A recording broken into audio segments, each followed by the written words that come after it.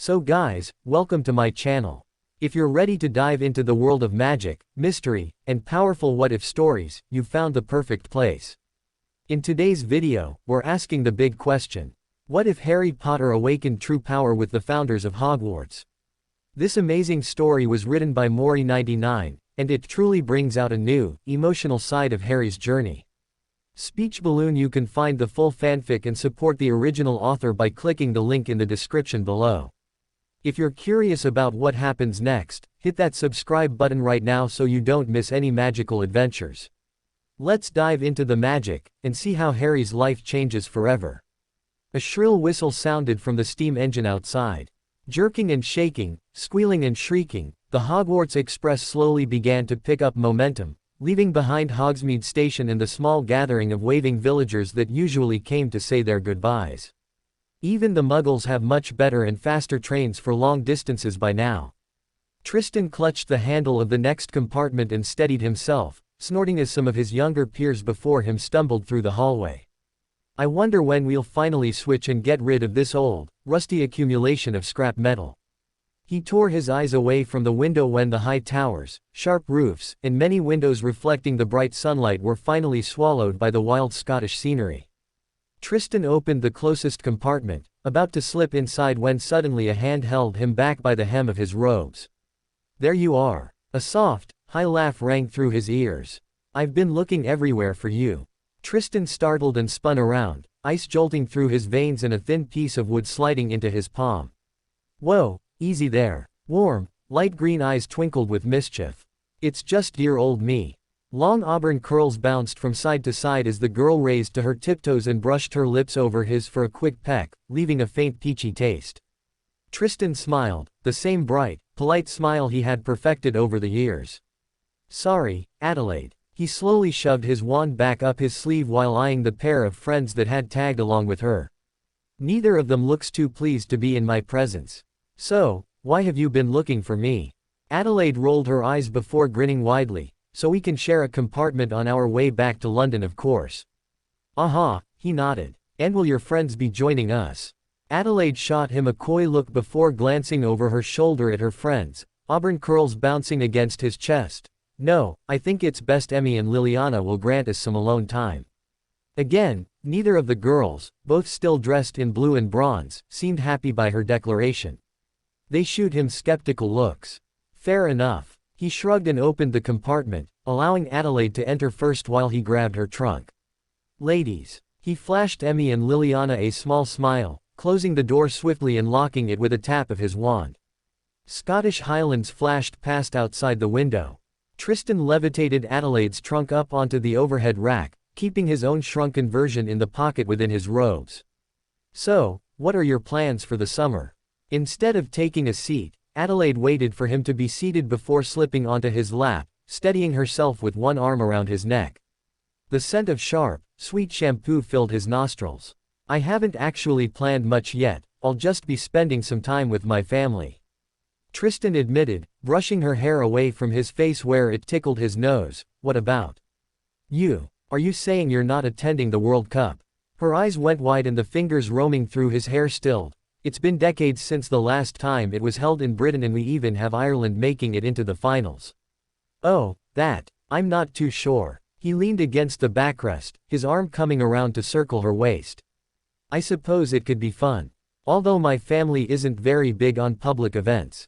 "Fun?" Adelaide echoed incredulously. "I thought all boys love Quidditch. Besides, you've been playing keeper for your house ever since you were a second year." "I admit it's fun," Tristan shrugged, fingers absently brushing over the curve of her hips. "I'm not really obsessed with the sport though." "Are you just doing it for the physical workouts then?" Adelaide smirked and turned in his lap so that her legs now straddled him on either side. "A healthy body and mind lead to healthy magic, at least Dad always says so, and he's the strongest wizard I know of." He felt some heat traveling south as she pressed herself a bit closer and grinned up at her. "Maybe I do. I could tell you've grown quite a bit this year." She brushed her lips over his again, fingers trailing over his shoulders and curling into the fabric above his arms, filled out in all the right places. "Did I?" He broke the kiss, laughter bubbling from his lips. "Is that why you went for the ickle 5th year instead of staying in your age range?" You're far from ickle and it's just a single year. Adelaide breathed and dragged her lips back on his. You're much more mature than the majority of 6th and 7th years anyway. Is that so? Tristan grinned. His fingers curled around the play in her hair and he tugged lightly, drawing her head back to expose the soft skin on her neck and leave a trail of kisses. She gasped and shifted on his lap, more experienced as well. Are you going to share the name of the lucky witch that taught you those tricks? A gentleman doesn't kiss and tell, Tristan whispered. Well, maybe I can persuade you. She tossed auburn curls over her shoulder and slid down his lap, getting to her knees between his thighs. Whoa, Tristan seized her hand as it went to the fly of his trousers, his eyes flickering to the door. What are you doing, Adelaide? Helping you relax a bit, obviously. Owls must have been exhausting, even for high performers like you. She looked up at him with large, light green eyes. You didn't complain a few days ago, remember? A torrent of images, including auburn curls sprawled out over his lap, flashed through his mind. That was different, Tristan choked. Besides, we're on the bloody express. I trust your locking charms. Adelaide shrugged her hair over one shoulder and batted her eyelashes, fingers brushing over his crotch, and I can tell you'd like me to continue. Should I let her? His thoughts went racing. No, the risk is too high. Thanks for the offer, but now is really not the ideal time for that sort of fun. He squashed the tiny voice that urged him to let her continue and heaved her back up to her feet, pressing a light kiss on her lips. Besides, I've got to find my sister. It's a small family tradition to ride the train together and she should be here by now. Oh, okay. Traces of hurt flashed through her eyes and she lowered her gaze. I suppose I should go back to Emmy and Liliana then. You're welcome to stay, he offered while walking to the door, letting his wand slide into his palm and murmuring under his breath to unlock it. I'm sure Valeria won't mind. No, I don't think so. Adelaide straightened her hair and shook her head. Your sister doesn't like me very much. Where did you hear that? He frowned. She levitated her trunk back down and dragged it to the door. Never mind, you just forget about it. Adelaide pecked his cheek before slipping back out of the compartment, glancing over her shoulder one last time. Write to me over the summer, will you? And let me know if you do make it to the World Cup. Of course. He smiled, locked the door from the outside, and twirled his wand between his fingers. We should meet up either way. Today will definitely be the only time I ever refuse an offer like that from you. Her high, soft laughter rang through the hallway. Careful, I'll hold you to that, Peverell. She winked at him and walked away, auburn hair bouncing down the length of her back. Tristan turned and headed in the opposite direction, for once rather thankful that his peers almost threw themselves out of the way to let him pass. Now then, where are you, little baby sister? The top of golden curls sparkled between two broad-shouldered figures a few compartments ahead of him. Gotcha. Their conversation carried over. The two figures suddenly moved together and blocked her path. So now I'm some evil harlot simply for turning down your brother. Tell him to fucking get over himself and stop harassing me. Why, you filthy little. Tristan moved swiftly, bumping into the left boy's shoulder to toss him aside and forcing himself past them. Do you really want to finish that sentence, Bellingham? Fuck. The other boy cursed and flinched back, fingers itching towards his waist. Do it, Tristan stated calmly, a sharp, little thrill racing through his veins. Come on then, what are you waiting for? Have a go at the Peverells. I know you want to. I'm the bloody dueling champion of Hogwarts. Bellingham spat through his clenched jaw. I'd paint the walls re-red with you. Then a 3rd and 5th year shouldn't cause you to fucking stutter so much. His sister snarled from behind him, her blonde curls brushing against his arm as she squeezed past. You little bitch. Bellingham hissed and snatched his wand from his waist. Tristan caught his wrist in an iron-tight grip, smashing it against the door of the compartment until he dropped the wand and winced in pain. You're rather slow. Tristan smiled coldly, kicking the piece of wood through Bellingham's legs into the corridor behind him. This isn't the dueling pit, buddy. Real fights don't start with wands drawn already, you should keep that in mind next time. Bellingham glared at him and flinched his wrist back, rubbing it furiously while cursing under his breath. One day you Peverells will get what you fucking deserve. Apparently it won't be today, Valeria snorted. And certainly not by you. I suggest you two fuck off now, unless pretty boy Davies here wants a go himself. Tristan placed his hand on Valeria's shoulder to keep her by his side, feeling her tremble in agitation ever so slightly. And it comes without saying that neither you nor your idiot brother will harass my sister ever again. We're prefects, Peverell, Roger Davies boasted, pointing at a shiny golden badge on his chest. He seems very convinced that the title meant something. Davies sneered, so we don't take orders from dark wizard scum like you. A dark wizard am I, huh? His wand was in his hand within a split second, poking Davies in the chest. Those are supposed to be quite dangerous. Perhaps the Ravenclaw Quidditch team will be looking for a new captain next season. What do you think, dear sister? You can't. Davies paled and began to quiver, a bead of sweat trickling down his forehead. They'll expel you and snap your wand for this. Do you really want to test that theory? Don't, Tristan. A slim arm applied gentle but firm pressure until he lowered his wand. They're not worth it. Let's go. The smaller hand, with a surprisingly tight grip, led him past the two older boys. He allowed her to guide him, still keeping his eyes trained on them over his shoulder. You know I could have dealt with those idiots by myself just fine, don't you? Valeria huffed in irritation, canceling his locking charms with a flick of her wand. I know that, but wait. Tristan paused in surprise before he followed her inside, eyes widened. How did you know it was this compartment? I don't know, I just felt it. She shrugged and took a seat opposite him, crossing her legs and flattening the wrinkles in her silver and green highlighted school uniform. I'll teach you over the summer if you teach me some dueling. That idiot Bellingham will definitely try again next term. He sighed. Do I even want to know what happened? His little brother asked me out and I told him I'm not interested. Apparently, that hurt his ego. Now then, Valeria sniffed and wrinkled her nose. Are you going to tell me why it smells like a witch's perfume in here? Had a little fun before saving your baby sister. No, I actually missed out on some fun because I had to go and save my baby sister. Tristan chuckled and pulled his wand from his sleeve, absently playing with it. Don't tell me it was that, Puff, Adelaide Goldstein, again. Valeria groaned. Haven't you heard that she's pretty much slept with half of 6th and 7th year already? So Adelaide was right. My sister truly doesn't like her. Perhaps that's why she's settling for a 5th year now. And I doubt it's been that many. Just some petty rumors from shallow, little people. You don't seriously consider dating her, do you? His sister asked incredulously. You know I don't date. Adelaide and I just have something casual going for us.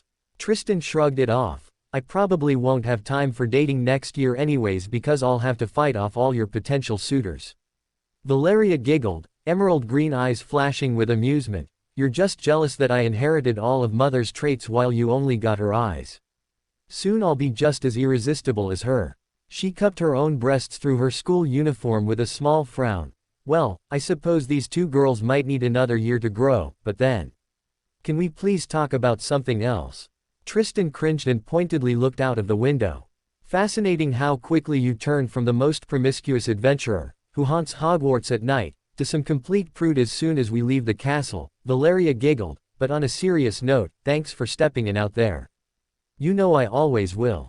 He twirled his wand between his fingers, glancing over at her. We're family, we look out for each other.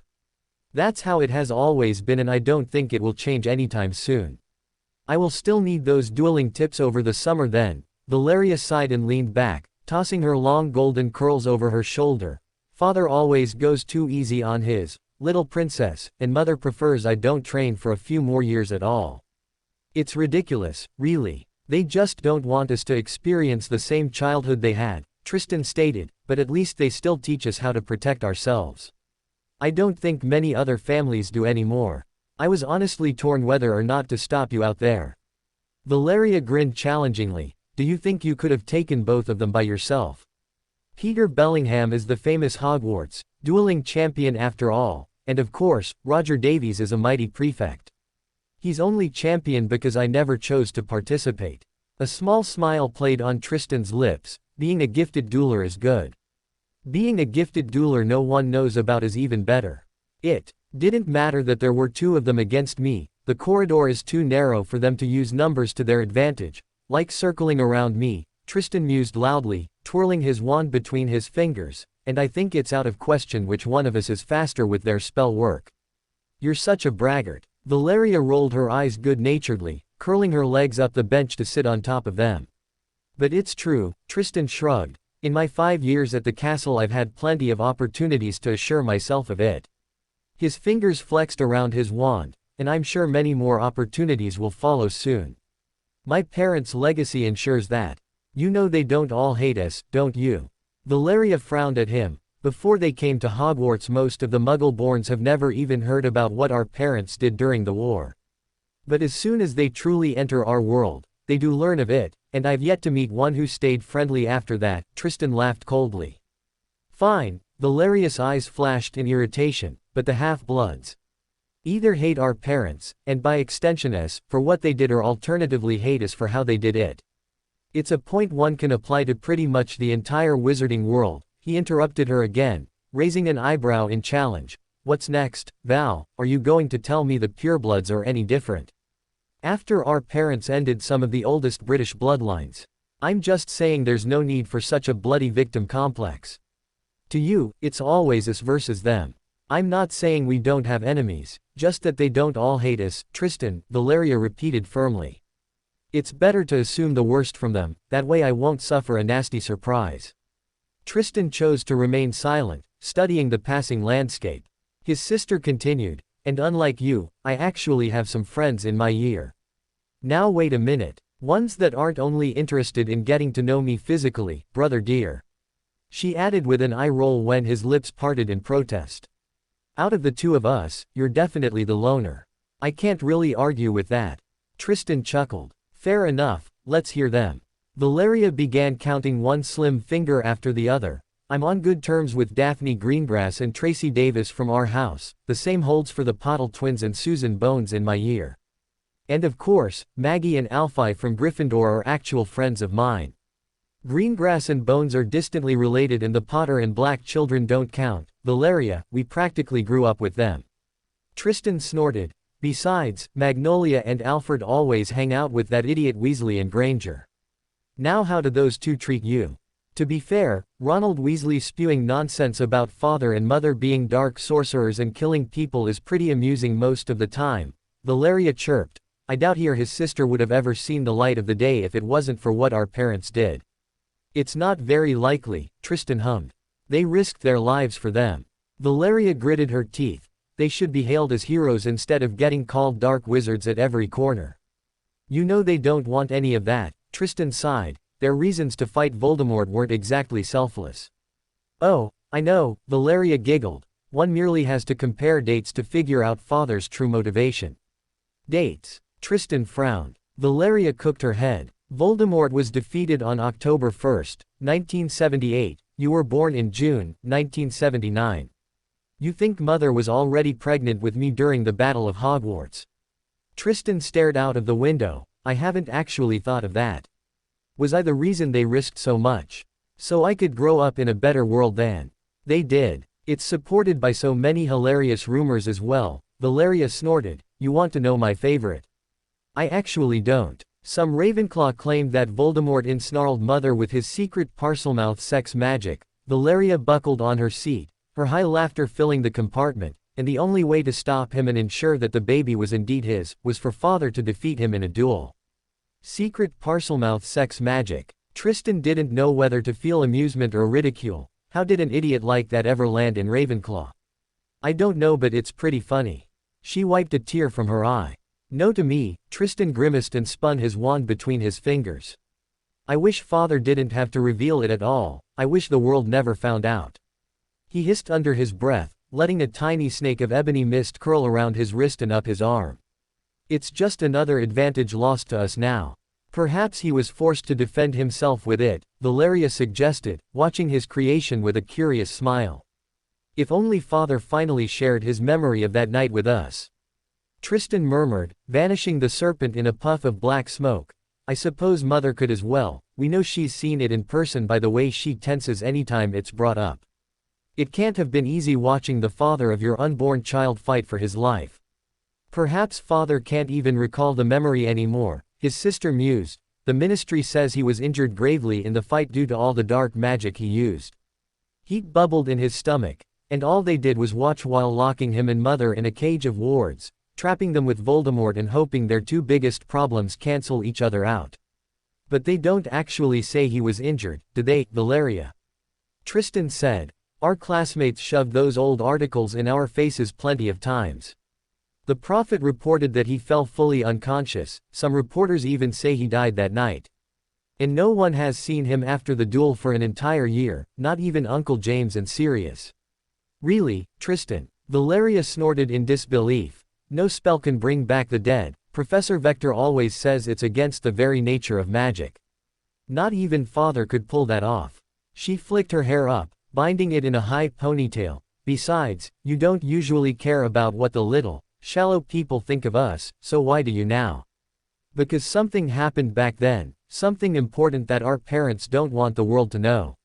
He exhaled and stared back out of the window, eyes clinging to the Scottish Highlands, but one day I will find out what it was.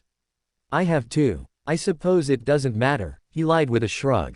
There's not really a point in hiding that we're Parselmouths anymore either, everyone assumes it already. Valeria's eyes sparkled with mischief. We should have a huge demonstration in front of the entire school during the next welcome feast. We could hurl some conjured serpents at the dorks. Make them slink up their trousers. Percival Weasley's face would definitely be priceless. But Hogwarts' most popular headboy will be gone after this year anyway. Tristan stifled a chuckle and shook his head. No demonstrations, sister. Let them keep guessing, as annoying as it may be. Their uncertainty only plays in our favor until one day we strike. Sounds very Slytherin, Valeria chuckled and bobbed her head. I like it. Well, we did get sorted into his house. He flourished his wand over his school uniform, transfiguring the green and silver highlighted robes into casual jeans and a shirt. It'd be quite embarrassing if we lacked the cunning, ambition, and self-preservation that goes with it. Since you mentioned ambition, any idea for what classes you'll be taking next year? Valeria asked curiously. Obviously the cores, charms, dada, transfigurations, and potions. Tristan ran a hand through his hair. Runes and arithmancy are a must as well, and then either herbology or creatures, depending on where I scored better in my owls. So all the classes mother and father took. His sister's eyes gleamed with mirth. Why are you trying to follow their footsteps even though you know it will be almost impossible to outperform them academically? Irritation tingled underneath his skin. I'm not trying to follow their footsteps and neither is my goal to outperform them. Tristan snapped, his fingers flexing around his wand. Those are simply the subjects that will be most useful to me in the future. I've read that other magical European schools offer a much wider variety of classes for their upper years, Valeria shared. For example, at Beauxbaton they offer alchemy and enchanting. At Durmstrang there are courses for spell crafting and even the dark arts. It'll be a cold day in hell before the ministry allows such classes to be taught here in Britain, he snorted. I'll just have to teach myself any of that magic, as I always do. I wish I could visit some of the other schools for a day, just to see what they're like, you know. His sister sighed and lay down, her long legs stretching over the entirety of the bench. I'd still have to deal with silly boys asking me out, but at least none of them would call me a dark witch for throwing off their advances. We both secretly know you love being chased like that. Tristan chuckled and conjured a pillow, carefully levitating it underneath her head. Thank you, big brother. Valeria stifled a yawn and shifted into a more comfortable position. I'll take a quick nap, wake me up once we either arrive or the trolley lady knocks on our door, he chuckled. Sure I will. You're the best. She closed her eyes, a small, content smile creeping over her lips. He watched the rhythmic rise and fall of her chest for some time before flicking his wand. Purple vapor wrenched into a set of numbers. I suppose I could kill time with some light reading until we arrive. He enlarged his trunk and removed a book for advanced runes, absently skimming through the pages and merely reading the sections that caught his eye. All too soon the scenery began changing. Wild Scottish highlands gave way to rich green forests and open fields, which eventually turned into villages and finally the outskirts of London. Enough beauty sleep for today, baby sister. Tristan gently nudged Valeria's shoulder until she stirred with a groan. Sweets, she murmured, rubbing her eyes. Please don't give me any of the nasty Bertie Bott's beans like last time. Sorry, I've got none, he chuckled. The lady probably just skipped our compartment with all the charms we've placed on it.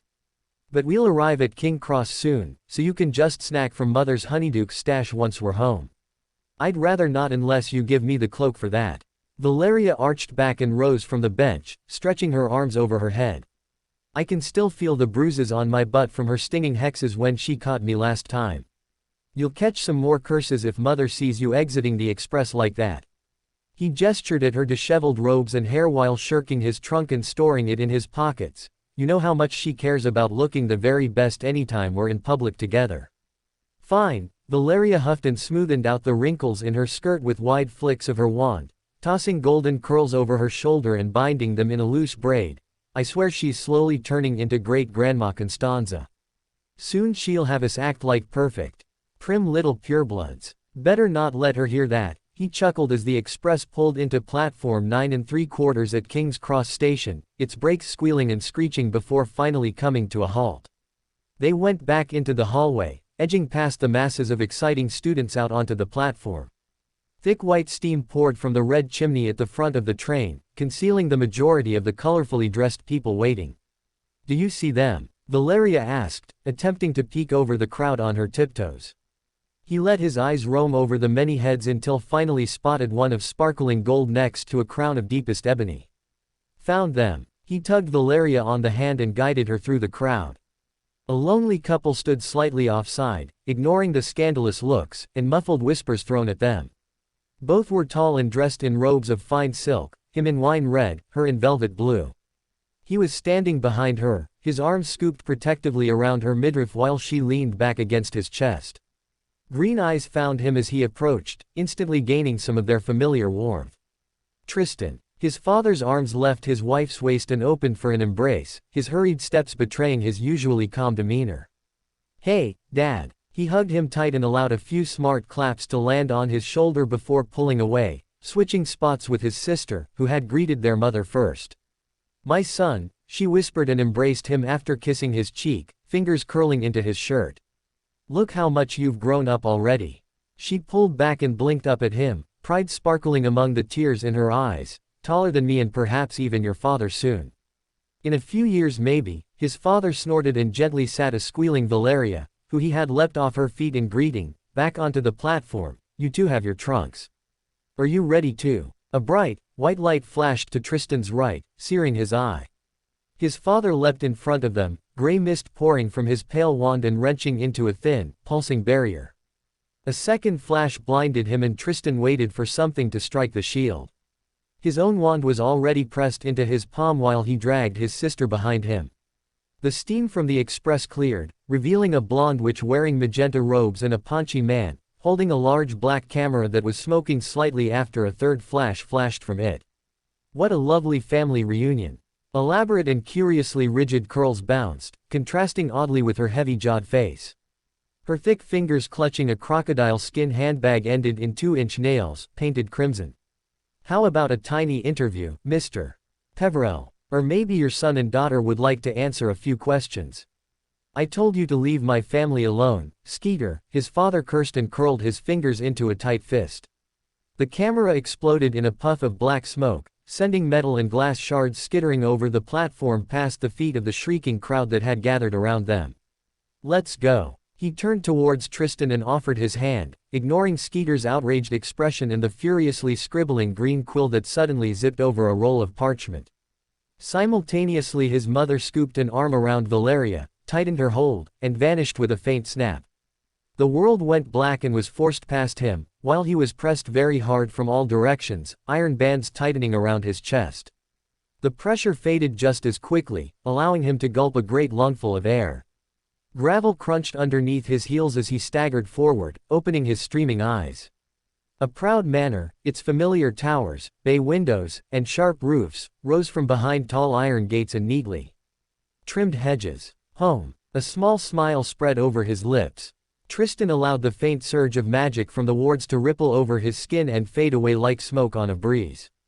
Bloody Rita Skeeter. Next to him, his father cursed, letting his wand slide back up his sleeve before he turned to Tristan, concern dwelling in his eyes. Are you okay, son? I'm sorry, that can't have been the most pleasant sight along Apparition. This vile woman just has a way of getting under my skin. It's nothing, Dad. Tristan shrugged it off, grinning when he caught his mother and sister waving from the balcony above them. Is it always a competition for her? Your mother loves getting the better of me. His father chuckled and waved back. Well, in any case, it will be one of the last times you'll ever suffer through the traumatic experience of getting sidealonged. What do you mean, Dad?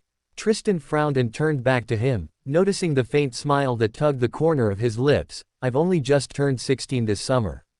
It'll be over another year until I get my official license. The ministry has no jurisdiction here, Tristan. Harry Peverell laughed and spread his arms, gesturing around them at the wide grounds surrounding the manor. This summer I'll teach you how to apparate until you master it. I'm sure you'll find it a most useful skill. A whiff of fried bacon lingered in Tristan's nostrils as he made his way down the staircase and into the main hall, passing some ancient pieces of furniture, rich tapestries, and immense paintings that stretched all the way to the thick beams supporting the roof. Crisping and sizzling, interrupted by occasional giggles, sounded from the kitchen when he entered it through the sunlit living room. He spotted his parents near the cooking stove. His mother attempted to operate the pan while his father stood right behind her, arms circled around his wife's midriff, and brushing her long braid aside to whisper in her ear. Great. Excuse me. Tristan cringed and slumped into his seat at the large table, pointedly shielding his eyes to avoid looking at them. Do you guys mind not doing that over the food? They startled and spun on the spot. Our son is right, love, this isn't very sanitary. His mother giggled and gently pushed his father off of her, wiggling the spatula at him playfully. Now behave or you'll have to cook your bacon yourself. You shouldn't feel so embarrassed about seeing your parents like this, Tristan. His father merely chuckled and let go after pressing one last kiss to her cheek. How do you think you got here, son? Hopefully not because things between you two got heated over the kitchen stove. Valeria chirped from the doorway and bounced into the room in her white slippers.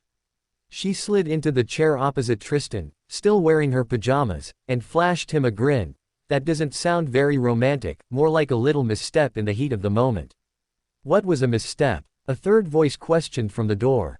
Tristan glanced over his shoulder and spotted his younger brother entering the room. Galahad stifled a yawn before rubbing the last bits of sleep from his eyes, shuffling over the tiles of the kitchen barefoot. It's nothing, dear, your sister is just being silly. Tristan's mother smacked her chuckling husband over the head, a slight flush creeping up her neck. Now then, Dobby will be here any second with fresh milk and eggs. Can someone wake up Aurelia, please? I'll make sure she's awake. Valeria called and jumped off her chair with a huge smirk. Yet, instead of running back upstairs, she merely produced her wand from somewhere within her pajama top and flourished it through the air. Expecto Patronum. An ethereal white lynx burst from her wand and stretched its back before turning to its conjurer. Go wake up my sister. Valeria giggled and sent it up through the ceiling with a flick of her wand. His mother sighted from the counter, a small proud smile curling her lips. I suppose that will do the trick, although you could have just gone up there yourself. It's not that far. It took me months to master the spell, so why shouldn't I use it? Valeria giggled, tossing her wand from one hand to the other, and it's not like there are dementors around I could use it against. Are we going to pick up mine soon, please? Galahad longingly watched the piece of wood getting tossed back and forth. I'm already 11. Why do we wait any longer? Their parents exchanged a silent glance before his father nodded. I'll send a letter to Maiku and let him know we're coming by next week. Finally, Galahad cheered, rubbing his hands in excitement and grinning from ear to ear. I can't wait to do some of the magic Uncle Sirius showed me. None of the other first years will keep up with that. Supposedly some silly prank spells he'll make himself even less popular with than he already is. Tristan stiffened a grin, but he'll always be with me and Valeria, so it won't matter as much. His mother sat down beside her husband, shooting her youngest son a sharp look. Just because the ministry's trace doesn't work on our lands won't mean your father and I will let you go rogue with a wand. Right, dear, she turned to her husband. Yes, of course. He nodded quickly. With a wand comes great responsibility. That. Don't ever send that thing for me again. Something small and blonde entered the kitchen with angry little stomps, glaring up at where Valeria sat on the table. Why, where did it catch you? She choked on her glass of orange juice, breaking out into a fit of giggles. In the bathroom, Aurelia cried, flushing pink and balling her small fists. All right, no more shouting. Thank you, Dobby. Tristan's mother announced sternly while accepting a basket of eggs and a few bottles of milk from Dobby, who was his usual cheerful self, beaming at the entire family. Everyone take a seat, and let's have some breakfast. Tristan didn't need to be told twice and dug in, loading his plate with some bacon while preparing his usual bowl of cereals, oats, and yogurt. Tristan, don't you want to tell mother and father something? Valeria said casually. You know, share the happy news. This blonde little devil. He sighed and carried on eating. No, I don't think I have anything of importance, sister. She shot him a confused, innocent look. Your first girlfriend surely sounds important. You have a girlfriend? Aurelia chirped, blue eyes wide. Are you going to get married? What? Tristan stuttered. No, I won't get married, I only just turned 16. Mother and father were only a few years older than that. Valeria trilled. It's not that uncommon for boyfriend and girlfriend to marry early in our world. And who may this young lady be? His mother placed down her fork and sipped on her juice, eyeing him expectantly. I very much hope you're treating her with the respect befitting your station, my son. Her name is Adelaide, but she's not my girlfriend. Tristan repeated firmly, glaring at his grinning sister. Adelaide. His father mused, the oldest Goldstein girl. Doesn't she have a brother in Valerius' year? Yup, that's her. The blonde nodded eagerly, smiling at her parents. Auburn hair, light green eyes, medium height. She'll be a 7th year now. An older girl. Galahad frowned and wrinkled his nose, but why would she? And if she's not your girlfriend, then what exactly are you two? I hope you guys are being careful. All right, enough. Tristan felt his ire rise. No more questions, I'm not dating anyone. Valeria, he glared daggers at his sister, tempted to kick her shins under the table, is merely trying to stir up drama because she's bored and craves some action like a niffler craves something shiny. Sorry, I didn't expect you to throw such a sissy fit over your girl, never mind. Valeria held up her hands innocently, biting her lips with a grin, but talking about action. Can we please go to the World Cup later this summer? She turned to their parents. The Potters, Blacks, and even our cousins are all going as well. Yes, please. Galahad voiced his support pleadingly. I want to see Victor Crumb and learn to fly like him. Tristan watched as his parents exchanged another quick glance, a hint of worry flashing over his father's usually composed features. He let his eyes roam down the table, lingering on each of his children, meeting pleading expressions before resting on Tristan. Do you want to go as well? I wouldn't mind. Tristan shrugged, finishing his oats. What do you mean you wouldn't mind? Galahad echoed incredulously. You're the keeper for your house, I've seen you play at Hogwarts. Because together with Seeker it's the one position I depend on my teammates the least. Tristan sighed. Fine, I'd like to see the World Cup as well, happy now. If you all wish to see it, then we will make it work. His mother reached out and squeezed her husband's hand, smiling into the round. I'm sure we can pull some strings to get last-minute tickets. Might as well make it the top box with the Potters, Blacks, and our cousins then. Valeria snorted. It's not like gold is the issue. That's enough, Valeria. His father spoke up. Each of you, finish your breakfast. You might want to keep it light with the juice though. He added, nodding towards Tristan. And why's that? He frowned, placing his cup back down. Because I'm taking you out on the grounds for your first apparition lesson today. His father smiled, standing up from the table to take his dishes back to the sink, and orange juice can leave quite the burn on its way back up. Teaching me earlier then. Tristan scolded his features. I suppose you'll have a better gut feeling taking us to the World Cup knowing I'd be able to apparate my siblings should anything happen. Let's hope everything remains where it's supposed to be then. He wiped his mouth with his napkin. Can you teach me how to apparate as well, father? Tristan could swear that Valeria's green eyes swelled to twice their normal size while she shoved out her bottom lip in an impressive pout. His father kissed her on the forehead and ruffled her blonde curls until she squeaked. Maybe next year I will, princess. But, no buts, young lady. Her mother chided. Come help me in the kitchen. Tristan stood up as well, unable to resist shooting a quick wink at his sister. I don't need anything but my wand, do I? Some excitement slipped into his voice as he approached his father. No, just your wand. He affirmed, leading the way out of the kitchen and back into the main entrance hall. Apparition without a wand takes an amount of skill very few wizards and witches possess. But mother, and you do. Tristan asked. Indeed we do. His father grinned. He opened the door with a flick of his wand and strode out onto the sunlight gravel path leading from the manor, past the hedges of the gardens toward the tall iron fence. But it took each of us a few years to truly master it. Who taught you how to apparate? Tristan questioned as they made their way through the high grass, ascending the gentle slope leading out of the valley. Mostly I'm self-taught, but I did briefly attend lessons from an official instructor who taught me the very basics. He chuckled. They call them the 3 Ds of apparition. Perhaps you've heard of them already. Destination, determination, deliberation. Tristan recited, remembering stumbling over the terms in a few books on the subject. A mere simplification, more of a guideline for those who struggle to steer their magic with pure intent. His father nodded, coming to a halt underneath a large willow. You're my son, a Peverell, we're more fine-tuned to such delicate aspects of magic, which is why I will teach you a different approach. Tristan nodded, excitement jolting through his veins. So what do I do? Focus and clearly concentrate on your destination, blend out everything else. His father instructed and took a step back. You have to literally will yourself there. A small breeze bent the blades of grass as he faded away, reappearing a few meters to the right, without making any sound. How come there's a difference in the noise level? Tristan asked. Mother and you do it silently, but I don't think I've ever seen anyone else do that. Any and all noise is just a small sign of inefficiency.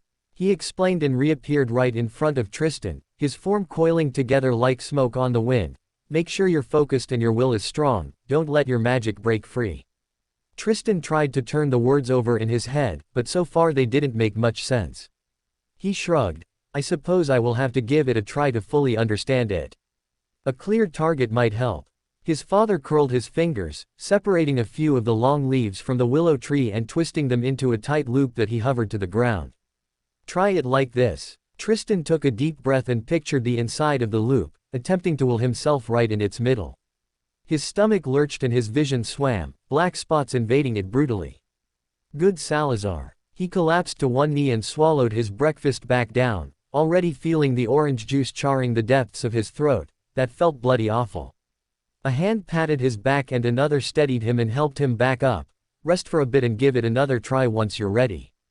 Tristan held his breath until his stomach settled. Any more tips? From here on it's only a matter of practice. His father chuckled and let go of him. As stupid as it sounds, try to just appear in the space. You don't actually want to be the one moving. Instead, some greater, perhaps even unexplainable force twists the world past you, far enough for you to end up standing exactly where you pictured. Tristan granted himself another minute to absorb the words and took a few deep breaths. Again, he pictured the middle of the leaf-woven loop, only that this time his position was fixed. In his imagination the blades of grass, the bark of the willow, even the clouds in the sky wrenched back past him. His magic twisted and a loud crack echoed over the clearing. He threw his eyes back open, shocked to see him standing within the middle of the loop. Suddenly pain flashed through him, washing away the euphoria as he clutched his hand and shouted in agony. Where once his fingernails sat, was now raw, weeping flesh, crimson dripping from it onto his shoes. No worries, no worries. His father emerged from behind him.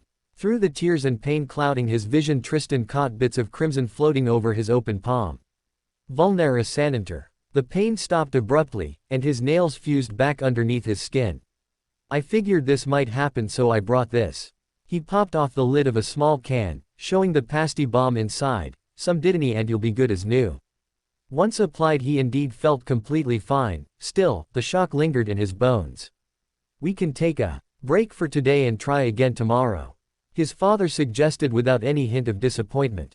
No. Tristan shook his head determinedly and vanished the blood off of his shoes. I can do better this time. I know I can. As you wish. He chuckled. I've got plenty of Dittany left, just in case. I won't need it again. Tristan stepped out of the loop, walked a few steps away, and turned on the spot. Specks of his blood decorated the blades of grass within the center of the loop. He focused on them, waited until his breath evened out, and wrenched the world past.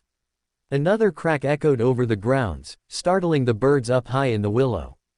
Tristan blinked his eyes open and stared down at the blood-stained grass at his feet. Well done. His father called from behind him. Anything missing?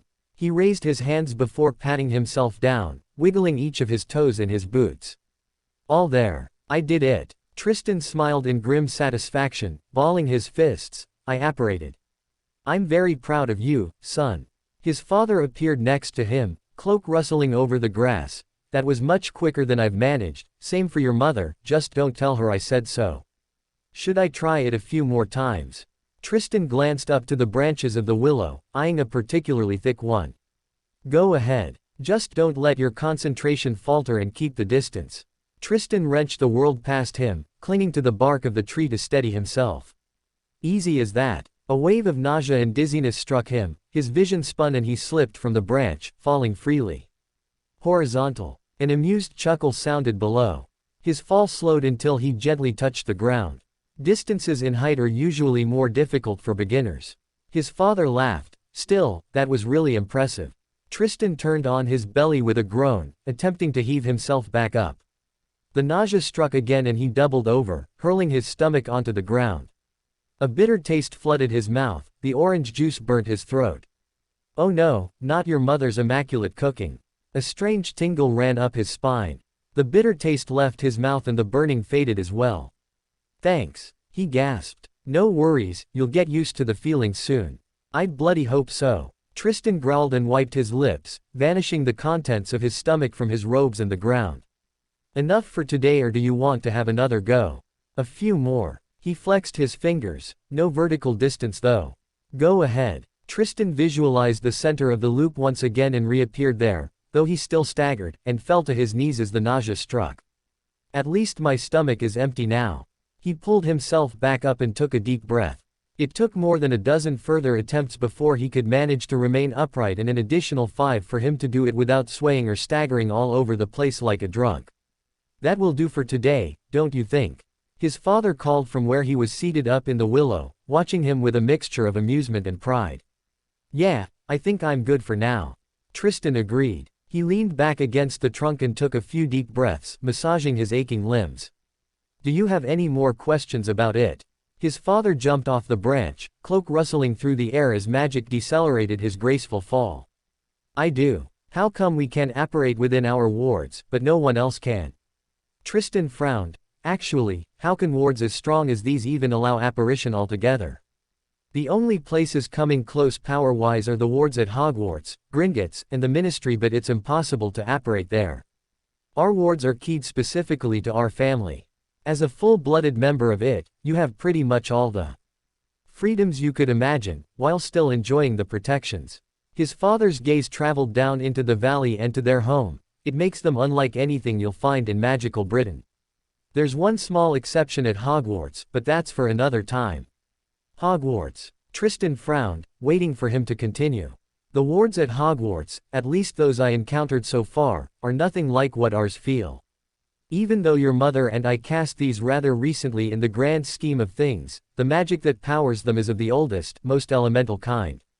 His father said, leading the way back down into the valley.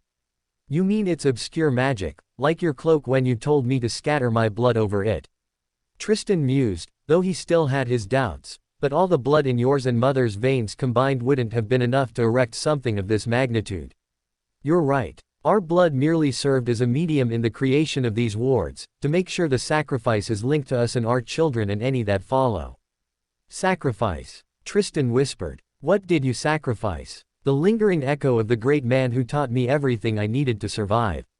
His father nodded slowly, opening the tall iron gates with a wave of his hand. His dream of seeing his house and descendants prosper was enough to create all of this. Lingering echo. So he wasn't alive at that point? Tristan asked, confused. Or he wasn't human? His father hesitated. I will tell you more about him when the time is right. Which probably means never. Tristan bit back his retort and glanced down at the watch on his wrist. Well, thank you for taking the time to teach me, though I should probably get going now. I promised Arcturus to drop by today. Of course, son, our lessons only just began after all. His father smiled, walking next to him as they ascended the stairs to the entrance. Next I'll teach you how to apparate in tight situations, when it actually matters, and, if you have a talent for it, even how to do it silently. Reckon I can make it from here to Grimmauld Place already. Tristan grinned. I'd strongly advise against it, Icarus. He laughed, pushing open the doors. Your mother would make me collect your splachent pieces from here, over Wales, and all the way to London. But do make sure to extend my regards to Arcturus and Melania. I will. Tristan nodded and turned to the living room. The flow it is then. 12 Grimmauld Place. Roaring green flames swallowed him and spat him back out of a large marble fireplace. He brushed some ash off his shoulders and ran a hand through his hair. An old, gray-haired witch looked up from the lender. She leaned over and placed her quill back down. Tristan, my dear, welcome. She stood up and walked around the table, embracing him warmly. Hello, Melania. He smiled. Let me take a better look at you. Her brown eyes softened after scrutinizing him from head to toe. I see the Hogwarts kitchens have done you well. At least you've grown a fair bit since last I saw you. In height only, I hope. He grinned and walked back to the table with her, his eyes briefly dipping to the columns and arrays of ink numbers she had worked on. I see Uncle Sirius managed to dodge checking the accounts himself once again. She sighed. My dear husband has taught him well and he's been a good lord of the house ever since Archie stepped down. However, bookkeeping will always be something he'll avoid if possible. How is Arcturus doing? He asked, still bound to his bed.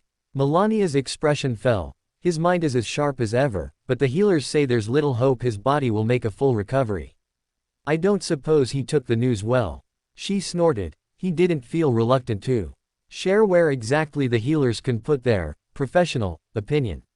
No worries, I shall cheer him up a bit.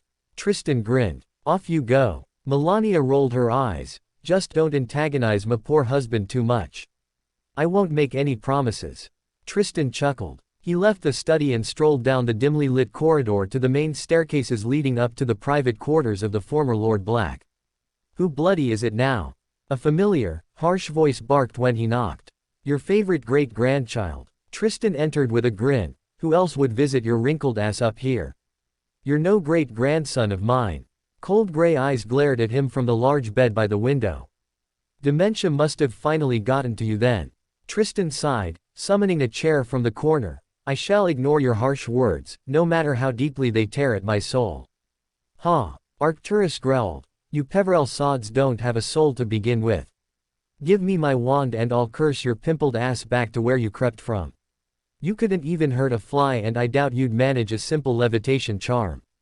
Tristan smirked. Now, don't exhaust yourself shouting, Archie, you know what the healers said. Oh, you just crossed a line, boy. Steel gray eyes almost vanished underneath thick eyebrows, so deep was the scowl. Only my wife gets to call me that. I apologize. Tristan inclined his head. And I reject it. He barked. Now why did you come here today? Trying to snoop around my library and steal my family's last secrets. You know me too well. Tristan snorted. But I tried putting my mind at ease by coming up here first and entertaining you for a bit. You're only entertaining yourself, boy. Arcturus rolled his eyes. Fine, I'll bloody let you in there one more time, but first I have something exciting to show you. Creature. Master Black called creature. The old black family elf appeared with a snap, bowing deeply until his nose almost touched the wooden floorboard, once for Arcturus and once for Tristan. Bring me the genealogy, creature, the one recently added. Right away, Master Black. The elf vanished with a snap. Another lesson in bigotry. Tristan raised an eyebrow. Oh, shut your trap and just listen to me for once, Arcturus growled. Do you know why that bloody old elf shows you more respect than most of my own children and grandchildren? No, Tristan frowned. But now that you mention it, he does the same for my father and my siblings. It's because, as he's said himself multiple times, you have the magic of the blacks in you, Arcturus said.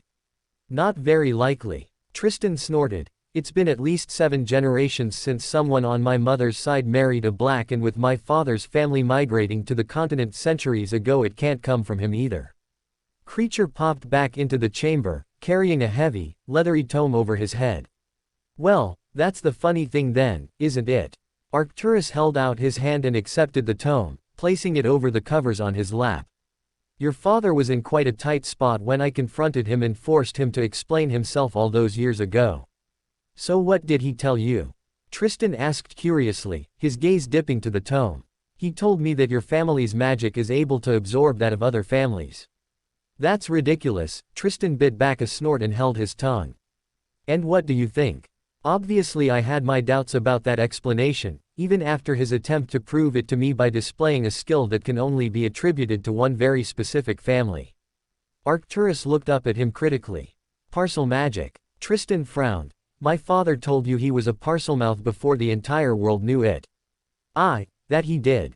Arcturus barked and stroked a finger. Over the hardcover. I suppose the only person who knew before me was that mother of yours, back then she was his betrothed.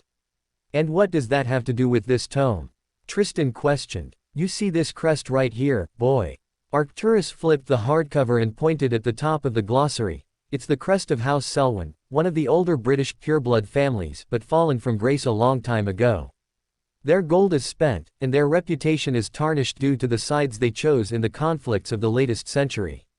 All that is left is obsessive pride in their ancestry, but pride doesn't feed hungry mouths, so they eventually sold what they held most dear, ancestral records, reaching back even farther than those of the ministry. And with their rather poor position during negotiations, you probably didn't even need to pay a fortune for it. Tristan grinned. I see some of my teachings finally penetrated that thick skull of yours, about bloody time. Arcturus chuckled coldly while he flipped the first few pages. Recognize that crest up here, boy. Of course I do. Tristan pulled on the slim silver chain around his neck and held up the dark amulet swaying at its bottom. He compared the strange assembly of lines and circles scratched in the black gemstone to what he saw on the page. I just wish I finally knew what they meant. These are the entries for your family, looks like you lot just excel making a mess wherever you go. Complete and utter chaos awaited on the page dedicated to the Peverells. Links were drawn from left to right, up and down, and diagonally over the two yellowed pages. And all that's left is us six now. Tristan grimaced. How does one even study this? Well, when you're bound to a bed with nothing else to do, you tend to accept even the most hideous of tasks to spend your time, Arcturus growled. Tristan searched for somewhere to begin and found it all the way at the top. Marcellus Augustus Peverell, he whispered, pointing at the name, from Rome, the Eternal City. The first Peverell who was ever recorded on British soil, although no doubt the Italian Ministry of Magic will have records that go back even further. Arcturus hummed, tapping at the page, but what really caught my attention were two strange unions I stumbled over. Tristan followed his pale, bony finger, tracking down the line until he reached three brothers, roughly at the center of the page. Antioch, Cadmus, and Ignotus. Arcturus said, that last name should ring a bell, and now guess what family his descendants married into. Tristan followed the line down to a woman named Iolanthe, the Potters. He whispered, and it was a woman carrying my sister's middle name. Hardly a coincidence. Arcturus nodded. Scared the living shit out of my dear sister when your father showed up at their doorstep one day and Charles Bloody Elf stated he had the Potter magic. I can imagine Doria wasn't too amused. Tristan mused, tracing the line back to Ignotus, but my father can't have absorbed the Potter magic via that link, can he? For that, a son of Iolanthe would have had to adopt her maiden name. Not necessarily. It all comes back to whether his family magic was capable of what he claimed or not. Arcturus said, if your magic can truly absorb traits from other families, then those might be granted to all descendants who carry the name Peverell, not just the direct one from that branch.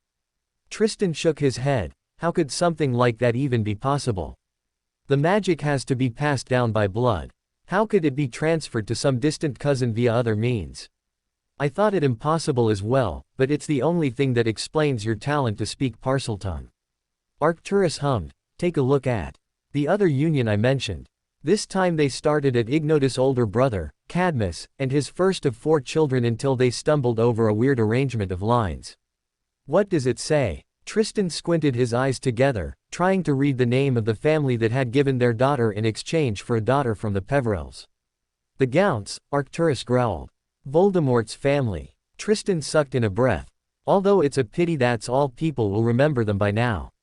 They were the last living direct descendants of Salazar Slytherin. And they're also proof that skills absorbed in the magic of one family can be passed on to a completely different branch of the Peverells. Arcturus nodded, now somewhat excitedly as he began flipping a few pages forward. These are the entries of the Gounts. You'll see how there is less of a mess toward recent centuries, which is mainly because at one point they decided to marry their cousins, thereby keeping their blood as pure as magically possible. Didn't do them much good. Tristan snorted. Pay some bloody attention, boy. Arcturus growled. Because before they started this questionable tradition, they still married into other families, as was custom of the time. He pointed to the many unions at the top of the page, finger tracing over names like Bones, Smith, Crouch, Black, and a few others Tristan immediately recognized.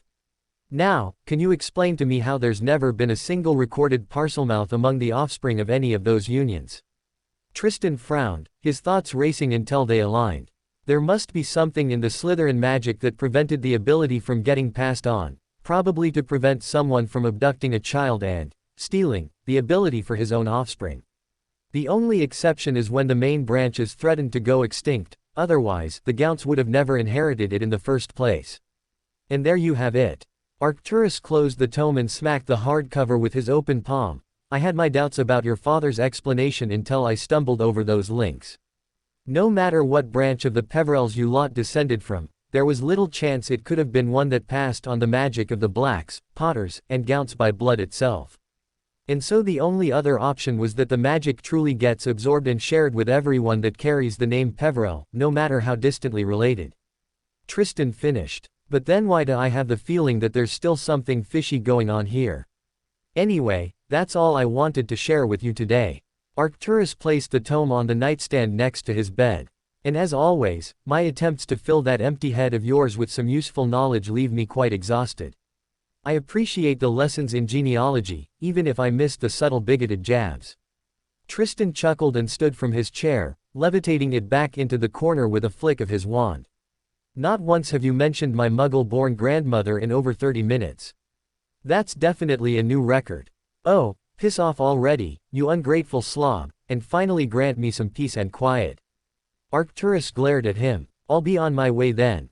Tristan grinned and headed to the door. I'm just going to check out some books on mind magic in your library. And don't you worry too much, I won't ever attempt to use legilimency to peek into that fragile mind of yours.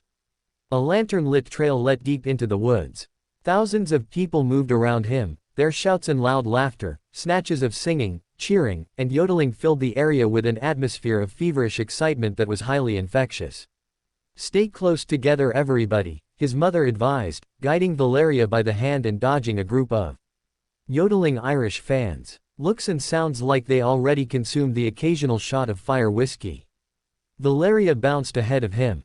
The tiny green and golden bows interwoven in her long blonde curls bounced from side to side while she chatted and joked loudly with her father and younger brother. It's like a Hogwarts match, only 100 times the scale, Tristan mused, fumbling for the slim piece of wood in his sleeve when they passed a large group of opposing fans that exchanged heated words. Yep, just like a Hogwarts match. After walking through the woods for 20 minutes they emerged on the other side, drowned in the dooming shadow of a gigantic stadium. Scratch that thought. He paused next to Galahad, who had his head thrown back to gape at the sheer endless golden walls surrounding the building. Way more than 100 Hogwarts pitches would fit in there. The nearest entrance is that way. His father pointed above the heads of the crowd to a spot already surrounded by a swarm of colorful witches and wizards. We should get a move and... He paused with a frown, exchanging a glance with his wife. A faint tingle crept over Tristan's skin, as if he stepped through an invisible veil, cold as the depths of the lake by their home in the deepest winter. Wards. He frowned, glancing at his father. Just some extra protection for the international event I presume. He raised his head, peeking up into the gray sky. They've just been erected and do stretch over the entire camp as well. Looks like our ministry is firmly set to use this occasion as a demonstration of strength and security to the magical community, his mother added, shooting a subtle nod at her husband. These wards are quite powerful, definitely the work of unspeakables. A nasty thought rose in the back of his mind as he followed his family to the nearest entrance. I suppose you'd know what their wards feel like, wouldn't you too? Prime seats, said the ministry witch at the entrance when she checked their tickets. She seemed so busy or stressed that she was not even bothering to glance up or confirm their identity. Top box. Straight upstairs and as high as you can go. Tristan glanced up the stairs into the stadium, each of them covered by a carpet in rich purple. That doesn't look right. He frowned, letting his wand slide into his palm. These stands are several hundred meters in height, yet I can only count a few dozen stairs. He followed his parents, trailing the tip of his wand along the railing and pausing momentarily when he caught the faint gleam of a runic circle. Magic pulsed from deep within it in tiny, frequent ripples, stretching and pulling itself back together in an endless loop. It's like the undetectable extension charm we applied on our tent, just in reverse. His father appeared next to him, nodding appreciatively. The space between each stair is manipulated and stretched, so you actually go up much farther than you think with each step you take. To apply it on a scale like this requires runes, so you'll likely stumble over something like this frequently.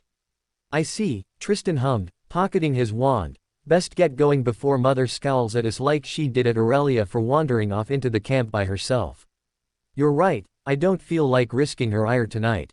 His father chuckled and patted him on the back. You'll soon see why. They clambered upward with the rest of the crowd, which slowly filtered away through doors into the stands to their left and right. At last, they reached the top of the staircase and found themselves in a gallery, set at the highest point of the stadium and situated exactly halfway between the golden goalposts. Tristan looked down at over 100,000 witches and wizards, all taking their places in the seats, which rose in levels around the long oval field. The stadium itself suffused everything with a mysterious golden light. The field looked smooth as velvet from his lofty position. At either end of it stood 3 goal hoops. Right opposite them, almost at Tristan's eye level, was a gigantic blackboard. Magical advertisement flashed in gold writing across it, as though it was written by an invisible giant's hand and then wiped off again. That's some impressive charm work. He glanced back into the gallery. About 4 dozen purple and gilt chairs stood in 3 rows up here, with a small platform behind it where expensively dressed wizards and witches already toasted with thin glasses full of golden liquor. Val, a voice suddenly called out, you finally made it. A red-haired teenager burst from amidst the crowd of adults, her arms spread wide in greeting. Maggie. Valeria cheered and greeted her friend with equal enthusiasm, hugging her tightly before they separated. How long have you guys been here already? Roughly an hour. A young boy with unruly ebony hair and warm hazel eyes appeared next to the redhead. The Irish chasers gave an interview for some reporters up here and you know how Dad is, he wouldn't miss it for the world. Are your parents here as well, Charles? Tristan's mother asked. They're chatting with Uncle Sirius and Aunt Isolde. Charles nodded and gestured to the back. Thank you. I want all of you on your best behavior whilst we're here. She shot them a sharp look and linked arms with her husband to mingle with the crowd. With nothing better to do, Tristan decided to remain with his siblings for a moment, studying some of the guests with interest. Here, check this out, guys. Charles walked to him and Galahad, showing them a brass binocular, covered with all sorts of weird knobs and dials. These are omnioculars. When you press this button here you can replay a scene over and over again. Galahad nodded eagerly, pulling out his own from within his pockets. Father bought us some as well. Reckon we can use them to spot the snitch before Victor Crumb can. No chance. Another boy with shoulder-length dark curls joined them. Crumb's bloody brilliant. Bulgaria will definitely win tonight. Crumb is a single good player, the Irish have 7. Valeria rolled her eyes, joining them with Aurelia, Magnolia, and a third blonde, gray-eyed girl. Hey Tristan. She waved shyly, a small blush blossoming up on her pale cheeks. How was your summer? And here I thought she might have grown out of it. Hey, Violetta, he sighed, pity dwelling up in his stomach. Kept myself pretty busy. Lots to do, you know. Busy sneaking out to meet his girlfriend, Galahad chuckled, while Violetta Black's expression fell. Your lucky mother Dosen. A flash of pink zipped through the gallery. Ouch. His brother rubbed his chest furiously. Did you say something, baby brother? Tristan spun his wand between his fingers, showering the wooden floorboard with silver sparks. Perhaps you'd like a rematch from earlier when you thought you could just claim the top bunk. Nah, I think I'm good, his brother swallowed, eyeing the piece of wood warily.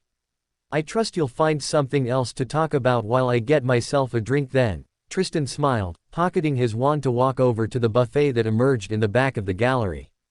They really didn't spare any expenses. He nodded appreciatively, his eyes roaming over to the many international delicatessens. He prepared himself a large plate, finishing it with a moderate piece of cheesecake and a small cherry on top. What have we got ourselves here? Looks like they let anyone up nowadays. Ice crept down his spine, letting the hairs on his neck stand up straight. Tristan slowly turned around, feeling the familiar length of his wand pressed into the skin of his forearm. A trio of young wizards and a single witch stood opposing him, each of them dressed in robes of the finest silk, calculating expressions plastered on their aristocratic faces. "Good evening, my fellow housemates."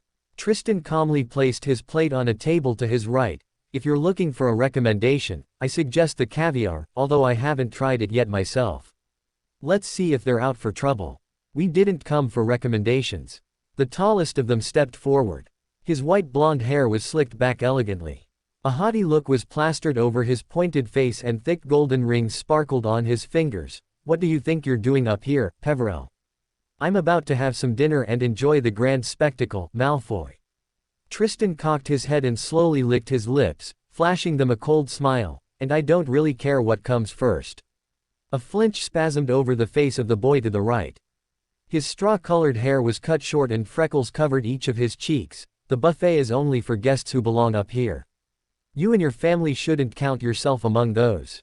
Pecunia non olet, my young, freckled friend." Tristan picked the cherry from his piece of cake and popped it into his mouth. "I can assure you the International Quidditch League cared only about the amounts of galleons, not the hand that paid them for the seats. Are you just going to let him talk to us like that?" The young witch among the group hissed in irritation. Black curls elegantly flowed down her back. Her heavy-lidded eyes found the tall boy next to her. She curled pale fingers into the fabric above his shoulder. "Go bloody do something, Brutus." "Yeah, Brutus, listen to your dear sister," Tristan whispered, adjusting his feet slightly while letting the pale length of his wand slide down into his palm. "Maybe she'll even reward you for it. If one were to believe the rumors I've heard about you two, it happens rather frequently. And time for some trouble." Brutus Lestrange growled like a threatened dog, thick brows narrowed into a sharp V while he fumbled for his wand. "Why, you will not do anything, Brutus, and neither will you, Diana." Malfoy tugged him back by the collar of his robes, a confident, sharp smile plastered over his thin lips and high cheekbones. "Peverell is much braver here than at Hogwarts, knowing his parents are around, but that won't always be the case, will it?" Tristan couldn't help himself. He chuckled. "How ironic that you mentioned parentage, Malfoy. How's Daddy doing by the way?" He turned to the twins. "What about you, Lestrange? How are Daddy and Uncle doing? If one can even separate the two, that is, I'm not sure what your grandfather told you about them." "Kill him," the witch hissed, her violet eyes almost bulging out of their sockets while she pulled her own wand. "Kill the little shit." Tristan raised his wand, cold adrenaline rushing through his veins, only for a thin golden veil of magic to emerge from the wooden floorboard, separating them. "What is this madness?" Two people stepped between them. Tristan's father was one of them, the other was a stiff, upright, elderly man, dressed in an impeccably crisp suit and tie. His shoes were highly polished, his mustache was trimmed unnaturally straight. "Bloody great." Tristan glanced from the ring of spectators around him back to the man. "Mother will scold me for this." "Casper." The man turned towards the freckled boy. "Explain yourself, now." "It's all Peverell's fault, father." He sneered at Tristan past his father's shoulder. "Peverell refused to share the buffet with us. Even after we asked him nicely. We must have misunderstood each other then," Tristan snorted. Crouch spun on the spot, his face taut with rage. "Are you mocking me, boy?" he snapped, his sharp eyes darting between him and his father. "As my son said, it was just a misunderstanding, Minister Crouch." Tristan's father calmly stepped in between them, meeting the minister's furious expression without any hint of concern. "I'll take him back to our seats now. I suggest you do the same with your son and his friends. See that you bloody do, Peverell." Crouch spat, trembling from head to toe. "One more incident like that and I'll have your family escorted out of the stadium and your son thrown into a DMLE holding cell for the night for disrupting the peace. There won't be any more escalations tonight, I can assure you that, Minister." His father inclined his head and placed a firm hand on Tristan's shoulder. "We'll be spending the night in our tent, certainly not in a holding cell." "You," a vein began pulsing on Crouch's head. "Are you Minister Crouch, sir?" A witch carefully approached Crouch from the side, swallowing heavily. "The Bulgarian Minister of Magic is here, sir." Crouch glared at them one last time before huffing and spinning on his heels. He strode back to the stairs, greeting a wizard who was wearing splendid robes of black velvet trimmed with gold in a language Tristan assumed to be Bulgarian. Was that really necessary, Tristan? His father sighed, guiding him through the excitingly whispering crowd to their seats. In my defense, I didn't start it. Tristan stifled laughter. Of course you didn't. He rolled his eyes, gesturing to the left where his siblings were already seated and his mother stood waiting for them, tapping her foot impatiently. Who was it? She merely asked when they arrived, blue eyes sparkling. The usual lot. Malfoy, Crouch, and the Lestrange twins. Tristan shrugged, taking the spot next to Valeria, who shifted in her seat, listening to their conversation intently. His mother still frowned. I taught you better than to start fights, especially against 4 opponents at once, Tristan. I didn't fancy my chances either, but I can't let them walk all over me, he replied heatedly, pointing 2 seats over at his younger brother. I did what I had to, especially now with Galah. Enough. She silenced him with a sharp look and a shake of her head. With Galahad joining Hogwarts next year. Just try not to provoke them again, will you?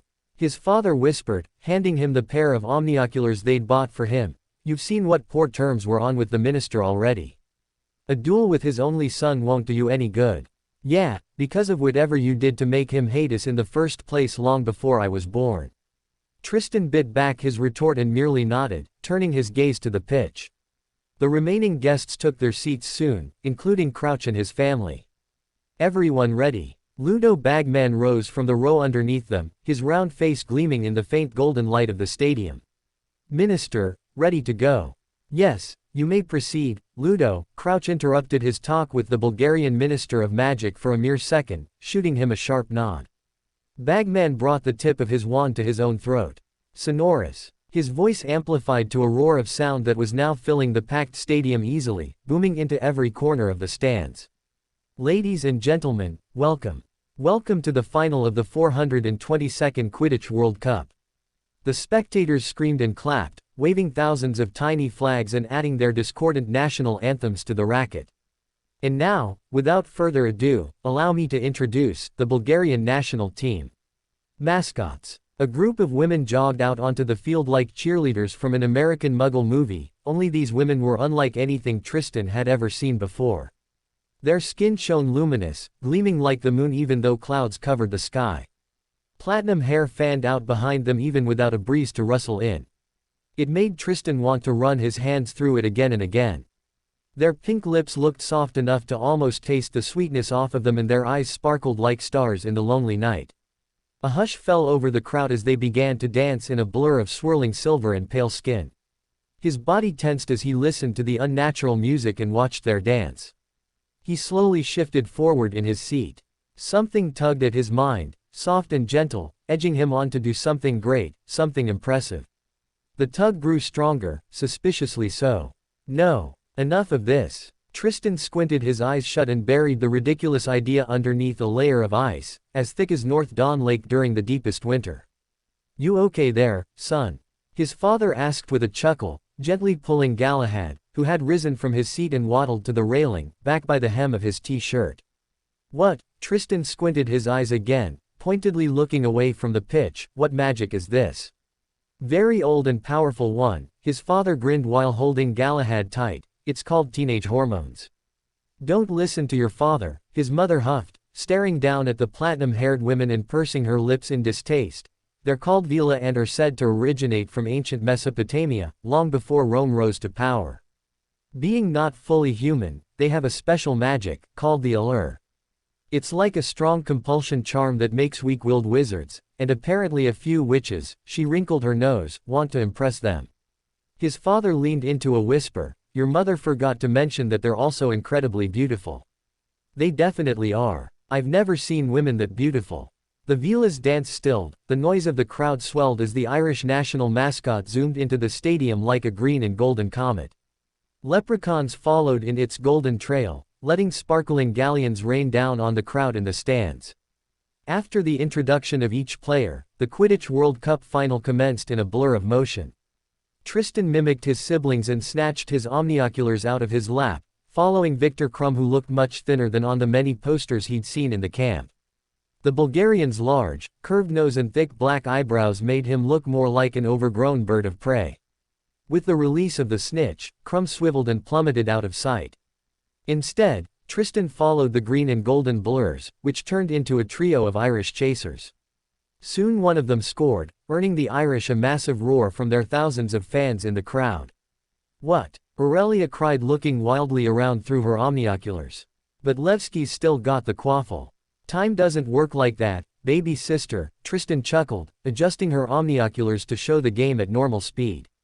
"Just because you see things slowed down doesn't mean the rest of us do as well."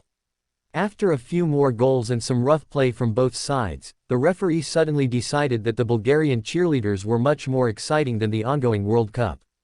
"It's a shame not all men have your mental strength, son."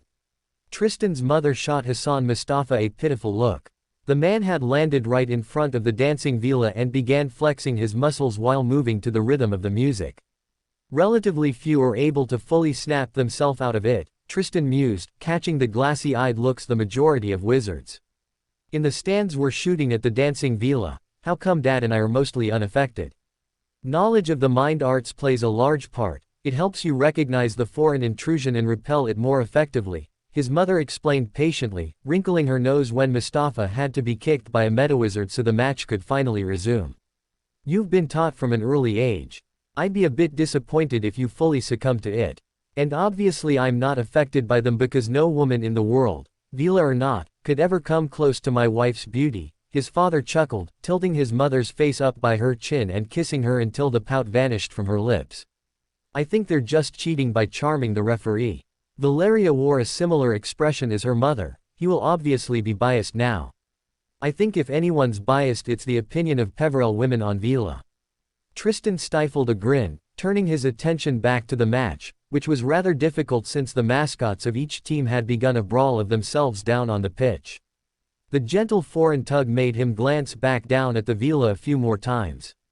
Tristan forced himself to avert his gaze right before he felt like he might succumb to it, taking deep breaths and pushing the weird thrill back down immediately. He finally managed to focus on each of the seekers again, letting the noise of the crowd and the swirling flashes of silver fade into the background. "That will make things even worse." Tristan cringed when Crumb failed to dodge a bludger and was hit full in the face. The crowd shared his sentiment, its deafening groan rippled up over the stands like a giant wave. However, despite the broken nose and the copious amounts of blood, Hassan Mustafa didn't blow his whistle. Perhaps because he was dealing with his own problems since one of the Vila had thrown a handful of fire and set his broomtail alight. Tristan watched curiously as tiny white feathers sprouted along their arms, blue and gray eyes widened, some of them turning pitch black. Their faces and cheeks sharpened in curved beaks. Mother was correct about that part. They're definitely not completely human. Blue flames appeared in the hands of some of the Vila and a heated brawl broke out between the two mascots of each team. The crowd hardly cared because just that moment the two seekers entered into a steep dive, racing toward the ground of the pitch. They were neck and neck. "He's seen the snitch," Galahad shouted. "Both of them. Look at them go." Tristan followed the crowd in rising from their seats. The eyes of each of his family members were firmly locked on the duet. For a split second he was sure that both players were going to crash, but then one managed to pull out of his dive. "It's over." Galahad cheered. "He's got it." A massive roar rose from the crowd like the bang of a cannon. Victor Crumb hovered high above the stadium. The twitching wings of the snitch were firmly within the grasp of his right arm that he thrust above his head. "Perhaps the frown is just a permanent feature. But Bulgaria still loses," Valeria chirped, pointing at the scoreboard. "That would explain it too, I suppose." "What a game," his father chuckled, placing the omnioculars back into his lap. "Who would have thought it might end this way?" "Certainly not some odds I'd bet on," Tristan mused, but apparently someone else did. He pointed a few rows down. The Weasley twins had literally jumped up from their seats the moment the game ended. Now they expectantly held open their hands in front of a very nervous-looking Ludo Bagman. "Time to head back to the tents." His mother gracefully rose and pulled Aurelia by the hand. They staggered down the steep, purple-carpeted stairs, allowing Tristan once more to marvel at the spatial manipulation. Caught up in the crowd of green and gold that flooded out of the stadium, they soon found themselves back at the edge of the woods. Raucous singing was borne toward them on the night air as they retraced their steps along the lantern-lit path. "Reckon father is just annoyed by the leprechauns or what's gotten him in such a sour mood." Valeria frowned, dodging another swarm of creatures that shot over their heads, cackling and waving their lanterns. "No idea." Tristan watched as his father stepped closer to his youngest, his shoulders tenser than they had been a few minutes ago, his head always turning to check their surroundings. Perhaps mother caught him staring at the villa for too long. Despite none of them feeling like sleeping yet, their parents insisted everyone go to bed after sharing a final warm chocolate. Tristan shifted under the warm covers. Some handy charms reduced the obnoxious noises around them, letting only the occasional bang of a firework slip through. Galahad's soft snoring eventually evened out. Soon sleep tugged at him relentlessly, drawing him away into the darkness and the land of dreams. "Tristan." Something shook at his shoulder and he jolted upright, taking a gasping breath. Green eyes stared at him from a grim, hard face. "Tristan, we need to leave." His father whispered, "We need to leave now." Loud noises and a frightened scream tore through the thin walls of their tent from the outside.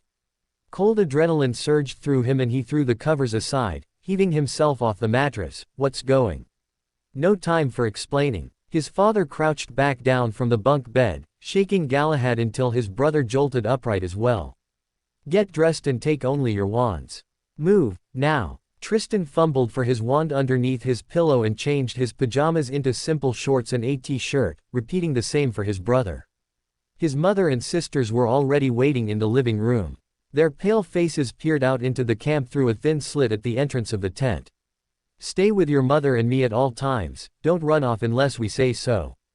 His father stepped outside, his wand held at the ready. Screams echoed from somewhere close by. Crimson flames clawed high into the night sky. Black smoke coiled over burning tents somewhere near the center of the camp.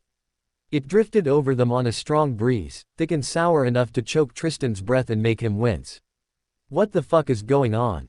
His father led the route from the tent back toward the woods, fighting his way with his wand held high through the tight torrent of panicked people that bumped into them.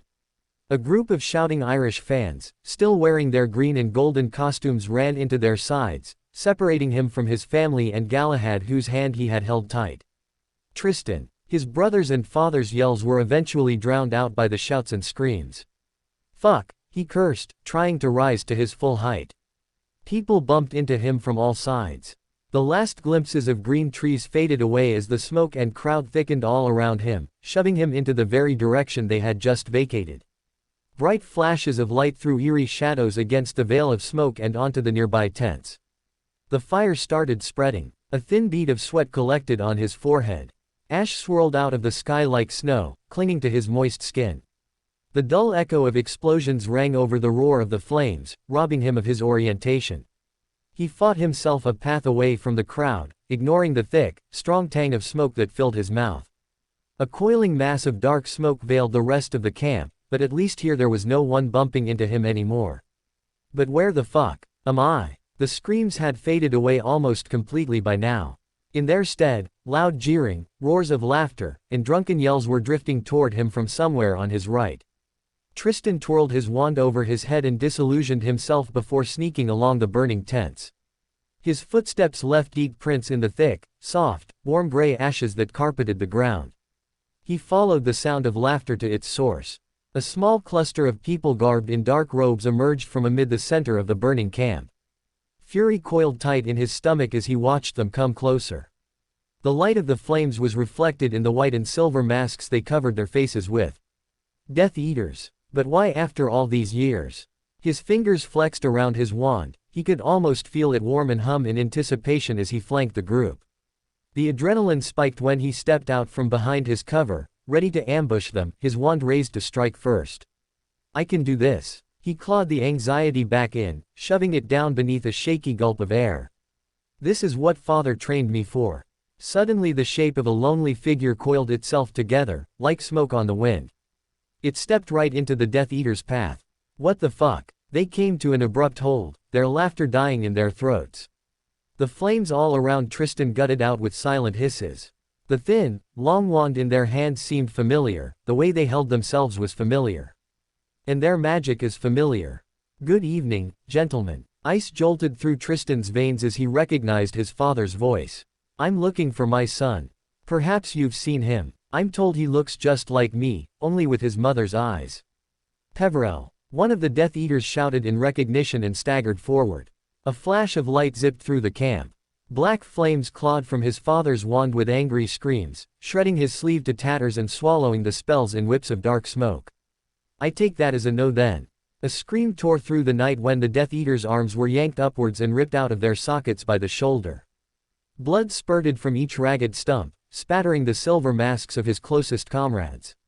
The world froze. Tristan watched completely transfixed as his father dove forward, moving in between the bright flashes of light like a leaf in the breeze. He struck rarely, but each time he did so, there was one less opponent. A stray spell ricocheted midair, bracing his father's cheek deep enough for crimson droplets to dwell from its depths and trickle down his chin. As quickly as the cut had been opened, the skin crept back together on its own, without his father moving a single finger. How is this possible? His father moved his arm even faster in a blur of tattered black robes. A Death Eater's head burst like a balloon, spattering the carpet of white ash with chunks of grayish brain and bits of pale bone. A fist-sized hole was blown through another opponent. The man screamed, clutching his stomach to keep the bluish-purple entrails from sprawling out as he dropped to his knees. One of the three remaining Death Eaters thrust his wand out with a desperate cry. Avada Kedavra. Tristan still stood frozen, but his father had been ready. Ash rose from the ground, freezing over like the surface of a lake and exploding in a shower of bright sparks as the spell struck it. He banished the crumbs back at them, engaging the one to the right while the one to the left cried out and shielded his eyes. Tristan watched as the man ripped the mask off of his face to rub his eyes, revealing short dark hair underneath it. He raised his wand a second time, its tip glowing an eerie green once more, mouth opening wide. "No." Tristan finally broke the trance and staggered forward, acting on years of instinct. He slashed his wand down, forcing every drop of his magic through the wood. A silver ribbon flashed through the night. It parted the thick smoke, cutting off the man's wrist from where it plunged into the ash with a low thud. The man screamed in agony and tumbled to his knees. He clutched the severed, crimson-spurting limb with his other hand, slowly shifting around on his knees to face Tristan. Raw fury blazed in his chocolate-brown eyes. His good arm fumbled for something on the ground and then moved upwards in a blur. A dark wand was held between blood-smeared fingers, the tip glowing green. Tristan struck first. His spell caught the man in the chest, blowing a galleon-seized hole straight through his ribcage and tossing him into the smoking remains of a nearby tent. "What?" Tristan croaked, dropping to his knees and panting heavily. He attempted to heave himself back up, without success, his eyes fixed on the unmoving form of his opponent. "I killed someone." He stared down at his trembling fingers, painfully cramped around the length of his wand. Then he noticed the scene him and his father had caused, eyes roaming over bloodied, disformed corpses and the torn, bleeding limbs. Nausea struck him out of nowhere and he doubled over, hurling his stomach onto the ground. A bitter taste flooded his mouth, charring his throat. "It's okay, son, it's okay." A pair of strong arms heaved him back up. "I killed someone, Dad," Tristan muttered, dizziness invading his mind brutally. "I killed someone because he wanted to kill me first. You'll be fine, I promise." His father's voice drifted into the distance. "Let's get you back home, son." The darkness grew heavier, swallowing him in its endless depths. "It's all going to be fine." Bright swirls of gleaming silver danced over a green pitch in perfect unison, collecting in its middle into a whirlwind that smoothed out into a single velvety patch. A face emerged from the depths of the pitch, breaking through its silver surface like a diver. Long platinum blonde hair framed it to either side. Large eyes, gray as the storm, regarded him calmly. The neatly trimmed green blades of grass suddenly withered and burned to ashes. Thick black smoke stirred up like a wall. The face wrenched and twisted, platinum hair turned dark and shortened. Gray eyes turned brown and hard, blazing with cold fury. Crimson trickled down its cheekbones, dripping onto busted lips that were torn apart in a silent scream. A flash of emerald green illuminated the face. Tristan flinched upright with a gasp. Dark wooden beams ran parallel along the ceiling.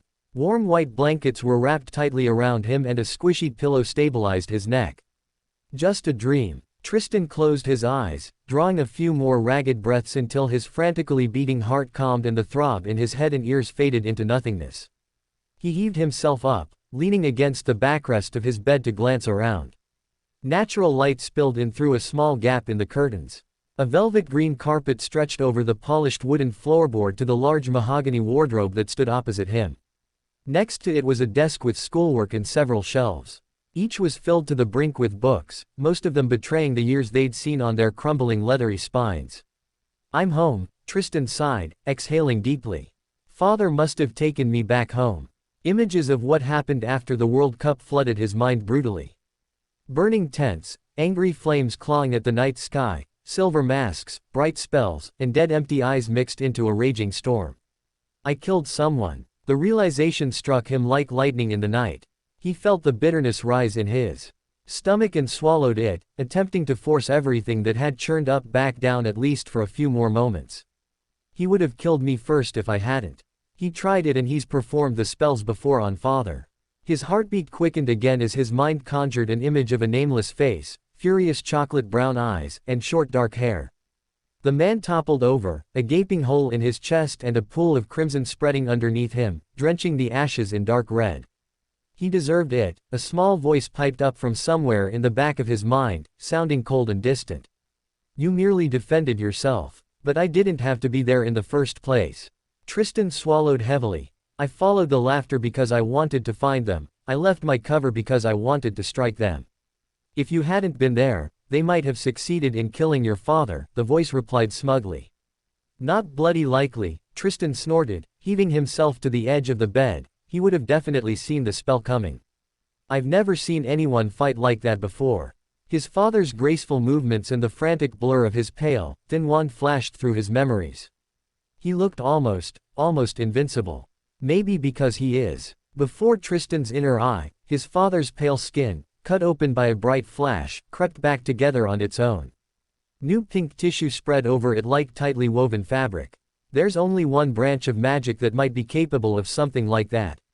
He staggered to his feet, steadying himself on his bedpost for a moment, but I couldn't even begin to speculate where he might have learned it, certainly not in the restricted section at Hogwarts. The loud rumble of his stomach interrupted his train of thought. Some food first then, he decided and snatched his wand from the bedside table, fingers running over a freshly polished surface. "And if my parents are up, I can ask them how long I was out for and what happened after." He changed into some everyday clothes, left his room, and strolled through the abandoned hallway toward the staircase. Voices from the balcony drifted up to him through an open window on the second floor. He stepped out into the bright sunlight, shielding his eyes and spotting his parents sitting by the railing along with an elderly witch. Her long, thick black hair was marred with streaks of gray and held in a tight bun that reminded him of Headmistress McGonagall. "Tristan." His mother placed down her cup of tea and stood up abruptly. Relief shone in her bright blue eyes as she hurried over to him, hugging him tightly. "I'm glad you're finally awake. How long was I out for?" He glanced past her crown of golden hair at his father and their guest, who had both risen as well. "And why would there be a reason to worry? You've slept for quite some time, son." His father gestured to the empty chair beside him. "It's been 2 days since the World Cup." 2 days. He frowned, gently prying himself out of his mother's embrace to walk over to the table. "Why wouldn't you wake me up? I wasn't injured or anything, was I?" He sat down, eyeing them expectantly. "No, not physically, but we decided to let you rest regardless," his father explained and gestured to the witch next to him. "Doria here thought it for the best and none of us are foolish enough to question her expertise in healing."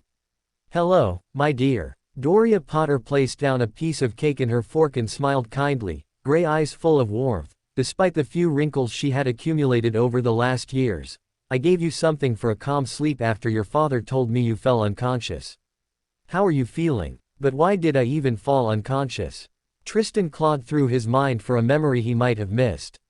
"I'm a bit sore." He rotated his shoulder, "and my brain still feels a bit mushy, like a thick fog." "That is to be expected," she nodded, exchanging a small glance with his parents. "It might take some time for all the memories to resurface and—" "I remember everything already," Tristan interrupted her quietly, averting his gaze. "I know exactly what happened." A hint of worry welled up in his mother's eyes. "Son, you don't have to." It was just intuitive, you know. Tristan swallowed heavily. He had his wand pointed at me and I saw how the tip lit up green. I just, shish, it's okay, Tristan. His mother gently cupped his cheek, the warmth of her hand soaked into his skin. You did exactly the right thing. Had you acted any differently, you might have, she choked, her lips and fingers trembling. I don't even want to say it. We're not angry with you, Tristan. His father edged closer to her on his chair and looped an arm around his wife's waist to pull her in, but neither are we proud of what happened.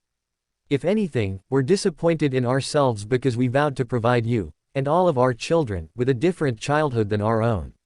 Tristan nodded absently, taking a few calming breaths.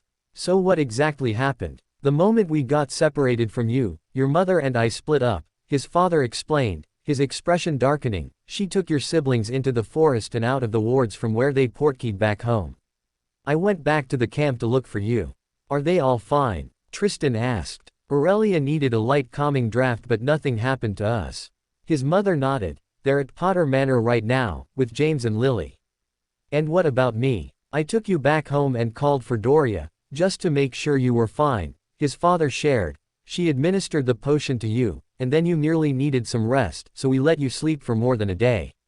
Not that any of us could have woken you up, he added with a chuckle. Trust me, Aurelia has tried it several times. And the Death Eaters? Why were they even there at the World Cup? The question slipped off his tongue. What did they want after all these years? What happened to me after I? He fell silent. Creating chaos and spreading terror is something Death Eaters did for fun during the war. Tristan, Doria spoke up, her pale fingers curling around her necklace. She lifted it up to press it against her lips before she continued. The night of the World Cup was an opportunity for them. A chance to show the entire magical world that their movement hadn't completely died the day your father killed Voldemort. I suppose they had a few drinks and couldn't resist a nice little reunion right under the Ministry's eyes, just despite the countless security measures that had been in place. Tristan snorted disgustedly. His father nodded. Something like that. Well, it didn't go too well for them, did it? He shot his father a long look. Did any of them? No. He slowly shook his head. I finished what we started. Some of the bitterness rose again, tearing at his consciousness with sharp claws. But it's better this way. Dead men tell no tales. He forced it all back down mercilessly. And what about the Ministry? Tristan asked, his eyes dipping down to what he assumed to be the latest edition of the Daily Prophet. Here, his father nudged the paper over to him. With no bodies to be found, and only certain people from high society reported missing, a full-fledged investigation has already been launched by the DMLE. An investigation? Tristan somewhat nervously skimmed through the many headlines, reading the first couple of sentences of the following articles. It says here that a few witnesses have already come forward, reporting the sight of dark-robed and masked individuals. He swallowed a stab of anxiety. If the people missing have ever been connected with Death Eater activities during the war, then surely the Ministry will draw the connection. His mother shot him a long look. What connection, son? He ground his jaw in annoyance. Pure-blooded members of our society also disappeared all of a sudden during the war. Many of them had been rumored to hold connections with the Death Eaters. All of them were conservative hardliners, but still, they'd never been convicted of anything before their disappearance. Tristan, Travers, Rosier, Gibbon. Tristan began counting one finger after the other, his voice rising in volume. Higgs, Flint, Urquhart, Bletchley, McNair, and not to forget, fucking Crouch, our Minister of Magic. All of these families hate me at Hogwarts because they link their relatives' death to you. He slapped the top of the table with his open palm, making Doria flinch back ever so slightly and drop her fork, and these are just the families that assume it. Everyone knows how many other lines you nearly eradicated. Lestrange, Malfoy, Wilkins, and who knows how many more. Enough. His father spoke the word hardly louder than a whisper and yet it shut Tristan up. Do not forget yourself, son. A strange tingle crept up his spine, foreign pressure exerted on his lungs.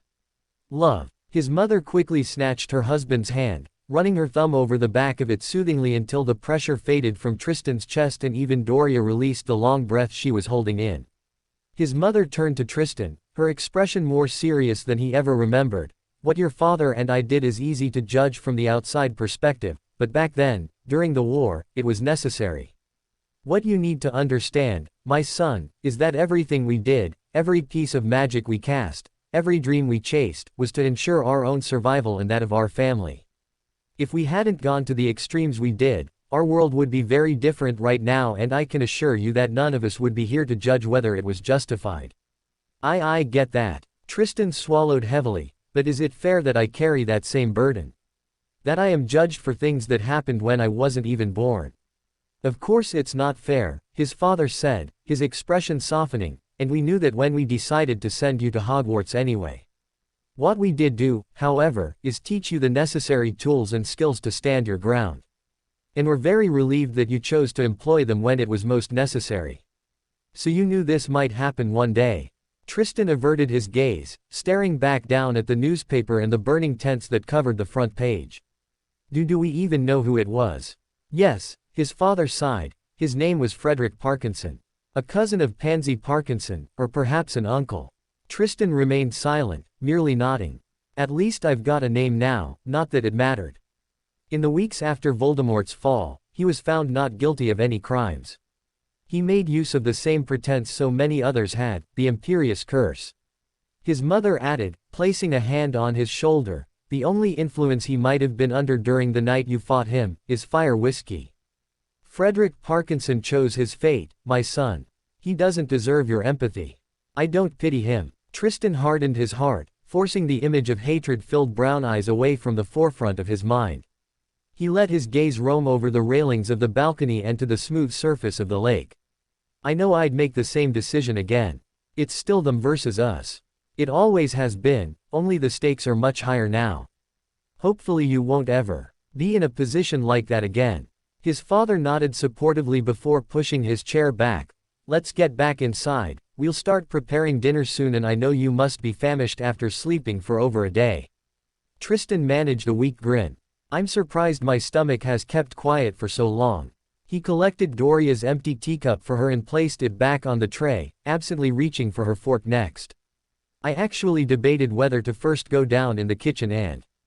Damn it! He flinched back, dropping the silver fork back down on the table. What happened? His father asked in amusement.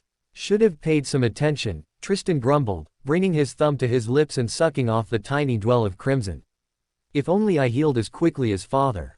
The memory from that night flashed through his mind again, this time it was accompanied by inspiration.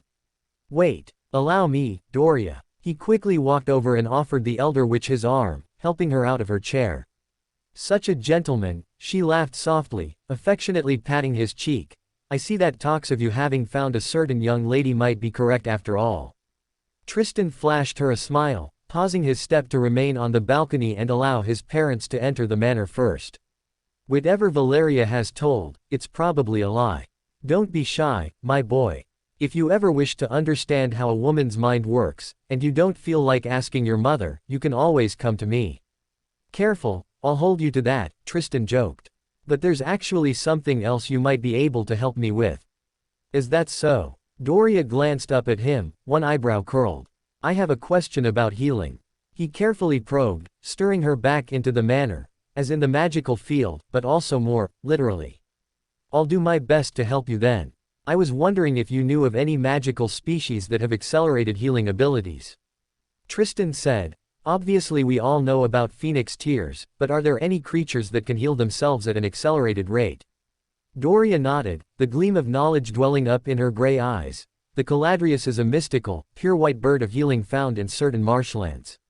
It's able to heal from external and internal damages, like a broken wing or leg, within mere minutes. I think I've read about it. They almost went extinct during the Middle Ages because wizarding kind was obsessed with finding out how to replicate its features, capturing and killing hundreds of them. Tristan nodded, some excitement slipping in his voice. What about magical half-breeds? Is anything known about them?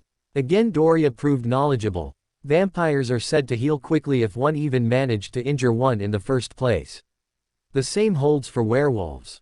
During their transformation, the curse that has been inflicted upon them accelerates the healing of even the most grievous wounds. Time to take a leap of faith. And what about wizarding kind? Tristan attempted to keep the yearning in his voice and expression to a bare minimum, Are there any documentations of witches and wizards who showed similar natural traits? And if not natural, then perhaps via other means. Doria paused in her step and glanced up at him. Fuck. Her expression fell. Sadness crept into her gray eyes. Her entire face had aged a decade in mere seconds. Please don't, Tristan, she whispered, her voice hitching. Please, don't go down that path. He frowned. I don't know what you mean. Listen to me very carefully, Tristan. Her slim fingers curled around his wrist, holding on tight. Everything your parents just said, I wholeheartedly agree with. If they had done things only slightly differently, then Voldemort would have been victorious and none of us would be alive to cast judgment upon them. Terrible means were necessary to defeat a terrible evil. What did they do? The false calmness fell off like a mask. An itch crept over his skin, desperate to be scratched. How exactly did they beat him? I cannot tell you and support you in this, my dear. She shook her head in sadness. Perhaps you'll find out on your own, so I will beg and repeat the same warning my husband and I gave your father when he was exactly your age. Her whispers turned into a desperate plea. Some magics are not to be dabbled in, they are to be left untouched. You are not your father, and neither are you in the desperate position he was in. So please, Tristan, listen to me when I tell you that some powers, no matter how tempting, are not worth the sacrifice. Sacrifice. He echoed, the word tasting foul as ash on his tongue while his thoughts went racing. Rituals then, obscure and forbidden blood magic. Doria released her iron-tight grip on him and stood, kissing him on the cheek as she did so. Please heed my warning, my child. She pulled away, leaving him standing in the hallway while she slowly descended the stairs. Tristan hurried back up and inside his room, pacing the short distance between his bed and the window again and again. Rituals then. Silver knives, vials of blood, and intrinsic patterns of carved runes swirled through his mind. This explains everything. He flicked his wand into his hand, trailing the tip along the blue vein on his pale forearm. In 16 years of not once witnessed my parents having as much as a simple, common cold. Another memory dug itself to the forefront of his mind. His mother laughed and danced carelessly. She had walked around the manor less than an hour after giving birth to Aurelia, cradling her newborn baby to her breast while Doria shot her looks of absolute disbelief. How did I never grow suspicious of this earlier? Tristan shook his head. It was so obvious the entire time. He forced himself to sit down, hoping it might calm the volatile storm that was his thoughts. Blank scrap paper was sprawled all over the corner of his desk. He tore off a small patch, pressing it into a tiny ball and levitating it wandlessly over his open palm, going a bit higher each time. The distraction failed rather poorly. It hardly mattered what kind of magic they used to win. It's just as Mother said, if they hadn't done so, I wouldn't even be here to judge them. He seized the paper and crunched it tightly into his palm until heat licked at his skin and faint smoke twirled up from his fist. I just wish I knew what exactly they did. Most of it seems rather useful, and if you can artificially enhance your healing abilities, what else is there to manipulate as well? The possibilities might be endless.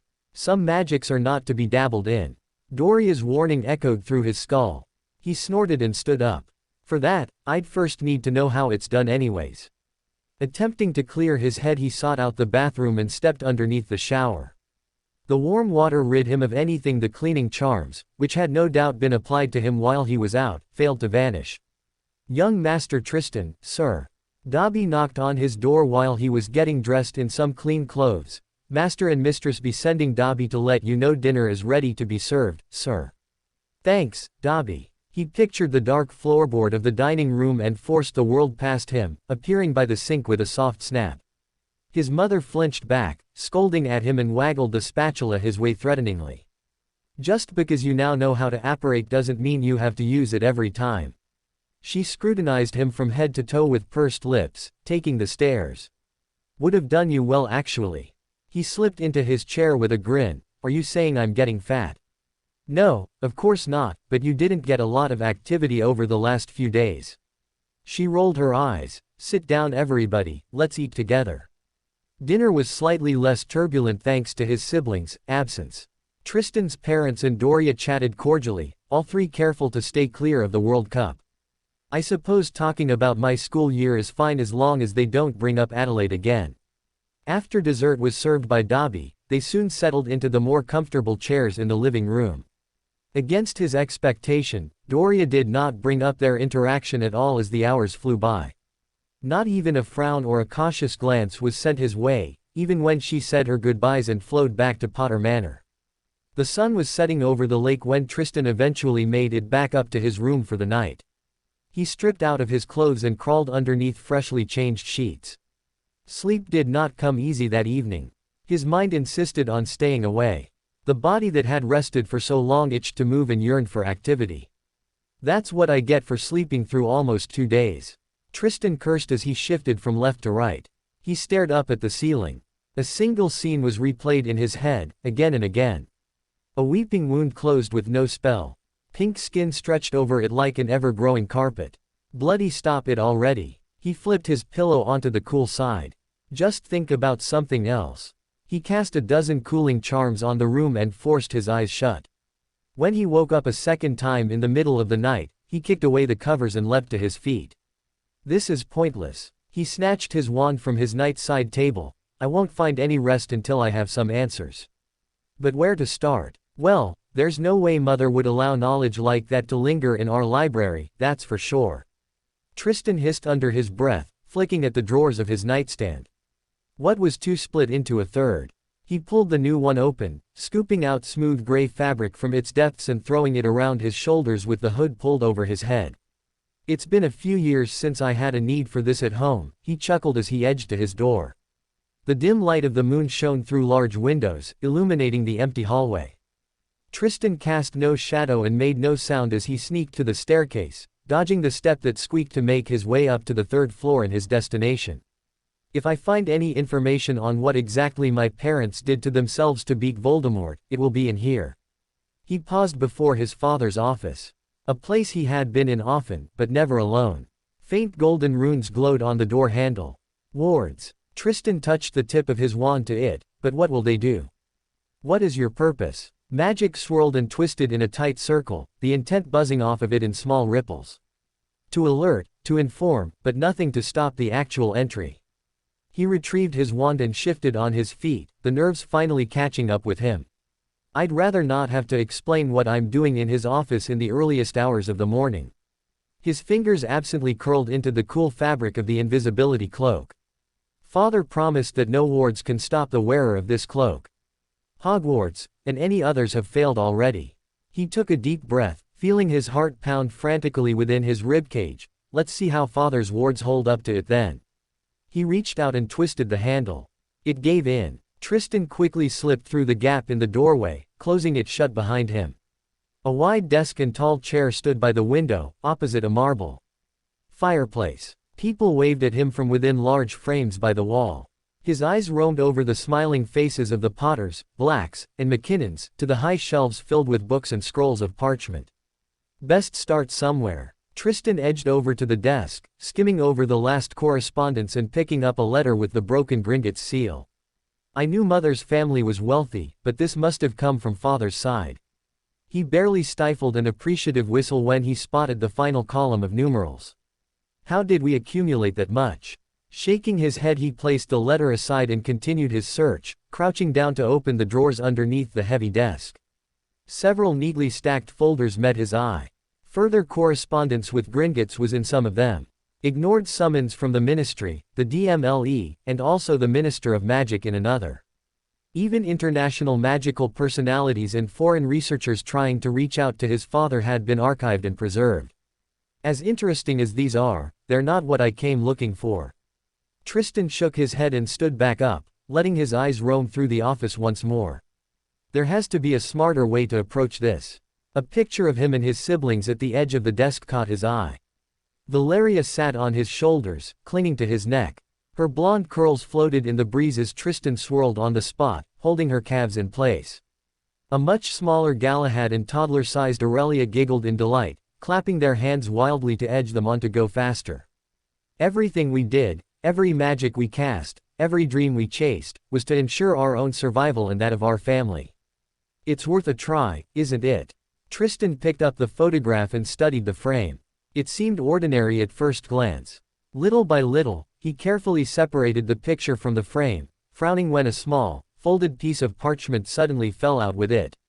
Very sneaky, father. His breath hitched, his heart pounded frantically, and his fingers trembled madly as he unfolded it, only to stare at a completely blank page. Well, that would have been way too easy.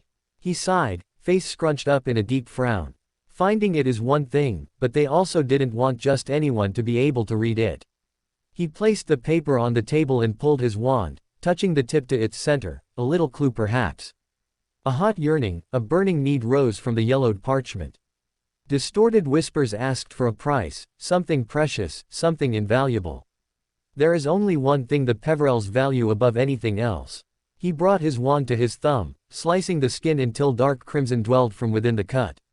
This is better worth it. I don't heal like whatever ancestor of mine came up with this ridiculous protection. He eyed the single droplet falling onto the parchment. It turned pitch black like ink upon impact. This is a good sign, isn't it? Trails of ebony spread along the folded lines of the parchment. The paper grew in size, spreading over the wooden desk until it was the width of an ordinary roll of parchment but still barely a foot in length. Huh. He picked it up with a frown, eyes roaming to the top as he unscrolled it. Interesting. Swirling black dots coiled together into letters and runes, like individual ants forming a thin trail. None of the sentences were fully written out. They seemed to be notes of sorts, scribbled in haste, crossed through, reworked, and sometimes extended on in the columns between. He saw long incantations, runic patterns, the most complicated arithmancy, and precise calculations. What the bloody hell is this? Tristan searched for a point of reference, something that helped him orientate himself and bring order and sense into the chaos he had stumbled over. The moment his eyes dipped lower, the scribbling adjusted. Letters seemingly fell over the edge at the top while new ones appeared at the bottom. A single series of words caught his attention. They were highlighted in the middle of the scroll, underlined, and even framed and circled several times. For the success of any ritual, it's the sacrifice that matters the most. Dense clouds of mist billowed from the scarlet steam engine of the Hogwarts Express. Through its thickness, the many Hogwarts students and parents on the platform appeared like dark ghosts. Tristan followed his excited younger siblings with long strides, remaining next to his parents. They seemed even more cautious than usual. Both of them turned their heads frequently, lingering in their step anytime they passed other families and seemingly listening to their goodbyes. Is something going on? Tristan watched as his parents exchanged yet another glance. Both of them seemed a tad more relieved and allowed the tension to stack. How strange. His family separated from the main crowd. Valeria and Galahad pushed their trolleys along the platform to the front of the express where most of the compartments were still empty. Here they had a chance to say their goodbyes. Make sure you all look out for each other. His mother very reluctantly released Galahad from her tight embrace, brushing a loose ebony curl off his forehead as she did so. And don't go looking for trouble, young man. If I catch but a whiff of you actually competing in serious prank bets, I'll be apparating straight to the gates of Hogwarts to take you back home. I'll be fine, mother. Galahad rolled his eyes and pried himself out of her arms. If you keep holding on to me I'll miss the train anyway and you won't have to come up there. On you go then, all of you. His mother smiled warmly, blinking away a tear. We love you so much. Don't forget to write to us. We wouldn't dream of it. Valeria chirped, one foot already on the step leading onto the express. Love you too. See you around Christmas, bye. His siblings vanished behind the door, shooting one last grin at their parents through the window before stepping into the closest compartment. Tristan chuckled, turning to follow them at a calmer place when his father called out once more. Tristan. Yes, father. Take good care of your siblings this year, please. The shrill whistle blew behind him. Families quickly separated all along the edge of the platform. I will, Tristan promised before he climbed on board, closing the door behind him. I always do. The pistons hissed loudly and the train began to move. His parents remained on the platform, waving arm in arm. The moment the express left King's Cross, thick rain splattered the windows and made it difficult to see them. Eventually, their blurry figures faded away as the train rounded the corner. What took you so long? Aurelia questioned him when he entered the compartment. I had to ask father for permission to hex any boy that might ask you on a date to Hogsmeade, he shrugged, sitting down across from her and stretching out his legs. He was quick to grant it. You're a prat. Valeria glared at him while Galahad chuckled. And you'll have to wait 2 more years until I'm out of Hogwarts before going to Madame Puddifoot's with anyone. What's Madame Puddifoot's? Galahad asked curiously. A very obnoxious cafe in Hogsmeade. Tristan pulled his shrunken trunk out of the pockets of his robes and enlarged it, taking out a single book. If a girl ever asks you to take her there, don't. I speak from experience when I say it's not worth the reward. Valeria snorted. I don't care much for cafes or girls, I'd rather go to Zonko's, but I won't be allowed to for 2 more years. Galahad crunched his brows together. Can you tell me more about Hogwarts? Sorry, baby brother, I've got things to do. Tristan slowly edged a bit further into the corner of the bench, fingers drumming over the cover of his book. I've had the whole, tell me about Hogwarts, conversation with your sister 3 years ago, so now it's her time. Go ask her anything you want to know. He opened the book. Blank pages stared back up at him. Tristan brushed his thumb along the middle, stifling a tiny wince of pain when something pricked his finger. A dwell of crimson drenched into the yellowed page and vanished. After a few seconds, lines of black ink wrenched into familiar handwriting. Now then, where was I? He flipped a few pages and began reading. Someone's eager to start the term and we're not even at Hogwarts yet. His younger siblings paused their conversation.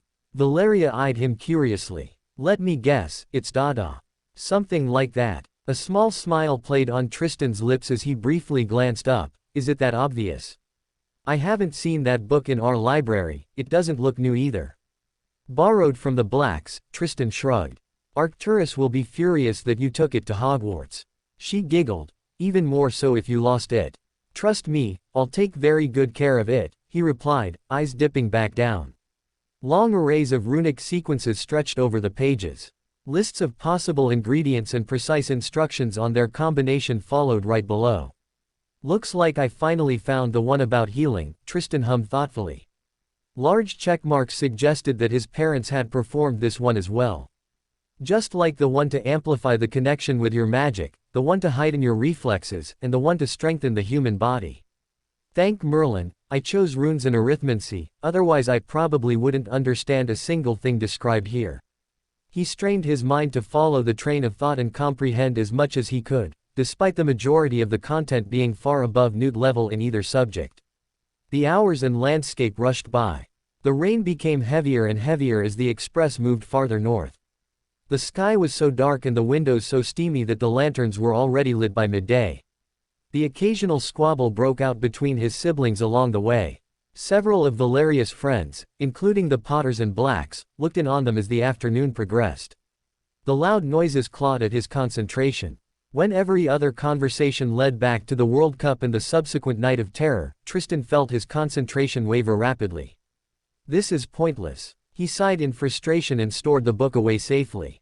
I'll have to wait until I'm at Hogwarts to study it further, time to take my mind off things. I'm going to go look for the trolley, he announced to his siblings and their chatting friends, sliding the door to the compartment open.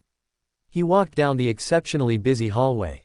Loud laughter rang over the heads of Hogwarts students, who hurried from one compartment to the other, some of them already dressed in their school uniform, others still in Muggle attire. Tristan, a familiar voice called out from behind him. Adelaide. He turned around, smiling when he caught auburn curls peeking out of a compartment he had just passed. I haven't heard from you since shortly before the World Cup. She walked up to him, leaning against the fogged window with a small smirk on her lips. I've missed you terribly, especially after seeing you so often the weeks before. Sorry about that. A little heat raced through his veins as he watched her tongue dart out to wet pink lips. I've been rather busy. She took another step. Closer, a soft gleam dwelling up in her light green eyes. Busy doing what? Her sweet perfume, mixed with fresh, peachy shampoo filled his nostrils. With it came memories of their frequent rendezvous over the summer. Her soft gasps and stifled moans stirred something in him. This and that. I can't have taken that long to fill out the form on what subjects you'll keep studying. Small hands came up to straighten the collar of his robes while her smirk widened. How did your owls go, by the way? A few S's, some S. He shrugged. Even a single A found itself on my report card in History of Magic. Oh no, how terrible. She laughed, high and soft. Then the wicked gleam returned. So what are you doing out in the hallway by yourself? My siblings can get very annoying. He watched her hands run down his chest, flattening out a wrinkle. I was looking for a small distraction, perhaps, something sweet. Adelaide leaned in even further, took his hand, and whispered, I know exactly where to find something sweet for you. Lead the way then. She ushered him through the crowd of students, her thumb circling over the back of his hand. They paused next to the boys' lavatory in the back of the express. Did we get lost somehow? Because I didn't even know the trolley lady had her own compartment. Tristan feigned confusion, staring up at the sign. And I'm pretty certain we've passed her already along the way. Silly boy. Adelaide giggled. After a quick glance over her shoulder, she gently shoved him inside. The moment the door was locked, she crushed herself against him, the curve of her breasts pressed firmly into his chest. Her lips brushed over his, her tongue invaded his mouth in a heated dance while her fingers curled in his hair. Tristan groaned and seized her by the hips tightly, heaving her up to press her against the wall of the stall. His fingers dug deep into the soft flesh of her rear. Heat swirled south and his breath quickened. This is definitely a good distraction. He broke the kiss for a ragged breath, and placed her back down, glancing into light green eyes that sparkled heavily with desire. I can tell you've missed me a lot. He smirked. So did you. Her small hand cupped him through his trousers before she tugged open his belt, but you'll have to be quick today. My friends will miss me otherwise. I can do that. His fingers vanished underneath the skirt of her uniform. But not too quick, please, she breathed, parting her legs. Tristan hooked a finger around the hem of her underwear and dragged the damp fabric to the side, running his fingertip up over the smooth heat between her thighs, slowly tracing 2 fingers through her wetness. Tristan, Adelaide gasped and shuddered, her hand began coaxing him up and down, antagonizing slowly. Enough, I need to feel you inside me right now. Turn around. Tristan steered her over to the sink and hitched up her skirt. I've waited so long for this. She bent forward and spread her legs. Pink wetness glistened where the blue silk of her underwear had been dragged aside. Tristan stepped behind her and brushed his tip through the heat between her legs until she shivered with need and gasped. He lined himself up and slowly eased into her. Adelaide moaned hoarsely, Morgana, you feel so good. Slick tightness and incredible heat engulfed him. He pushed deeper, as deep as he could go until she gasped. You should be quieter. Tristan tightened his grasp on her long hair, curling it around his fist as he began to move. What if your friends walk by, looking for you, and they hear your moans? I don't care. She gasped, pushing her hips back into him. Go harder. As hard as you like. Tristan pulled her head back by the long hair. His other hand applied gentle pressure on her lower back to keep her bent over the sink as he began driving into her deep and fast. Adelaide's fingers curled around the white porcelain of the sink. The mirror in front of her face fogged with each of her quick breaths, gasps, and moans. His hand left her lower back and reached around to her front, slipping underneath her blouse to tease her breasts and cup them firmly. Her moans and whimpers spurred him on further. The harder and faster he thrust into her, the louder she got, and the more desperately she clung to the sink to steady herself. So fucking good. Her breath hitched and her legs began shaking. Don't stop now, I'm close. So close. His heart hammered frantically in his chest. A gentle burn spread through his thighs as he raised the pace even further. Adelaide's head dropped and she collapsed over the sink with a low cry, her fingers trembling around the porcelain. Heat pooled in his belly as he felt himself follow her over the edge. Tristan drew out of her just before the wave of pleasure exploded, flooding his every vein with bright, hot ecstasy. The thrill gradually subsided. Adelaide kept drawing ragged breaths for a few more seconds, still bent over the sink by her waist. She slowly straightened and leaned her head back onto his shoulder, cupping her breast with his hand.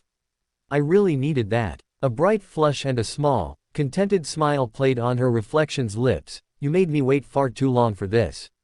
He teased her nipple with his thumb before withdrawing from her. Was it worth the wait? You always make it worth it. Adelaide slowly turned in his arms and pressed a chaste kiss to his lips. One of her hands vanished underneath her skirt. A small frown creased her brows, but I wouldn't have minded if you finished inside. You know I'm on the potion. Better safe than sorry. He shrugged, tugging himself back in after a quick cleaning charm. I thought it might be less of a mess for you, with you returning to your friends and sitting in the Great Hall later on.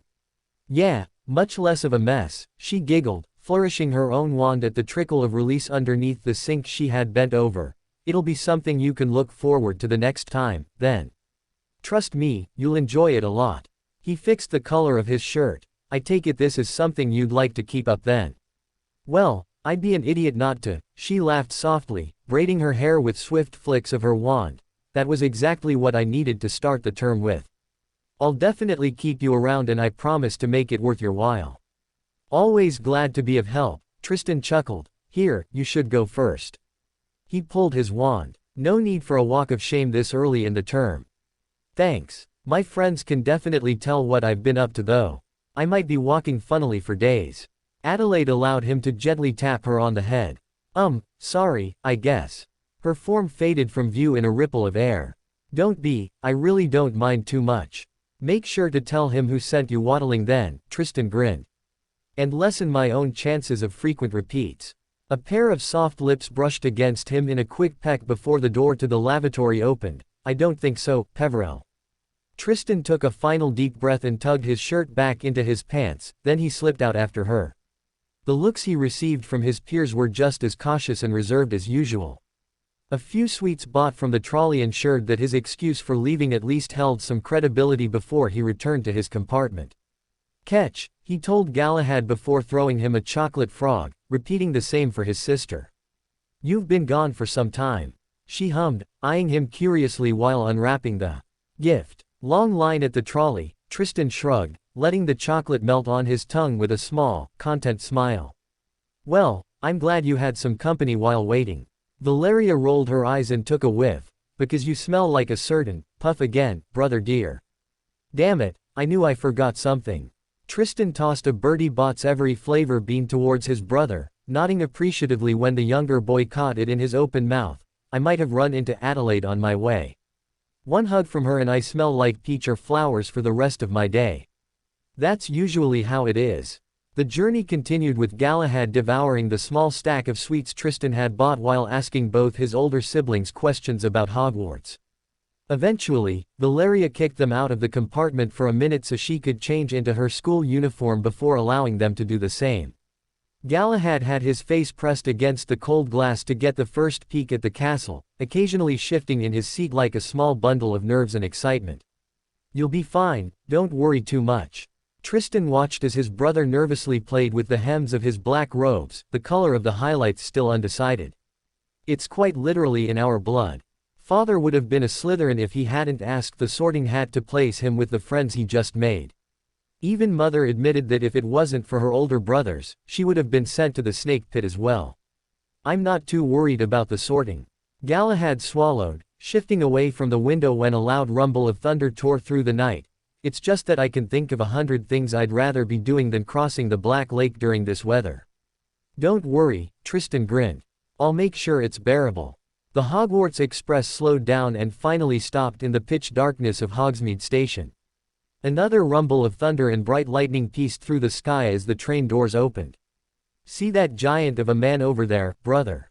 Valeria held Galahad back by the collar, pointing to a large silhouette that held a lamp at the end of the platform. That's Rubeus Hagrid, the gamekeeper. Go straight to him and hold on tight in the boat. This will help you a lot. Just hold still, I won't curse you.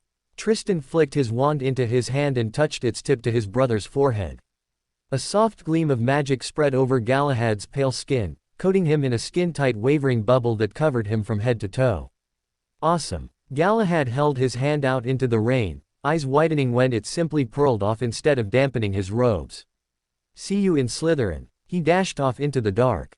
Brother dearest. Valeria stared up at him with large puppy eyes, shoving out her bottom lip. Pretty please. Fine, come here, little harpy. He repeated the same process for her and once more for himself before they stepped into the downpour. The rain was coming down thick and fast. Aside from a strange tingle, he felt nothing, unlike the hundreds of peers around him, who all shivered and shrieked, sprinting towards the waiting carriages. Tristan suddenly came to a slithering halt, face to face with a creature straight from a nightmare. Aspiration twirled from flared nostrils like steam from the express. Large white eyes regarded him calmly. I guess I should have known. He vaguely recognized Valeria holding open the door for him, frowning when he remained standing where he was. "Tristan, are you?" "Oh." Her eyes widened in recognition. "I'm sorry, I forgot you could see them now. What did they look like?" "Like a horse, only taller, skeleton-like, and winged," Tristan replied, fingers curling around his amulet. "Pretty much like the drawing in the crest of our family. But staring at it after some purebloods went missing during the very World Cup I attended is rather foolish." He tore his eyes away and quickly entered the carriage. The door shut with a snap, and a few moments later, with a great lurch, the long procession of carriages was rumbling and splashing its way up the track toward the castle. Hogwarts quickly came nearer, its many lighted windows blurred and shimmering behind the thick curtain of rain. Lightning flashed across the sky as their carriage came to a halt before the great oak front doors, which stood at the top of a flight of stone steps. Students hurried over the courtyard by the dozen. Tristan and his sister passed through the cavernous, torch-lit entrance hall, with its magnificent marble staircase. "That was close," Valeria chuckled after they barely managed to enter the great hall just before several water-filled balloons dropped from the ceiling and drenched anyone who had just gotten dried up via charms. Golden plates and goblets gleamed by the light of hundreds and hundreds of candles, floating over the tables in midair. The 4 long house tables were already packed with chattering students, as was the staff table at the top of the hall. "Let's hope Galahad isn't taking too long, I'm starving." Tristan fought his way through the wet, shivering mass and took a seat at the far back of the Slytherin table. Almost as soon as everyone was seated, the doors of the great hall opened and silence fell. Professor Flitwick, shorter than any of those who followed him, was leading a long line of first years up to the top of the hall. Most of them looked like they had swum across the lake, shivering with a combination of cold and nerves. All, apart from an ebony-haired boy towards the end, who found them and grinned from ear to ear, giving them a thumbs up. A long tear near the brim of the sorting hat opened wide like a mouth, and the hat broke into his song. 2 more years. Tristan absently watched his younger brother listen to the song. His thought drifted off, while he spun his wand between his fingers. "For 2 more years I can protect you all in here, but then I'll be gone and you two will be by yourself before Aurelia joins." "True." A small line of worry creased his sister's brows. "But we've been taught how to defend ourselves, just as you have. Still, none of you ever had to make use of it." He shook his head. "None of you ever had to stand up to 3 older students, who surround you in a dark corridor. None of you were ever forced to strike back or risk actual injury. I'm not like your father." Valeria bit her bottom lip. "I'd much rather charm pretty things than duel someone." "I know, but neither of us can keep an eye on Galahad all the time this year." Tristan slowly tugged his wand away, glimpsing up the table at his housemates. "We'll soon see if he has what it takes to look after himself." The great hall rang with applause as the sorting hat finished. The first boy was called upon and walked forward, visibly trembling from head to foot before he was swiftly placed in Ravenclaw. Tristan waited patiently until it was his brother's turn. Finally, Professor Flitwick squeaked, "Peverell, Galahad." Murmurs and whispers rose from all 4 tables. Just as it had been for Valeria a few years ago, pretty much everyone's eyes shifted from their position at the end of the Slytherin table back to Galahad at the top of the Great Hall. His brother took a deep breath and determinedly stepped forward, sitting down on the stool and placing the ragged hat on his head. The silence stretched forever, longer than it had for any one of Galahad's predecessors.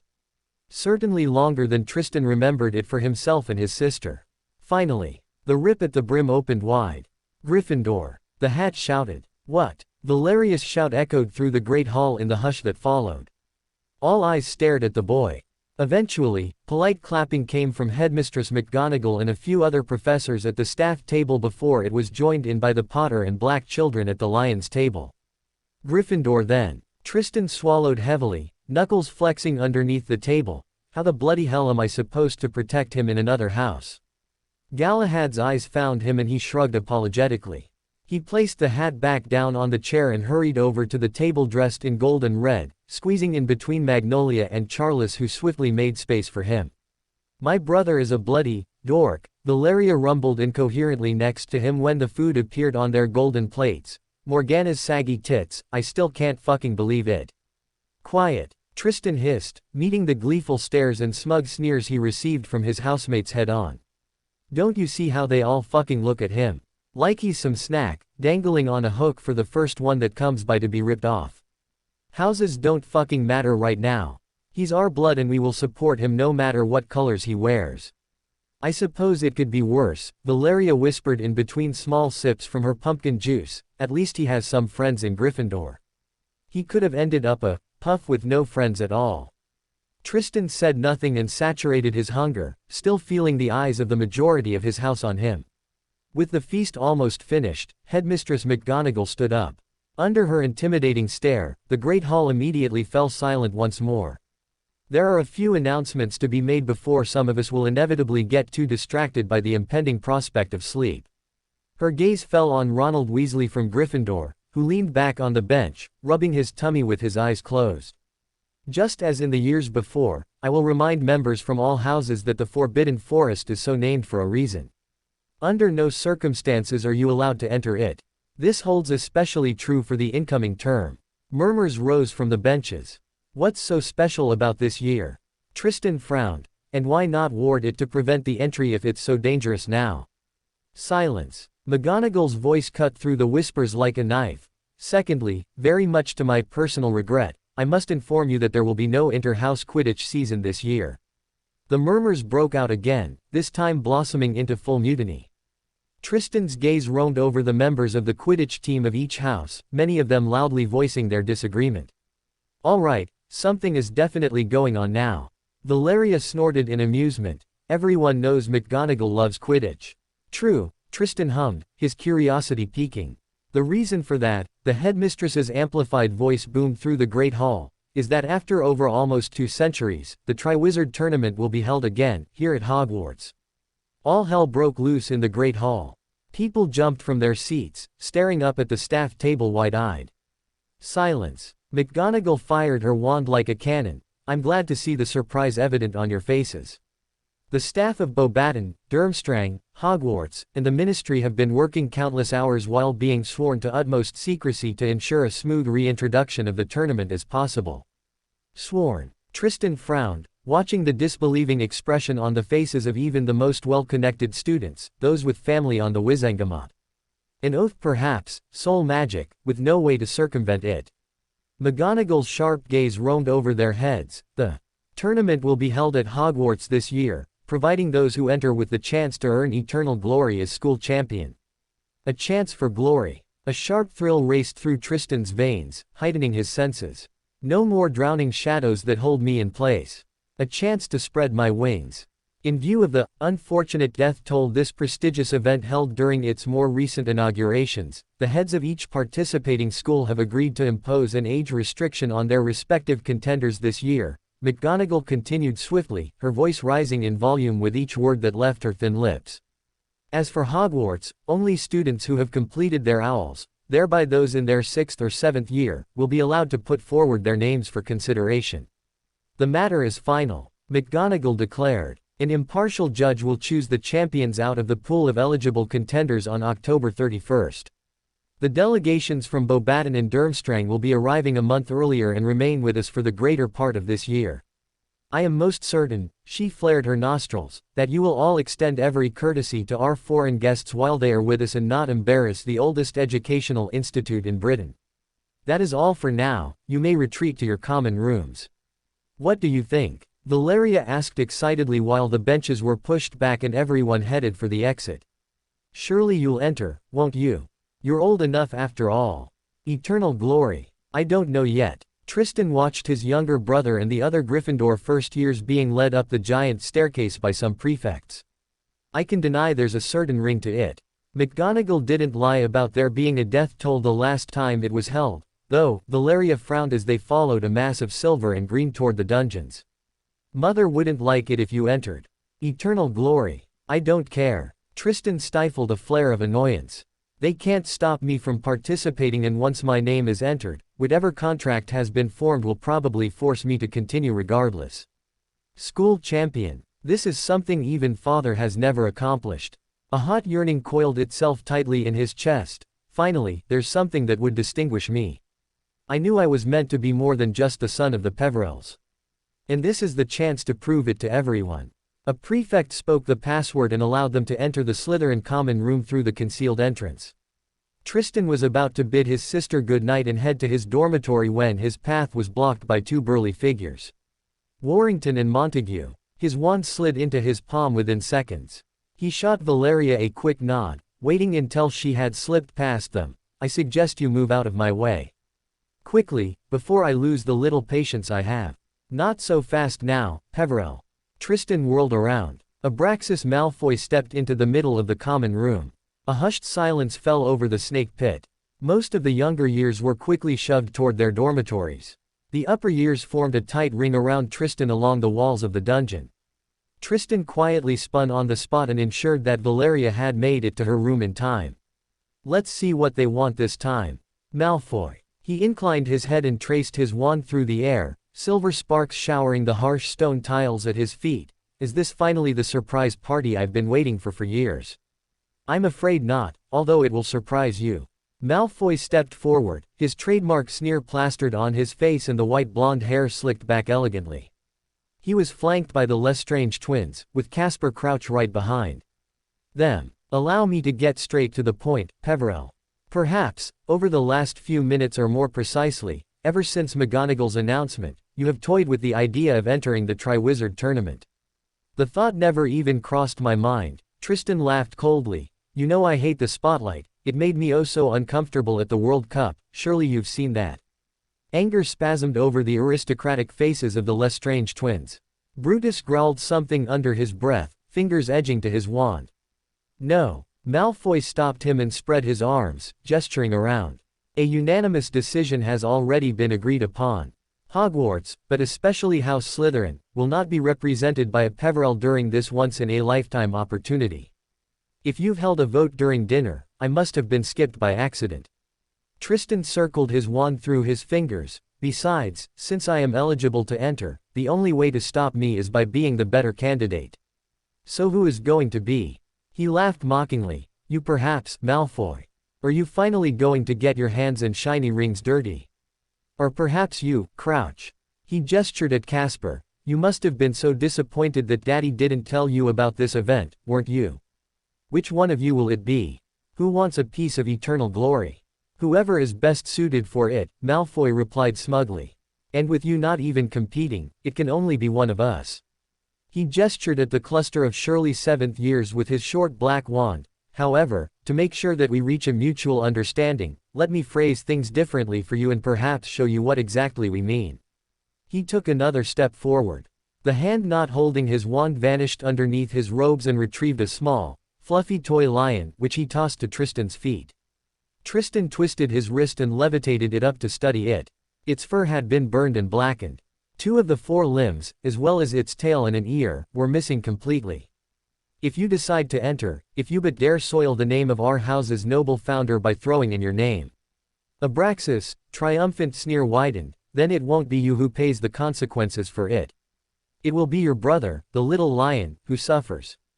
Thick vapors twirled upward to the low ceilings of the dungeons from four large, bubbling cauldrons like a multi-colored veil. Their odd smells mixed, making him wrinkle his nose and hold his breath as he passed by. Tristan edged around the gold-colored one and took a seat in the far back of the classroom, absently flipping through his copy of Advanced Potions Making while his peers arrived in small chatting groups. It was quite a large class. Most students were from Slytherin, Ravenclaw, or Hufflepuff, with only the Weasley twins and Alicia Spinnet from Gryffindor. "Welcome back to Newt Potions, everyone." Slughorn's massive outline quivered through the many shimmering vapors. His belly stuck out first, then the rest of his body followed. "I've prepared a few potions for you to have a look at. You ought to have heard of them, and, by the end of this term, I'm sure you'll be brewing some too. Who wants to take a guess?" "This one is Veritaserum, sir." Roger Davies confidently pointed at the cauldron that looked like it had plain water boiling away inside it. "It's a truth potion." Very good, Roger," Slughorn said happily. "Now," he continued, pointing at the cauldron nearest the Ravenclaw table.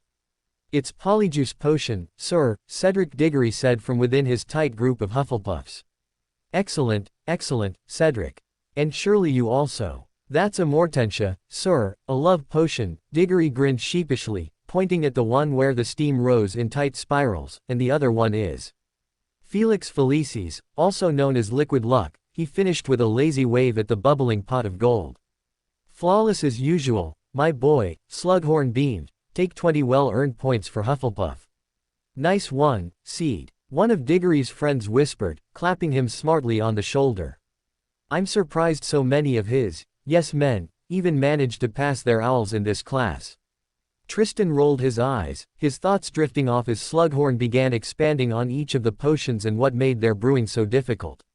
I bet his entire house is pushing for him to represent Hogwarts in the tournament. He absently studied the admittedly handsome Hufflepuff prefect and captain of the Quidditch team for a while, but he doesn't have what it takes to be a champion. And that, Slughorn's overly enthusiastic voice brought him back to the classroom, is what I shall be offering as a prize in this lesson. He picked up a small, wrapped box and shook its contents. Honeyduke's finest, he beamed, patting his bulging stomach, because who needs luck when you have chocolate, am I right? Those are Mother's favorite, but they're not the reward he usually gives away in this lesson. Tristan frowned, a nasty thought bubbling up in the back of his mind. Did they force him to change it for the tournament, or was there a different reason not to include it, particularly this year? They say chocolate is the way to a witch's heart, Professor, Diggory grinned. It might actually work better than Felix for some undertakings. Ha! Slughorn threw his head back. His roaring laughter filled the dungeons until it faded into a good-natured chuckle. You're too cheeky for your own good, Cedric, too cheeky I say. He finally managed to control himself, still holding his tummy. Now then, turn to page 10 of your books, everyone, and give me your best attempt at the draft of living death. Tristan along with everybody else drew his cauldron closer and began preparing his scale. The noise level dropped and barely anyone spoke. The concentration within the room was almost palpable. Even Diggory had stopped joking around and instead riffled feverishly through his copy of Advanced Potion Making. Tristan chopped his valerian roots and added them to his cauldron. Soon a faint bluish steam spiraled from a surface that turned smooth and black, like currant-colored liquid. As always with potions, people took notice of his progress. Tristan paid them no mind and bent over the instructions again, twirling the silver dagger between his fingers. Sopiferous beans next. A certain redhead's voice echoed from the back of his head. Tristan crushed the beans with the flat side of his silver dagger, releasing juice better than cutting. He scooped it all into the cauldron, grinning triumphantly when his brew turned almost the exact shade of lilac described by the textbook. Thanks for the tutoring, Aunt Lily. A large shadow fell over his table. Yes, Professor. Carry on, Mr. Peverell, Slughorn said. I'm just doing my usual rounds and you certainly don't look like you need any help. Thank you, sir. The shadow remained right where it was. Tristan glanced up briefly and met Slughorn's gaze. Was there something else, sir? Actually, the man clumsily fidgeted with his fingers. I was pleasantly surprised with your owl results, Mr. Peverell, as were many of my colleagues. One almost got the impression you've been holding back in our classes after what you've shown us during the exams, especially the practicals. I dare say such a talent has not been seen in many years. Let me guess, 19 years. Just some last-minute studying and practice, sir. He plastered a polite, sharp smile on his lips. I'm certainly glad it paid off. A flinch spasmed over his professor's face. I see. Well, he glanced over his shoulder, spotting one of the Weasley twins. The dork had charmed his knife to do the cutting by itself, directing it like a conductor with his wand held like a baton. Oh, Merlin, not again. Excuse me, Mr. Peverell. He quickly waddled off. Looks like I just barely dodged an invitation to the Slug Club there. Tristan stirred counterclockwise 7 times and then stirred once clockwise, repeating so until the potion turned the palest pink.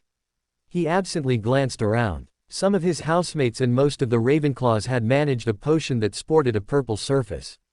Across the classroom, Slughorn was still chewing out the Weasley twins whose potions looked like liquid licorice. As far as he could see, only Diggory had made an attempt that came somewhat close to his. End time's up. Slughorn called cheerfully. Stop stirring, please. He strode slowly among the tables, peering into each of the bubbling cauldrons. He made no comment, occasionally giving the potions a stir or a sniff. Tristan received an approving nod, but it was at Diggory's table where Slughorn finally paused, utter delight spreading over his face. The very close winner. he cried in the dungeon. Excellent, excellent, yes, it was a very close race between Cedric and Mr. Peverell. The entire class turned in their seats. He felt their gleeful stares on him, hungry to see how he'd react to being beaten. The sharp, small smile remained plastered on his face until they turned back around. Tradition and convention versus innovation and creativity, Slughorn dragged on. Looks like today tradition holds the upper hand. Should I have expected any differently? Tristan snorted and shook his head, busying himself with packing his things while Slughorn went on justifying his decision. But it doesn't even matter, does it?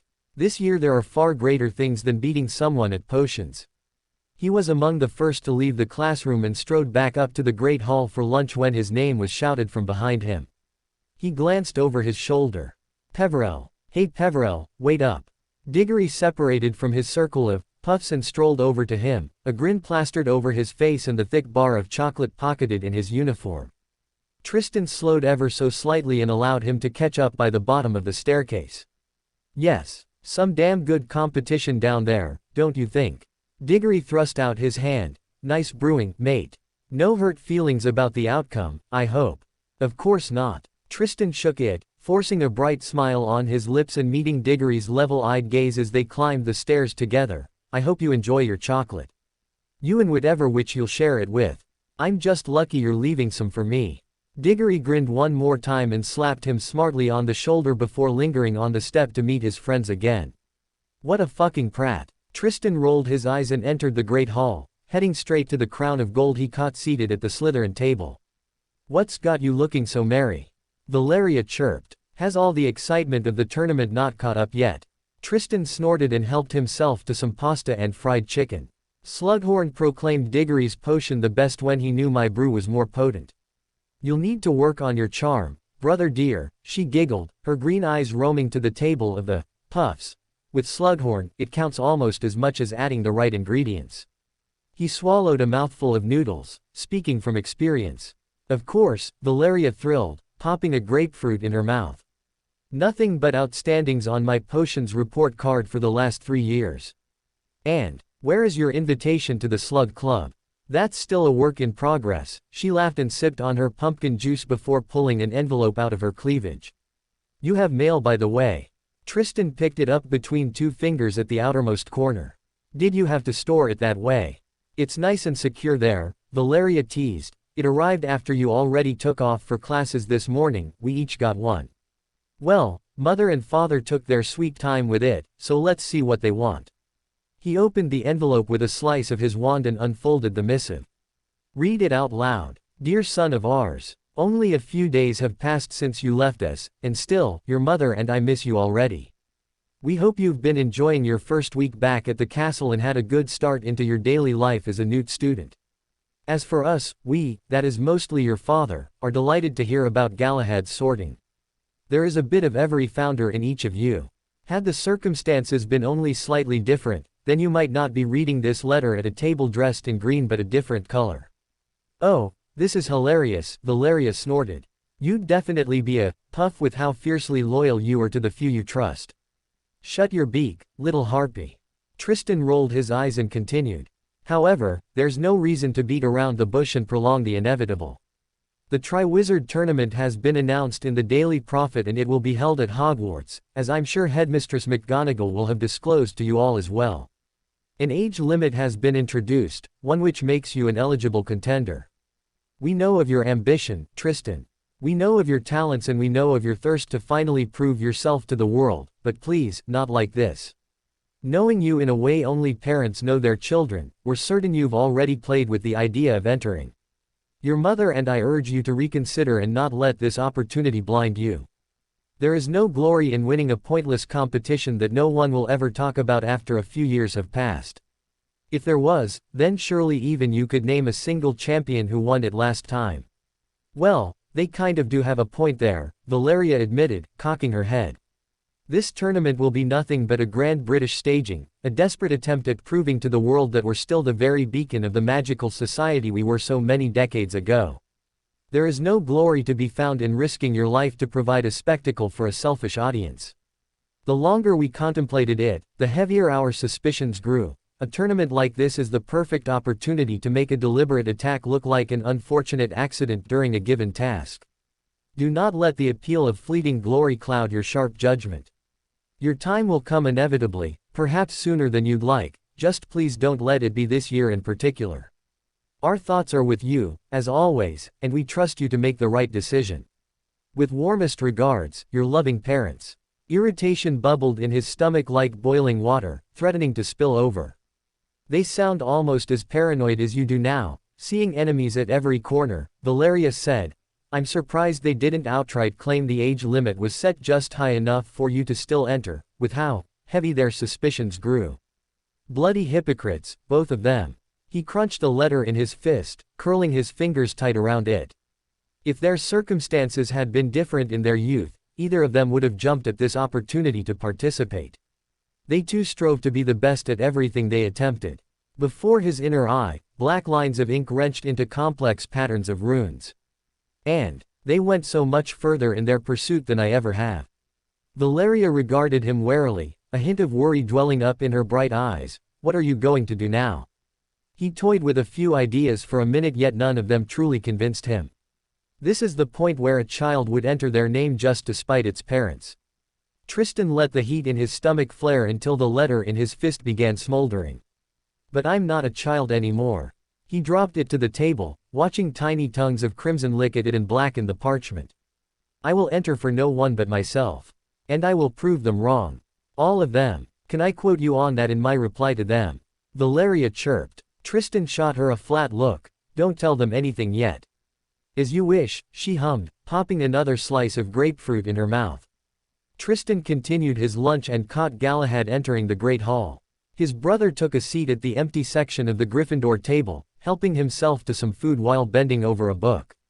Abraxas, words drifted through his mind and a small stifle of anxiety flared up. Have you talked to Galahad yet? He asked Valeria.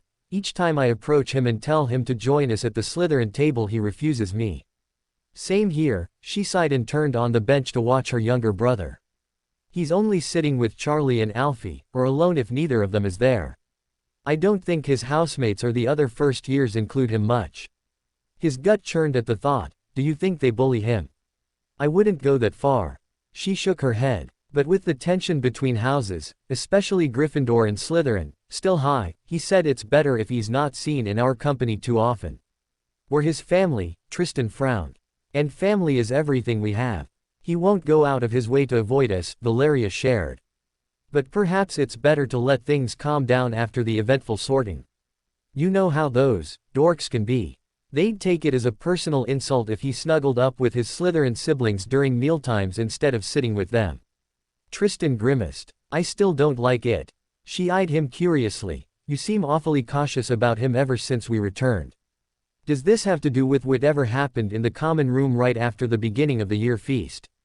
No, Tristan denied it and finished his lunch. That was just the same bunch of idiots from the World Cup gallery trying to stir trouble. Fine, Valeria shrugged. I'll see you later then.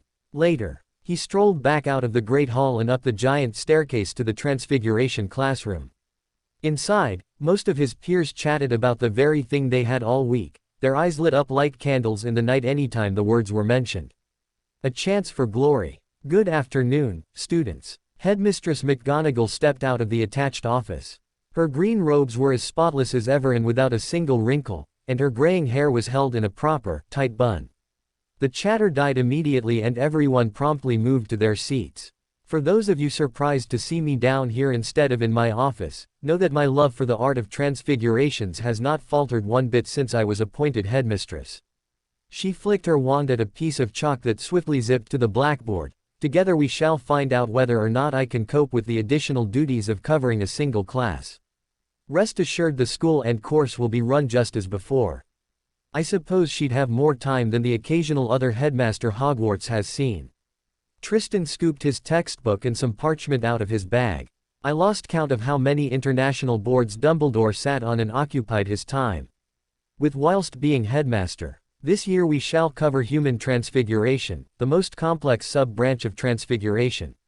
As you should know from your readings, it's a form of transformation in which one transfigures human body parts or an entire human being into another form, McGonagall began her lecture, writing down array after array of definitions and incantations. Today you shall familiarize yourself with the subject by changing the color of your eyebrows. With a flick of her wand, 2 trays of small mirrors hovered through the benches, dropping an item before each student. Make sure to take careful aim at your eyebrows, not the eyes themselves. I will not have Madame Pomfrey work overtime in the very first week of term. All around him, students split up into small groups or pairs. Tristan propped the mirror up against the spine of his textbook and touched the tip of his wand to his left eyebrow. Crinus muto, he whispered. Bright gold, luminous like Valerius curls, threaded through the short hairs until they almost sparkled amber in the mirror's reflection. He reversed it and switched sides, easily repeating the transfiguration a few more times with different colors until each of his eyebrows resembled a bright rainbow. He studied his reflection with an amused smile until sudden inspiration made the impending boredom fade away. Let's see what's so special about those eyes then. Tristan raised his wand again, his gaze dipping below his 2 rainbow-color-charmed eyebrows. With a small twist of his wrist, he transfigured the blue threads of his iris to a familiar emerald green. Doesn't actually look too bad, does it? He studied the results. Now I look just like Fath. Mr. Peverell. Tristan flinched back. Finite. He poured magic into his wand and prayed that his spell worked before he dared glance up. Yes, Professor. Mr. Peverell, have you? McGonagall shuddered with a small gasp. Fuck. Her hand briefly dipped to her chest before she blinked repeatedly, staring at him with parted lips. Pardon me, for a second there I thought, but no, it must have been the light or perhaps just the strange contrast. What? Oh, I see now. Tristan glanced at his reflection and flicked his wand at his eyebrows. There, this should do the trick. The rainbow subsided, leaving his eyebrows as dark as they had been when he entered the classroom.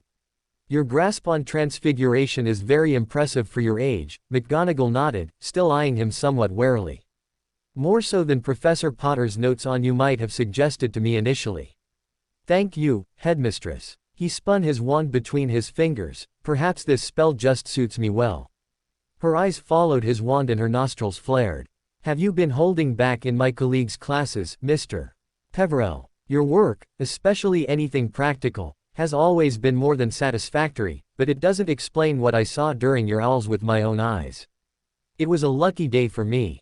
He flashed her a bright smile. But now that I had a taste of it, I'm finally starting to apply myself, Professor. No more holding back. I'm having a very strange déjà vu. McGonagall huffed in irritation, lips thinning even further. You prove to be just as irritating as. She fell silent and shook her head. Professor, pardon me. She glanced away for a few seconds before her gaze returned, sharp as ever. Do continue with your assignment, Mr. Peverell. And also, try to stick to repetition instead of unnecessarily pushing the boundaries. Will do, Professor. No more slacking from here on, I promise. Tristan nodded. Tristan repeated the spell twice more before starting with the homework assignment. When the bell eventually rang, he packed up and stood to follow his peers. Back out in the corridor only to be stopped by his professor just before he was past the door. Mr. Peverell, a moment please. Just take the points, but please don't let it be detention. I have more important things to do. He lingered with a small sigh. Yes, Headmistress. I meant what I said, Mr. Peverell. She looked at him intently, a frown slipping into her aged features. You have a talent and it should be nourished. However, I will not tolerate such a blatant disregard of the rules I set in my classroom again, is that clear? So she knew. Tristan kept his cool. Yes, Headmistress. Good, don't let it happen again. She nodded sharply. You may see yourself out now. Tristan turned on the spot and swiftly vacated the classroom, running straight into a floating, pearly mass of white. He staggered back and shook off the uncomfortable cold tingle running down his spine. A pair of large eyes regarded him calmly from a beautiful but haughty face. Pouty lips and high cheekbones, framed by waist-length dark hair on either side. Pardon me, milady. Tristan attempted to step around her. Her floor-length dress robes moved to the side and she blocked him. She opened her lips. Tristan Peverell, I wish to speak to you. Her voice sounded almost ethereal. Milady. He raised an eyebrow in curiosity. How may I help you? She ignored his question and studied him for a few moments, slowly floating around him, Say, why do you call me that, Tristan Peverell? It just fits well, doesn't it? He shrugged. And are you not a lady? Does it matter? She cocked her head. It could hardly be my name, could it? I can use your real name if you'd like. The ghost of a smile passed over his face, but I doubt you prefer that. She did not recoil or flinch. Helena Ravenclaw barely reacted at all, aside from her gaze penetrating him even deeper. So you know. They must have told you. They did, as a bedtime story, he admitted, to me and all my siblings. And you've kept it. Why? She frowned at him. Why would you do that? I myself prefer my privacy, Tristan shrugged, and knowing the reason you were bound to this realm, it seemed unnecessarily cruel to make things even more unbearable for you. How unnaturally kind of you. Her lips twitched into the tiniest smile. You remind me a lot of them.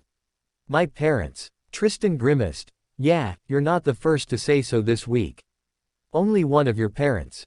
She came to a halt in front of him. The other passed these halls a few more years ago. Why, what do you mean? Who else do I remind yo? I sought you out to repay a debt, Tristan Peverell, she interrupted him unconcerned. One, that I had hoped the time was finally right for. He frowned. I didn't know you owed me any debts. Not you in particular, but to your father, she replied. You're his firstborn son, his blood. A debt repaid to you is a debt repaid to him. What did he do for you? Tristan asked eagerly. How did he earn this favor? She ignored him again. However, now that I've met you, the debt I have to repay is even larger than I originally assumed. Paying it now will not grant me what I yearn for the most. I must wait before I can finally do so. Tristan sighed. Helena, would you mind terribly to stop speaking in bloody riddles for just a minute? Do not fret, Tristan Peverell, I shall not leave you empty-handed today. She smiled, the first sincere smile Tristan had seen on her in over 5 years. Your father has freed me from the burden that anchored me to this realm. A debt I will repay when the time is right. But your family has also kept my secret. And that is a debt I will repay right now. Follow me, Tristan Peverell. She began floating towards the giant staircase. Hey, wait. Tristan hurried after. Helena. She drifted down the steps to the second floor, waving at him to follow before vanishing behind a corner. I was among the first students to roam these halls, Helena said when he eventually caught up with her. Her head turned left and right as if she walked down this corridor for the very first time. Back then these halls looked so different, however, a few things have remained the same. Now that I'm but a shadow of the young student I once was. What are we even doing here? Tristan frowned when they entered an abandoned corridor on the second floor. Can you just stop and tell me, please? He was always kind to me, Helena said absently. Anytime I felt like my mother's impossible expectations were about to crush me, I talked to him and he lifted my spirits. He? Tristan asked. Who is he? Salazar, of course. Salazar. Tristan froze, eyes wide, as in Salazar Slytherin. Of course. She went to school when the founders still taught here. What better way to repay a debt?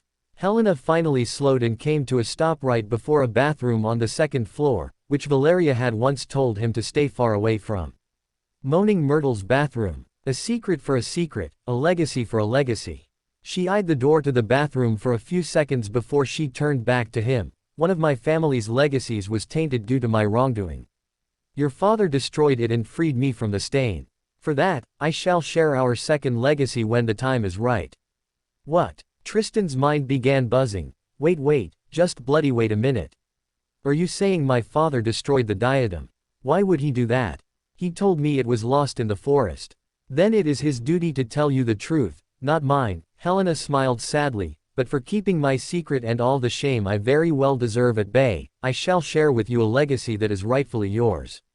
Just as Salazar intended it to be shared with his rightful heir. I'm not Slytherin's heir. A tight, dense cold twisted his insides. That was Voldemort.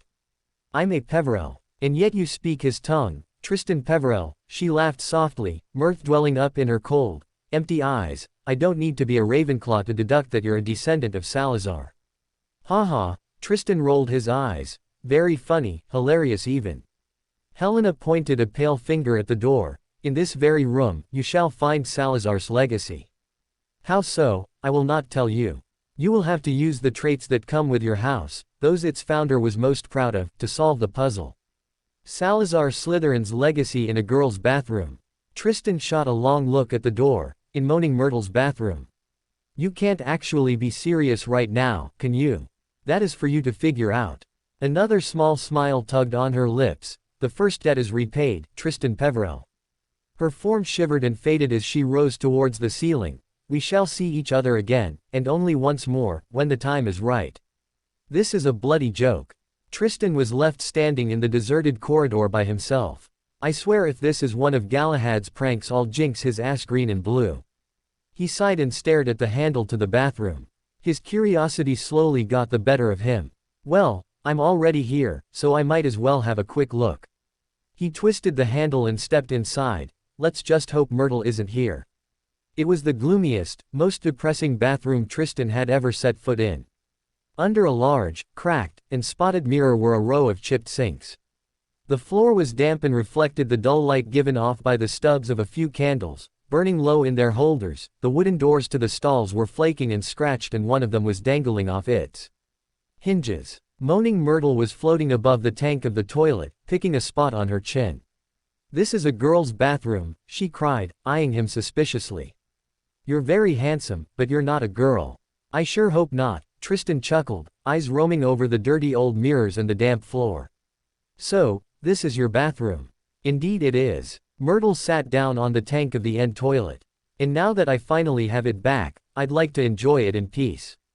You might be handsome but I've yet to decide if I'd like you to stay. Have it back. Tristan pulled his wand and started casting a few charms. He slowly walked along the walls, occasionally tapping the tiles while murmuring under his breath, how does one even lose a bathroom? When it vanished all of a sudden of course, Myrtle cried, leaving me stuck down in that dirty dungeon with those horrible girls. Nothing so far. Tristan stifled a flare of disappointment. Surely I'd be feeling something if this place was any special. Bathrooms don't just vanish all of a sudden, Myrtle, not even at Hogwarts. Tristan scrunched his face up, examining the dirty floor next. When is that supposed to have happened? Almost on this day 19 years ago, but I still remember it as if it was yesterday. It was so horrible. 19 years. Tristan jerked to a halt. That was right when my parents studied here and today is not the day I'd blame coincidence for it. Why do you stay in this bathroom, Myrtle? He turned around towards her. What's so special about it? You'll have to find your own, this one is mine. Myrtle stuck out her tongue. You can visit because you're handsome, but I died in here, so I get to haunt it. That's the rules. Wait, what? Tristan frowned. You died in this bathroom. He stepped closer to her, walking until he was right underneath her stall. How did you die in the bathroom of a bloody school? Myrtle crossed her arms in front of her chest and pointed her nose up. Maybe I don't feel like telling you. He stood on his tiptoes, studying her neck. You didn't slip and crack your head open, did you? Of course not, I was much more dreadful than that. She said with relish. How did it happen then? Tristan asked, a sharp thrill racing through his veins. I promise to come visit you more often if you tell me everything. I will hold you to that, handsome boy. Myrtle giggled in delight. It happened right in here. I died in this very stall. I remember it so well. I'd hidden because Olive Hornby was teasing me about my glasses. I'm sorry, but do you mind hurrying up a bit? Tristan cringed. I'm getting there. Myrtle scolded him. Well, as I said, the door was locked, and I was crying, and then I heard somebody come in. They said something funny. A different language, I think it must have been. Anyway, what really got me was that it was a boy speaking. So I unlocked the door, to tell him to go and use his own toilet, and then. Myrtle swelled importantly, her face shining. I died. What? But, how? Tristan almost shouted. No idea, Myrtle said in hushed tones. I just remember seeing a pair of great, big, yellow eyes. My whole body sort of seized up, and then I was floating away. She looked dreamily at Tristan. And then I came back again. I was determined to haunt Olive Hornby, you see. Oh, she was sorry she'd ever laughed at my glass. Where exactly did you see the eyes, Myrtle? Tristan interrupted her, his patience running thin. Somewhere there. Myrtle pointed vaguely toward the sink in front of her toilet. He hurried over, his wand at the ready, to examine it. At first glance the sink seemed completely ordinary. He examined every inch of it, inside and out, including the pipes below, where he finally saw it. Scratched on the side of one of the copper taps was a tiny serpent. The realization struck him like lightning in the night. A foreign language, you said, Myrtle. Yes, she chirped from over his shoulder. It sounded like some weird hissing.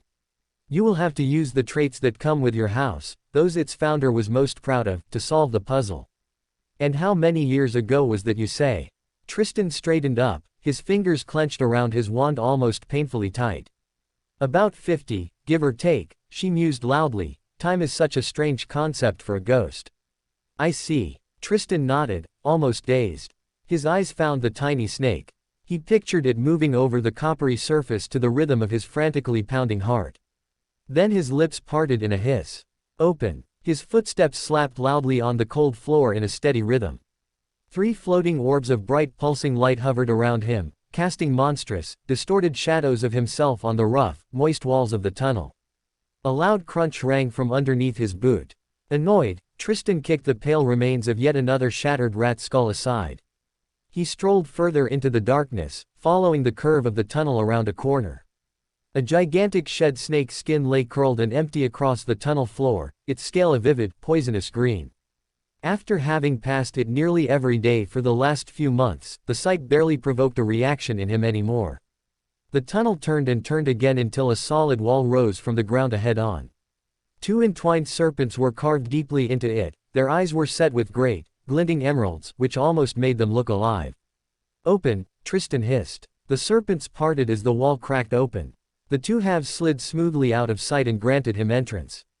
Towering stone pillars entwined with more carved serpents rose to support a ceiling lost in darkness. His floating orbs cast long, black shadows through the odd, greenish gloom that filled the place, its closest resemblance being the Slytherin common room. He moved forward between the serpentine columns. Torches. With each of his steps, fire roared in regular intervals along the walls to his left and right, bathing the chamber in a warm light. I'm back, Salazar. Tristan craned his neck, greeting the massive statue, high as the chamber itself. And I see you still haven't made an appointment with a barber. The founder's long, thin beard fell almost to the bottom of the sweeping stone robes, where 2 enormous gray feet stood on the rough chamber floor. Tristan heaved his backpack off of his shoulder and leaned it against a pillar. Now then, let's see what's on today's agenda. He pulled out a small black diary and flipped through the pages, his index finger running down the column of entries. Huh, who would have thought? He tapped the entry next to today's date. More dragon roleplay for. He flipped a few more pages until he found the first change in entries. 17 more days, then we will finally try our hands on the real deal. Tristan shrugged out of his outer robes in the middle of the chamber and loosened the tie of his uniform before rolling up his sleeve and taking off his wristwatch. Well, let's get to work then. I don't have too much time before they expect me upstairs again. His wand slid into his palm from where he spun it between his fingers, showering the rough stone floor of the chamber with bright silver sparks. He faced away from his backpack towards the nearest wall and took a deep breath. Magic is like a muscle and every workout counts. His mind was wiped blank like an empty canvas. An anguished, voiceless yearning clawed its way up through the emptiness. Tristan drowned it in 5 years of shunning from his peers, 5 years of bitterness, and desperate frustration until razor-edged, cruel teeth beneath, countless icy fangs plunged deep into his heart. Incendio. The emptiness burst outward in bright cherry flames. The inferno washed against the closest pillar, clawing at the engraved snakes with screaming tongues and angry hisses until the stone blackened and the snakes' emerald eyes burst into 1,000 tiny shards. More. Tristan dragged his wrist around. He bathed Salazar's feet in boiling heat and held the connection until the founder's toes began glowing a faint orange. Steam poured from the joints of the tiles underneath him, twirling upwards in faint spirals. His wand arm began trembling. An unbearable heat radiated off of the stones and clawed at his skin. Beads of sweat trickled down the sides of his face and exhaustion slowly inched into his jerky limbs. Finally the fatigue bit too deep, ripping a low groan from his lips. The bright flames guttered out from the tip of his wand and Tristan stumbled to the ground. Oh, fuck, that's really hot. Tristan winced as his knee connected with a steaming stone tile and dragged himself back up to his feet, panting heavily. He staggered a few meters away to the next undamaged pillar and slid down to its base, resting against it until the sharp pang in his lungs subsided and his breath evened. Tristan summoned the empty cup from his backpack and filled it with a stream of clear, cool water. Half its content was spilled over his dress shirt as he took swift gulps. Well, all in all, that wasn't too bad. We're definitely making progress, don't you think, Salazar? He eyed the Founder's steaming, blackened toes, the outermost part of it still glowing the faintest orange. Don't worry, I'll clean you up after having another go in a few minutes. Tristan rested his head against the cool pillar with a soft sigh, wiping the sweat off his forehead while he let his gaze roam through the chamber and up to the Founder. You know, Salazar, don't take this the wrong way, but I'm still a little disappointed in your Grand Chamber of Secrets. The Founder's stoic face remained in place. Of course, perhaps there's nothing left here because my parents found this place before me, but I at the very least expected some secret library with rare books the other Founders didn't want your students to read. Tristan heaved himself up from the floor, staggering a few meters on shaky legs. But no, I just get a large empty area to train spells in when it could have been ancient tomes, mountains of gold, or perhaps a fancy time-turner and of course, a speaking portrait of yourself. The statue still didn't make a face. Hey there, I'm talking to you. Tristan shouted, kicking a small pebble against Salazar's giant toes. Have you been lonely for so long that you only speak to snakes, is that it? Speak to me, Slytherin. The ground trembled and shook. Slytherin's gigantic stone face suddenly moved, his mouth opening with a scrape, wider and wider, creating a huge black hole. Tristan clutched his wand and leapt back. His breath came in short gasps. He swallowed heavily and watched the statue in awe, wand pointed at its wide mouth and 100 curses at the tip of his lips. The tension gradually faded after listening intently for almost a minute with nothing happening. Finally, he allowed himself to relax again. Well, that wasn't too difficult, was it? But something must have been up there. He eyed the opening warily and thrust out his wand at the statue's feet. Spikes of stone burst from its surface and smoothened out, creating a steep staircase. Tristan climbed upwards, entering the tunnel in Salazar's mouth with his wand held at the ready and his heart pounding frantically. This is finally it. This must be it. Torches flickered to life at the end of the tunnel, flanking a rune-covered wooden door. He carefully touched the tip of his wand to the handle and let his magic flare into it. Nothing. Tristan nudged the door open with his foot and peeked into a small room behind it. Abandoned shelves stretched along the walls, collecting dust and cobwebs. A bunk bed and desk stood opposite him. Empty vials and a stack of blank parchments littered its dusty surface. This is it. He frowned. A wave of disappointment overcame him. Is this really it? Tristan strode further into the room and towards the desk, spotting a single note on top of the stack of parchment. He snatched it up, his eyes roaming over faded ink that curled into letters of familiar handwriting. For you to read this, our final dream has come true. We love you, child of ours, always. A tight, bright point of cold welled within him until burning fury flashed through Tristan's veins. The note burst into flames and he tossed it aside. Of course it is their dream. He rushed back out of the small study and descended the stairs at a daring speed, pacing back and forth in front of Salazar's blackened toes. It was them who found the chamber first. They slaughtered the monster. They harvested whatever treasures had been held here for centuries. Always my parents. Cold fury fogged his senses and his heart hammered against his ribs while he clutched his wand tight. When will I finally escape their shadow? When can I finally have something for myself? Ice lanced deep through Tristan's veins. Angry whispers and hisses rose from the back of his mind, yearning to be set free, clawing for relief.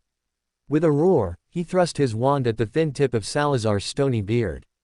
Cherry flames spurted from his wand and splashed over the stone. A torrent of heat seared over his face and hands. It felt like the beads of sweat on his arms and neck were vaporized in an instant. The hungry, furious whispers grew louder and more demanding as his wand began to tremble. Tristan watched wide-eyed as a tongue of bright gold licked at the Founder's beard from deep within the crimson inferno and coiled tight around. It melted through the stone like boiling water through snow, thick droplets of gleaming, molten rock splashed to the floor of the chamber. Suddenly the golden flame flared up as if he'd hurled petrol over it. The whispers echoing from deep within its crackle turned into furious roars. No, I'm not ready for that yet. Tristan dragged up every bit of power and poured his will into the searing fury. Screaming hate clamored at him, clawing at the pictures he hurled into it. Valerius' beaming green eyes, and there dwell of mischief. Galahad's amazed expression the first time Tristan took him on his broom. Aurelia's soft, delightful giggles as he splashed her with water from the lake by their home. The golden flames sputtered out before his toes. Tristan panted heavily and clutched his ribs as the fatigue bit deep.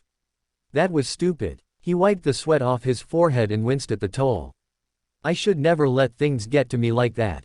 Arcturus would kick my ass for my lack of emotional control. But you finally did it. A hot flare of triumph rushed through his veins, numbing the fatigue and ache in his limbs. And significantly sooner than you had hoped. But it was still reckless. He stumbled over to his backpack and the empty cup next to it. It took him 3 attempts to perform a simple water conjuring charm.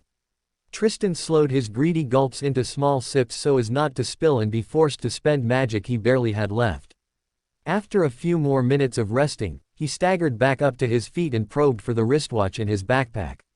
The hand showed 20 minutes to 6 o'clock. Oh, fuck, Tristan swore, flinging his backpack over his shoulder and stumbling to the exit. He hurried down the dark, wet tunnels, panting, scolding, and cursing the founder's name when he climbed the countless stairs back up into the castle. You look awfully sweaty, Myrtle chirped when emerged from the sink, still handsome, but very sweaty. Thanks, Myrtle. Tristan cleansed the dirt and dust-crusted mirror with a flick of his wand. He turned on one of the tabs that actually worked and splashed water onto his face before drying himself off with a conjured towel. Getting ready for a date? Myrtle teased, hovering around him as she giggled. Nope, we're expecting guests for the night, actually for the rest of the school year. He made an attempt at restyling his hair. Don't worry, Myrtle, you'll always be the only girl I'm romantically interested in. Come back soon then. She shot him a wave as he headed for the entrance. I'm so used to your visits, it's almost lonely here without you. I will. Because I have to. Tristan hurried through abandoned corridors towards the main staircase and rushed past several grimy portraits. Most had been thoroughly scrubbed this past week, much to the displeasure of their subjects, who sat huddled in their frames muttering darkly and wincing as they felt their raw pink faces. Even the suits of armor guarding the entrance to the Great Hall were suddenly beaming. Loud noises and chatter rang from the entrance hall. Tristan swiftly joined the mob of green-trimmed students, who were being ordered into lines by a panting Professor Slughorn. There you are, Mr.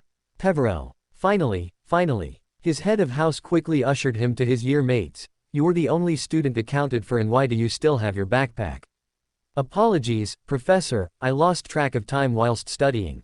Tristan dutifully joined the line of 6th years, feeling the sneers and stares from Malfoy and his lot, who were right behind him, bore into his neck. Valerius' golden curls sparkled a few meters ahead of him. She turned her head, shooting him a questioning frown. Later, Tristan mouthed just as Headmistress McGonagall called for them to follow her. They filed down the steps and lined up in front of the castle. It was a cold, clear evening, dusk was falling and a pale, transparent-looking moon was already shining over the forbidden forest. Tristan caught his younger brother standing in front of the Gryffindors, looking relatively calm next to a boy who was positively shivering with anticipation. I wonder how they'll arrive. He scanned the darkening grounds but nothing was moving, everything was still, silent, and quite as usual. A quick warming charm made the wait more bearable until a 6th year, Puff finally shouted and thrust out his arm to point at a spot over the forest. There. Tristan squinted his eyes together. Something large was hurtling across the deep blue sky toward the castle. A gigantic, powder blue, horse-drawn carriage, the size of a large house, soaring toward them, pulled through the air by a dozen winged horses, all palominos, and each the size of a small elephant. The front 3 rows of students drew backward as the horses' hooves, larger than dinner plates, hit the ground. A second later, the carriage landed too, bouncing upon its vast wheels, while the golden horses tossed their enormous heads and rolled large, fiery red eyes. Bobaton. Tristan recognized the 2 crossed, golden wands, each emitting 3 stars, before the door to the carriage opened. A boy in pale blue robes jumped down from the carriage, bent forward, fumbled for a moment with something on the carriage floor, and unfolded a set of golden steps. He sprang back respectfully. A shining, high-heeled black shoe emerged from the inside of the carriage, followed by the largest woman Tristan had ever seen. Well, that explains the size of the carriage at least. She was dressed from head to foot in black satin, and many magnificent opals gleamed at her throat and on her thick fingers. McGonagall started to clap politely, and soon the student body broke out into applause as well. The two headmistresses met in the middle of the courtyard and talked briefly, with McGonagall pointing to Rubeus Hagrid, who sported a furious blush. Tristan turned his attention back to the carriage, which was spitting out about a dozen blue uniformed, fine-silked students one after the other. Time to check out the competition. All of them seemed in their late teens, presumably their last year at Beauxbaton. Most were shivering despite the scarves and shawls wrapped around their heads. Only the very last person in the back quickly pulled their wand and twirled it over their shawl-covered head, from where the tiniest glimpse of silver peeked out. Before he could get a better look at them, Madame Maxime ordered her students to follow her through the parted Hogwarts crowd up the stone steps. Impressive, the entrance, not the contenders. Tristan turned his attention back to the Great Lake. Its smooth black surface was distributed by great bubbles from a whirlpool and waves washing over the muddy banks. Let's see how Durmstrang does it then. A long, black mast rose slowly out of the heart of a whirlpool, followed by a magnificent ship gleaming in the moonlight, with dim, misty lights shimmering at its portholes like ghostly eyes. It glided toward the bank. The splash of an anchor echoed through the night and a plank was lowered, allowing tall, broad-shouldered silhouettes to disembark. The delegation, covered in cloaks of shaggy, matted fur, was led by a man wearing sleek and silver like his hair. Anger flared through his veins when Tristan recognized Igor Karkaroff. Headmistress McGonagall greeted them politely, yet a lot stiffer than the warm welcome she had granted their French guests. Tristan's gaze followed the determined-looking students behind Karkaroff, lingering on the one at the front, where a prominent curved nose and thick black eyebrows poked out underneath the furred hood. Now there's the competition. It's Victor Krum. Whispers of the name echoed through the night the second he was recognized by more of his peers. The Hogwarts students quickly filed back up the steps behind the party from Durmstrang. Ronald Weasley from Gryffindor was almost wetting himself, and girls from all houses frantically searched their pockets for anything that might allow Krum to sign an autograph with. Tristan spotted Galahad among the dorks and fought his way through the mass to intercept him before he could enter the Great Hall. "Hey there, little brother." He stirred him to the side by the shoulder. "We haven't talked in a while. How've you been?" "Doing okay," Galahad shrugged, his eyes lingering on the retreating form of his classmates. "New classes, lots of stuff to see and learn." "Yeah, I remember when I first arrived," Tristan hummed. "Listen, how are things in Gryffindor? They're not giving you a hard time, are they?" Galahad's expression darkened. "Why do you care? Are they making fun of your dork brother in Slytherin already?" "There's nothing wrong with being a Gryffindor," Tristan said. "Father was one, as were Uncle Sirius, James, and Aunt Lily." He playfully tousled Galahad's hair until his brother chuckled and fought him off. "I know you have enough self-preservation and cunning in you not to run head first into any problem you encounter. I'm just trying to look out for you because we're family." "Things are fine, really," Galahad said. "No one is bullying me or anything, I'm being left alone for the most part. Even the Weasley twins spared me from their pranks, unlike any other first year. But well, I suppose that's more because of you." "What do you mean by that?" Tristan frowned. You have quite a reputation here, Tristan," Galahad admitted with a grimace, "and people, at least from my house, aren't too eager to cross you. They say bad things have happened to those who did in the past." "Is that true?" "Bad indeed. Don't worry about what they say, baby brother." Tristan tousled his hair one last time and motioned for Galahad to follow him back to the Great Hall. "Keep your nose out of trouble and come straight to me when anything's bordering you, okay?" "Will do," Galahad smiled. "Thanks, Tristan. And good luck." "Luck?" Tristan raised an eyebrow in amusement. "The other schools are finally here." His brother glanced up at him in excitement and smiled proudly. "Tonight the teachers will probably tell us how to enter our names, so I wish you good luck." With that, he took off and hurried through the entrance of the Great Hall to the table dressed in red and gold. Am I really that predictable? Tristan followed his brother into the festively decorated Great Hall with a small frown. Enormous silk banners hung from the walls, each of them representing a Hogwarts house. Behind the teacher's table, the largest banner of all bore the Hogwarts coat of arms. The light blue squad of Beauxbaton's students had chosen seats at the Ravenclaw table already. The Durmstrang students had taken off their thick fur coats, sporting wine-red military-style uniforms underneath them, and had settled themselves at the Slytherin table, where Tristan caught Abraxas Malfoy and Casper Crouch striking up a conversation with Krum. He quickly slipped onto the bench next to Valeria at the end of the table, facing two burly Durmstrangs opposite them. Up at the staff table, Filch added 4 new chairs, 2 to each side of the headmistress. McGonagall stood and a silence fell over the great hall. "Good evening, ladies and gentlemen, particularly to our guests who have traveled from afar to join us tonight. It is an honor and a pleasure to welcome you all to Hogwarts. I trust that your stay here will be both comfortable and enjoyable." Tristan let his gaze roam up the Slytherin table and studied the Durmstrang students. In their tight red uniforms, all of them cut impressive figures. The determination was evident on their faces and their body language radiated confidence. But how strong is their magic? He caught movement in the corner of his eye. A girl from Beauxbatons removed the scarves around her neck, tossing long silver blonde hair over her shoulder in a fluent ripple of platinum. She sat all the way at the front, slightly apart from her schoolmates, with a 2-person gap between her and the nearest person wearing light blue. Tristan was not the only one who had caught the gesture. A hushed murmur, followed by stark silence, rippled through the upper regions of all 4 house tables. Eyes dipped from McGonagall down to her, especially those of boys. The girl paid them no heed. She merely craned her pale neck and stared up at the ceiling as if nothing below it interested her in the slightest. A small, curious smile tugged on the corner of her pink lips. "The tournament will be officially opened at the end of the feast," McGonagall said. "I now invite you all to eat, drink, and make yourselves at home." "So, where have you been?" Valeria immediately asked him as the plates in front of them filled with a far greater variety of dishes than any other night he'd been at the castle. "Library," Tristan shrugged and loaded his plate with steak and potatoes. Her green eyes narrowed. "I was in the library and I didn't see you anywhere."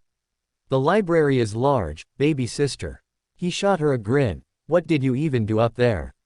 She huffed. "Waiting for Hermione Granger to finally stop pestering Madame Pants about house elves, so I could ask her about books on the tournament." The conversation between the 2 Durmstrang students opposite them paused for a few seconds before it was picked back up. "Eastern European, but they understand too much English for my liking." Tristan let his wand glide into his palm and cast a muffaliato, shooting the boys a quick wink. "Did you find anything interesting? I know how the champions are selected." Her eyes lit up. In the past, one had to enter their name in the Goblet of Fire. Goblet of Fire. Tristan shot her a dubious look over the rim of his cup. "Yes," she nodded. "It's ancient and powerfully enchanted, able to pick the name of the strongest contender any school has to offer." A gentle thrill raced through his veins. "So it's strength that matters most." She shrugged. "Not much is known about the actual attributes the goblet looks for, but I would presume its magical potency, skill, and above all, determination to win." "I still bring all those to the table," Tristan hummed, absently staring across the hall. "But how many of our guests do the same?" A blur of silver drew in his eye again. The girl from Beauxbatons gracefully stood from her spot, smoothing out whatever invisible wrinkles might have been caught in her blue, knee-length skirt. Tristan's eyes followed the stride of her long legs over to the Gryffindor table, where his brother was sitting. She paused and pointed her delicate arm at a certain dish in front of him. His brother's face flushed bright red while he handed her the dish. All around him the boys were staring at her with glassy eyes. "Wait, I know those signs." He traced the girl back to the Ravenclaw table. "She is a Vila." The girl sat back down, parting the veil of platinum hair with both hands and revealing high, refined cheekbones, slender, elegant brows, and full lips. Her bright, clear, blue eyes glanced up and she caught his eye. A strange tingle drew him in, almost hypnotizing him until he snapped out of it by blinking repeatedly. A flicker of surprise spasmed over her pale face. Her eyes narrowed a fraction and she glanced back down at the dish to load her plate. "She's a Vila," Valeria commented from beside him, pursing her lips in a pout that showed great resemblance to the one he'd seen on his mother's face during the World Cup. "So I have noticed," Tristan stabbed his potato with his fork. "And I thought I was much better at resisting that weird magic." He risked another quick glance at her. "Perhaps she is stronger than those I've seen at the World Cup. Look how the boys all act around her. She casts her Vila magic deliberately, Valeria pursed her lips. Even I could feel it when she glanced over at us just now. Perhaps you're just finding out something new about yourself, baby sister. He grinned. Don't worry, I won't judge you for your preferences. No. Big no. Valeria wrinkled her nose, her gaze roaming to the puffs. I prefer boys, handsome boys, like Cedric Diggory. Tristan nearly choked on his mashed potatoes. Oh, Merlin. Up at the staff table, the 2 remaining empty seats were filled by Bagman and Minister Crouch shortly after dessert arrived. The former beamed in the light of the many candles, the latter looked as grim as ever, eyes shifting to his son at the Slytherin table. Soon the golden plates had been wiped clean and McGonagall stood up again. The tension in the great hall grew almost palpate. A sharp thrill of excitement raced through Tristan's veins, drowning out any remains of the lingering fatigue from his earlier practice in the chamber. And now the moment has come, McGonagall said, a rare smile curving her thin lips, and with the start of the Triwizard Tournament, I would like to say a few words of explanation before we bring in the casket. Casket. The word was whispered through the great hall. See. Valeria shot him a triumphant grin. It must contain this goblet of fire then. Before we begin, I would like to introduce the head of the Department of Magical Games and Sports, Ludo Bagman, who, alongside our esteemed Minister of Magic, Bartemius Crouch, has worked tirelessly over the last few months on the arrangements for the Triwizard Tournament. A loud round of applause echoed from the benches.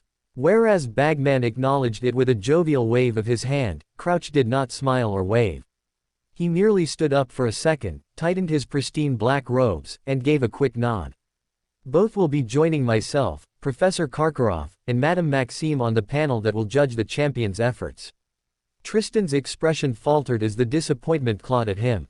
Great. Definitely no bias to be expected there. Silence. McGonagall's sharp voice cut through the exciting murmurs that had risen at the mention of champions. The casket, then, if you please, Mr. Filch. Filch approached the staff table carrying a great, ancient, wooden chest encrusted with jewels. All over the hall, the younger students began standing on their benches to see it properly. The instructions for the tasks our champions will face this year have already been examined by Minister Crouch and Mr. Bagman. So the tasks are already set. Tristan sharpened his attention. There will be 3 tasks, spaced throughout the school year, and they will test the champions in many different ways. Their magical prowess, daring, powers of deduction and, of course, their ability to cope with danger. At this last word, the hall was filled with a silence so absolute that nobody seemed to be breathing. Champions will be marked on how well they perform each of the tournament tasks, and the one with the highest total after task 3 will win the Triwizard Cup. The champions will be chosen by an impartial selector, the Goblet of Fire. McGonagall flicked out her wand from her waist and tapped 3 times upon the top of the casket. The lid creaked slowly open. She reached inside it and pulled out a large, roughly hewn wooden cup, dancing blue-white flames filling it to the brim. Anybody wishing to submit themselves as champion must write their name in school clearly upon a slip of parchment and drop it into the goblet. From now onward, aspiring champions have no more than 24 hours in which to put their names forward. Tomorrow night, Halloween, the goblet will return the names of the 3 it has judged most worthy to represent their schools. Worthy. Tristan savored the taste of the word on his tongue. That's quite an open-ended expression. The goblet will be placed in the entrance hall tonight, where it will be freely accessible to all those wishing to compete. However, in accordance with the change in rules, the minister has provided several specialists who will be casting a ward line around it. Nobody who has not yet finished their 5th year and sat their owls will be able to cross this line. Specialists, huh? Tristan's eyes narrowed and flickered to Crouch. Unspeakables then. Murmurs of disagreement rose from the benches, especially amongst the younger years. Already Tristan caught patches of elaborate strategies to circumvent the wards. McGonagall silenced them with an impressive glare. Finally, I see it as my duty to engrave upon any of you wishing to compete that this tournament is not to be entered into lightly. Once a champion has been selected by the Goblet of Fire, he or she is obliged to see the tournament through to the end. But how? Valeria frowned and turned him. Some sort of binding magical contract. No, much more abstract. Soul magic, I presume, Tristan mused. Entering your name is the equivalent of a vow. Either you cannot break it to begin with, or breaking it has dire consequences, like the loss of your magic or even death. There can be no change of heart once you have become a champion, McGonagall stated, her expression one of utmost seriousness. Please be very sure, therefore, that you are wholeheartedly prepared to play a dangerous game before you drop your name into the goblet. That is all for tonight. Loud noise broke out immediately in the Great Hall. Tristan remained seated for a few more seconds while all around him his housemates and the Durmstrangs rose from the bench. He sought out Abraxas Malfoy, who was striding along. Casper crouched past the goblet up the staff table where he shook hands with Bagman and the minister. This is finally it, my chance for glory. The noises around him faded away. A grim determination settled within Tristan as he stared into the blue depths of the flames spewing from the goblet of fire. I'm prepared to play a game for it. But I'll be playing to win. Black ink ran in narrow lines over yellowed parchment, taking sharp bends around corners, climbing up stairs and mounting high towers, curling into tiny, motionless letters over ink footprints all over the map. Now, what do we have here? Tristan tapped his wand over the name that floated right in the passageway leading to the 6th year's dorms. He trailed the tip a bit lower to the 2 further names positioned at the entrance to the Slytherin common room. Warrington, Pusey, and Flint. What could the 3 of you be doing out of bed at this early hour? He folded the map and stored it securely underneath his robes. The cool, smooth fabric of the invisibility cloak wrapped itself around him before he twisted the handle of his door. Sparse torches cast a dim light down the passageway leading to his dorm. A shadow leaned against the door a few meters away from him, showering the stone tiles underneath him with luminous sparks as he polished his wand with a white handkerchief. Looks like you need a little break from watcher's duty, mate. A bright red flash flickered through the corridor, hitting the shadow square in the chest. He watched Warrington plunge down against the wall, his wand scattering away over tiles. Tristan summoned the piece of wood into his open palm and conjured a fluffy blanket for its owner, wrapping the fabric gently around him by twisting his wrist. With an additional pillow between Warrington's head and the rough wall, and his wand back in his palm, the 7th year looked almost comfortable. 1 down, 2 to go. Tristan slowly advanced into the common room. Glowing coals still crackled in the corner and hushed whispers sounded from ahead of him. The 2 most comfortable armchairs had been carried away from the fireplace towards the entrance of the common room. A game of gobstones was in full swing, both competitors leaning over the board in a heated argument of whispers. I'm telling you, I just witnessed you fucking cheat for the 3rd time in a row. The right one hissed, pointing at a spot on the board. It wasn't on purpose, the other one retorted. I'm just growing fucking tired at this point. Tristan crept down the stairs and drew closer, pointing the tip of his wand out from underneath the cloak. Confundo. 2 faint ripples of air hit his older peers square in the face. Their expressions turned somewhat dreamily for but a second. There. Pusey hissed angrily. You just did it. Again. A muffled quarrel broke out between his watchers over which one of them had cheated. Tristan carefully tiptoed past them and out of the common room into the cold dungeons, unfolding the map once more. He strolled past his head of house's office and up the stairs to the Great Hall, holding his wand at the ready and checking the map every so often. The doors to the hall were left slightly open. Tristan slipped past them and stepped into the bright moonlight that shone down on him from the open ceiling. There it stood, right in the center of the Great Hall, on the very stool that normally bore the sorting hat. A thin golden line had been traced on the floor, forming a 10-foot circle around it. Tristan stored the map in his pockets and prowled closer to study it. Patterns of runes glowed from within the golden circle, carved into the stone tiles of the hall. The very same imprints glowed from the base of the goblet in the circle's center. Tristan crouched down to one knee and gradually touched the tip of his wand to one of them. Magical flared up in a great swell before settling in countless tightly threaded webs of strings, curling around a hot pulsing center. The strings struck out and tugged at his magic, sucking in a tiny part of him anytime he attempted to poke through. They used the magic of the castle to detect anyone passing who doesn't meet the requirements. His eyes roamed to the runes at the bottom of the goblet.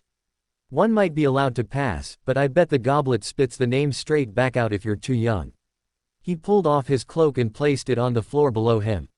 I meet the requirements anyway, so I best not provoke the unspeakables by crossing their fancy wards without them even noticing. Stifling a tiny flare of unease underneath a deep gulp of air, he took a step forward and crossed the golden lines. Nothing happened, aside from a faint tingle itching over his skin, leaving his hairs standing in a goosebump. Tristan stepped closer to the goblet and took out a small slip of parchment. Tristan Ignotus Peverell, Hogwarts School of Witchcraft and Wizardry. To eternal glory and beyond. He dropped the slip in the blue-white flames. It flared bright red for a second, spitting golden sparks over the wooden brim. Let's get out of here. He threw the cloak back over his shoulders and bolted back down to the Slytherin common room, entering it through the concealed entrance. His two watchers had struck up yet another game of gobstones. Both stared at the board with grim faces, observing each other warily every so often. Back in his room, Tristan shuffled through the pages of one of the tomes he brought from the Black Library. I'd rather kill this time down in the chamber, but I need to be seen leaving my dorm and the common room in a few hours. He leapt onto his bed, summoning parchment and quill from the table across him. I suppose working on my legilimency will do just fine for the time being. The hours passed in a ruffle of parchments and scratching of his quill. Murky light spilled through the lonely window in the corner and soaked his room in the gloomy greenish glow of the lakebed. Eventually, it got brighter and Tristan paused his studies. Tempest. Purple runes twisted into the letter 8. Suddenly loud noises echoed from outside his dorm. Tristan stifled a yawn with a wide grin and stored his research away. He quickly dressed in his school uniform before strolling out into the hallway. All of the 6th-year students were up and outside their dorms already. Tristan slipped past them to where the noises rang from. What the fuck are you doing, Cassius? Abraxas Malfoy had his wand drawn and stood over a very dazzled-looking Warrington. The latter seemed like he wished for nothing more than to vanish underneath the soft blanket covering him.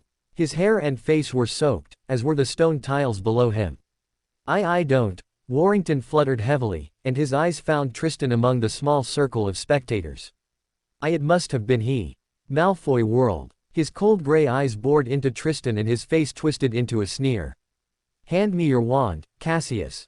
My wand. What, why? Malfoy ripped it from Warrington's loose grip, pointing his own at the tip.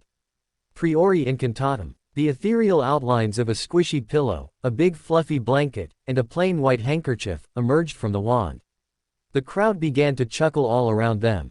Malfoy silenced them with a sharp glare before taking a deep breath and running his hand through his sleek white blonde hair. I will have a word with you for this, Cassius. Get up, now. That worked out pretty well. Tristan strolled down toward the common room and made his way up to the Great Hall along with the rest of his house. A cloud of live bats fluttered around the enchanted ceiling, while hundreds of carved pumpkins leered from every corner. Dozens of students dressed in their uniforms were already seated at their tables, empty plates in front of them, and their gazes fixed on the center of the Great Hall. Tristan found Valeria right at their usual spot by the end of the Slytherin table and headed over to her. His sister's golden curls sparkled in the sparse rays of sunshine the late October morning gifted them. I heard some noises from the 6th-year dorms before I left earlier, she hummed as he slid onto the bench opposite her. Anything you want to tell me, brother dear? Cassius Warrington was found sound asleep underneath a thick blanket out in the hallway. Tristan shrugged and helped himself to some oats. I really wonder what he was doing out there. She rolled her eyes. Let me guess, it wasn't too far from your dorm, was it? Actually, no. Tristan feigned surprise and scratched his chin. How did you know? Valeria merely snorted, her gaze wandering to the center of the great hall where the goblet's bluish flames swayed and flared around the wooden brim. I take it he wasn't successful in whatever he had tried to achieve by setting camp outside your dorm. Not really, no. Tristan swallowed a spoonful of oats, the ghost of a smile passing his lips. He wasn't successful at all. She turned back to him, shooting him a pointed look. Mother and father won't like this, Tristan. The tournament was abandoned for very good reasons. Only last night we learned that the Minister of Magic, who by the way is on a bloody war path against our entire family, will be one of the judges. Can't you see how much you expose yourself by contending? Contending? Tristan grinned over his cup. I had much higher hopes than being a mere contender in this competition. But anyways, tell me, if I had actually lost all my senses and decided to compete, who would I be up against as of now? Valeria nodded past his shoulder. Look no further, brother. The entire Durmstrang delegation, led by their headmaster, marched into the Great Hall in firm steps. Silence fell over the Hogwarts students as their foreign guests wordlessly lined up in front of the goblet. A very sure-looking Victor Crumb was the first to place their slip of parchment into the blue flames. Once the name was submitted, the contenders joined their peers in a tight ring around those who remained, shooting intimidating grimaces into the crowd of Hogwarts students. Then they took their seats at the Slytherin table. How long do you think they practiced this back at Durmstrang? Tristan chuckled. Well, it looked better than whatever might follow now, Valeria sighed. Fanfares sounded from behind him. The Weasley twins and Lee Jordan from Gryffindor paraded into the Great Hall, accompanied by much applause from their lions. Thank you, everybody, thank you. Both redheads shook a few hands before they all lined up by the circle of golden runes, each grinning broadly. They stood there for a moment, rocking on their toes like divers preparing for a 50-foot drop. Then, with the eyes of every person in the entrance hall upon them, they took a great breath, stepped over the line, and lazily flicked their slips of paper into the flames. All of Gryffindor cheered loudly for their housemates when the goblet spewed red sparks and accepted them. Tristan glanced up to the head table, where McGonagall mustered up all her patience not to lash out. Pale blue blurred in the corner of his eye and a hushed silence fell over the great hall. The students from Beauxbatons strode through the giant doors, thick scarves wrapped around their necks. Those gathered around the goblet of fire immediately stood back to let them pass, watching eagerly. Madame Maxime entered the hall behind her students and organized them into a line. One by one, the Beauxbatons students stepped across the ward line and dropped their slips of parchment into the blue-white flames. Like a moth to a flame, Tristan found himself drawn to the very last contender. The Vila girl was taller than most of her female peers. Her head was held high in pride, with a veil of platinum hair held back by a high ponytail that still fell to the middle of her back. Her eyes were firmly fixed on the goblet, almost blazing in triumph like the blue flames that swallowed her slip. She's definitely determined. Tristan watched her take a seat at the Ravenclaw table, where she helped herself to some breakfast. Such confidence doesn't stem from just anywhere. It will likely be her that's chosen for Beauxbatons. An elbow poked him in the side. Stop staring at her like some perv. He tore his eyes away. I'm not enthralled by her, I'm just curious. Yeah, curious about certain assets, Valeria huffed. You look just like any of the other idiots. I'm pretty sure I'm not drooling yet, unlike Ronald Weasley.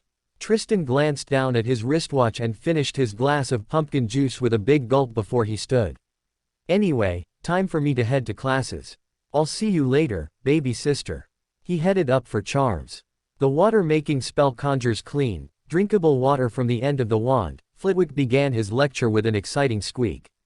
He pointed his wand at a few flower pots by the window and took careful aim. A thin stream propelled across the classroom, splashing against the pot and windows above, and drenching the entire ledge. Have a go, everybody. He passed out a set of rough, wooden carved goblets to each student. Try it verbally until you get the hang of it. Then switch to nonverbal. No point in holding back here. Tristan lazily flicked his wand at the goblet. The majority of purebloods have been taught this spell way before 6th year by their parents anyways. He practiced filling his cup a few times. I wonder if I can manipulate the temperature of the water as well. Tristan waited until the professor had passed his table and he received the very same encouraging nod Flitwick granted him any lesson, before pointing his wand at the empty goblet once more.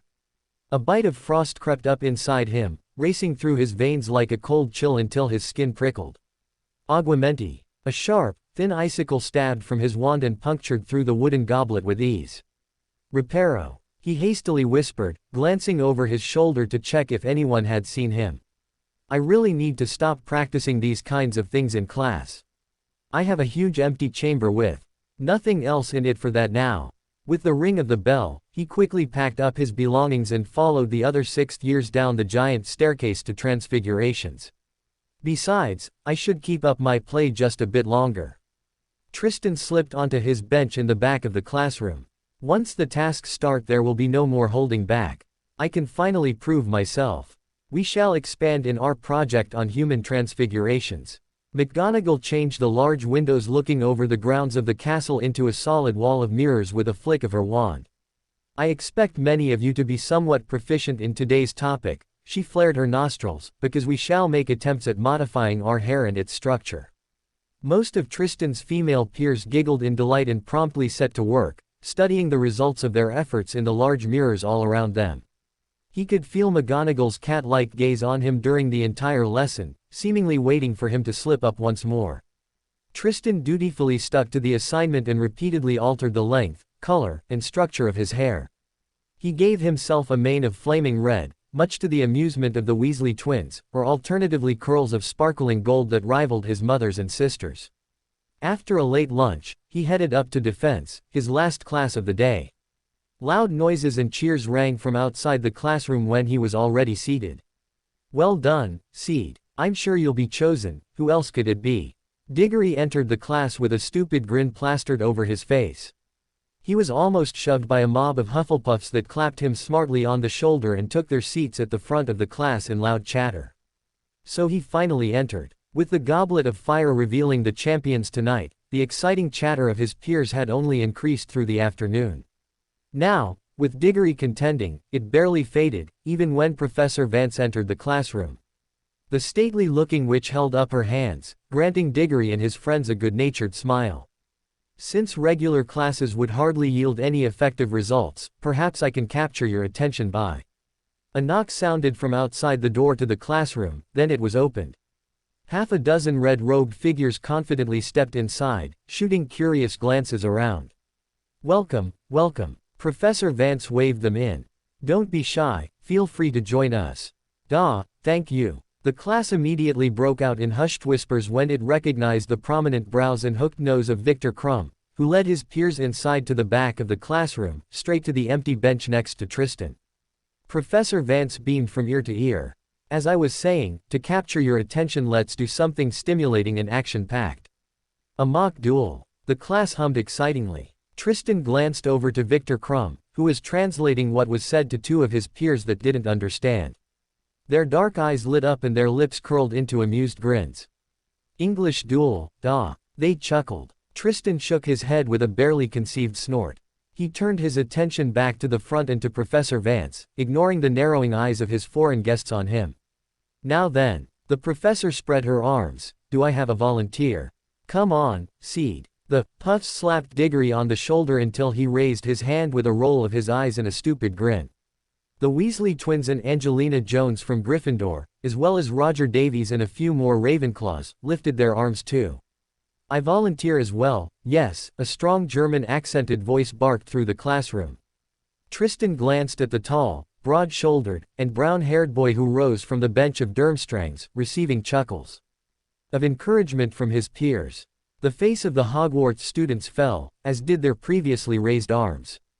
"This will be interesting." Tristan leaned back on the bench and placed his hands behind his head as he watched the scene play out with a grin. Professor Vance looked deeply troubled. I mean no disrespect, Mr. Wagner." The German tugged up his sleeves, displaying thick, hairy forearms. "Hans Wagner, yes. Well, Mr. Wagner, I'm actually not sure." Vance fidgeted with her fingers. "I'm not confident the heads of our schools would sanction a duel so early after your arrival. It's just mock duel, yes. Professor Karkaroff say it's fine." The German grunted, pulling out a short black wand and thrusting it at Tristan. "I challenge him, yes." Head snapped to Tristan, who raised his eyebrow in surprise. "Wait, me? Now, Mr. Wagner." Vance held up her hands and shook her head. "Mr. Peverell wasn't among those who raised his hand and volunteered. I can't." "No, it's fine." Tristan stood up with a bright, sharp smile, not breaking eye contact with the German. "As our esteemed guest said, it's just a mock duel, so there's nothing to worry about, is there?" Vance still looked conflicted, biting her lips for a few seconds. "Fine, if you agree." She cleared the front of the classroom with a wave of her wand. "But I don't want to see anything more dangerous than a stunning hex from either of you. Do you understand, Mr. Wagner?" "No dangerous, yes." The German nodded, the ghost of a sneer passing his features. Some of Wagner's friends snickered behind him. "Show ob der Engländer Führer mag, Hans." "Führer." Tristan smothered a smile as he loosened his tie and unbuttoned the top button of his uniform, fingers briefly curling around the slim silver chain of his amulet. "How very fortunate that I just learned how to counter that. Take position, please." Vance ushered them to the front, pointing at opposite sides of the classroom. Tristan did as directed and walked past the deep frowns of his classmates. He turned and faced his opponent, who had already taken up a stance and flexed the muscles of his arms and shoulders. Wagner's cold, cool blue eyes narrowed on Tristan and his wand was thrust forward, pointing straight at his heart. Tristan inclined his head and let his wand glide into his palm. He glanced toward the class one last time. The anticipation was palpable now. Even Diggory had his stupid trademark grin wiped from his face and only the Weasley twins seemed their usual selves, each betting on the outcome with Lee Jordan. "Ready?" Professor Vance asked each of them, waiting for their nods of confirmation. "Begin." Wagner immediately stepped forward. "Stupefy." Tristan feigned shock and hurriedly dodged low, coming back up with his wand held clumsily in both hands. A wide sneer spread over the German's lips. Another bright flash of light zipped through the classroom. Tristan leaned to the side, feeling the hot tingle of magic flash past his cheek. He raised an eyebrow at his contender. "Mach ihn fertig, Hans." The Durmstrangs cheered from the back of the class, balling their fists at him. "Zeig ihm endlich Führer." Wagner snarled in irritation when Tristan dodged yet another spell. He finally thrust his wand forward with a growl. "Incendio." The first row of spectators edged back in their seats as red, bellowing flames spewed across the classroom and snapped at Tristan with angry hisses. "I've seen much scarier fire lately, mate." Tristan parted the incoming flames to either side of him with a long slash of his wand. A hot, sharp thrill of adrenaline raced through him as the heat seared past his face. Aguamenti. A fountain of water splashed from his wand like dozens of combined Muggle garden hoses. Wagner's. Flames gutted out in angry hisses and great puffs of white steam as he was hit square in the chest, knocking him back into the opposite wall. He stumbled to the floor in a large puddle of cold spring water, spitting, gurgling, and panting heavily with his red uniform drenched from head to toe. Tristan summoned his opponent's wand with a lazy flick and tiptoed through the puddle of water, passing his rather dazed professor. "Sorry for the mess, ma'am. We've only just learned the charm today, you see." Vance swallowed thickly. That's fine, Mr. Peverell. I'm glad you weren't hurt. Mr. Wagner." Tristan held out his hand to the shivering German. "Are you all right?" Wagner grunted something incomprehensive under his breath and knocked Tristan's hand aside, heaving himself up by the ledge of the window with a stifled groan. "Suit yourself, I suppose," Tristan shrugged unbothered. He tossed the wand back over to him. "Und viel Glück beim nächsten Mal, Hans." The German's eyes grew wide before they narrowed to impossibly tiny slits. Wagner dried his uniform with charms until it steamed, his knuckles whitened around his wand, before trotting back over to the Durmstrangs. All of them, including Victor Krum, shot Tristan murderous looks as they exchanged hushed whispers. "I'm so glad this year isn't a popularity contest." Tristan strode straight past the deep frowns of his peers that met him from each bench, except for one Weasley twin, who looked very pleased with the outcome of the duel and tossed a galleon into the air. "Well then," Vance loudly cleared her throat in the front after she vanished the puddles of water.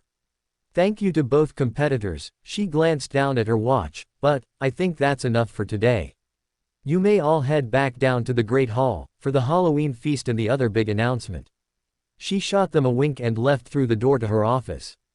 Tristan purposefully took his time whilst packing his things and waited for the Durmstrangs to leave the room first. Something tells me Hans didn't enjoy his first taste of international magical cooperation and friendships across borders as much as I did. He kept a small distance from his peers as they all made their way down to the lower floors. The candle-lit Great Hall was almost full already. Utter darkness loomed behind the large windows and high ceiling, almost like a giant black carpet had been wrapped around them. The goblet of fire had been moved as well. It now stood in front of McGonagall's empty chair at the teacher's table. Tristan slid onto the empty bench next to his sister, who leaned over some homework. "How were classes?" she murmured. "Very wet," Tristan grinned. "What do you mean wet?" Her head snapped up and she parted her golden curls to glance at him. Her gaze shifted over his shoulder and she frowned. "And why is everybody glancing over at you and whispering? Better yet, why are the Durmstrangs glaring daggers at you?" Tristan chuckled. "I might have participated in a friendly competition with this huge German fella. Let's just say, hat den Kurzeren Getzogen." Valeria groaned. "Please don't tell me you've dueled them, brother." "I wouldn't call it a duel, Tristan shrugged. He used fire, I preferred water. There really isn't much more to it. His sister stored away her homework with a heavy sigh. What happened to not revealing any of your strength and skills? Wasn't it enough that you showed off everyone during your owls last year? There's not much to be revealed when casting an augmenti charm, Tristan said. And soon, once the tasks begin, I will no longer have a need to hold back at all. No more drowning shadows. His gaze roamed up the table to the dancing blue flames in the goblet of fire.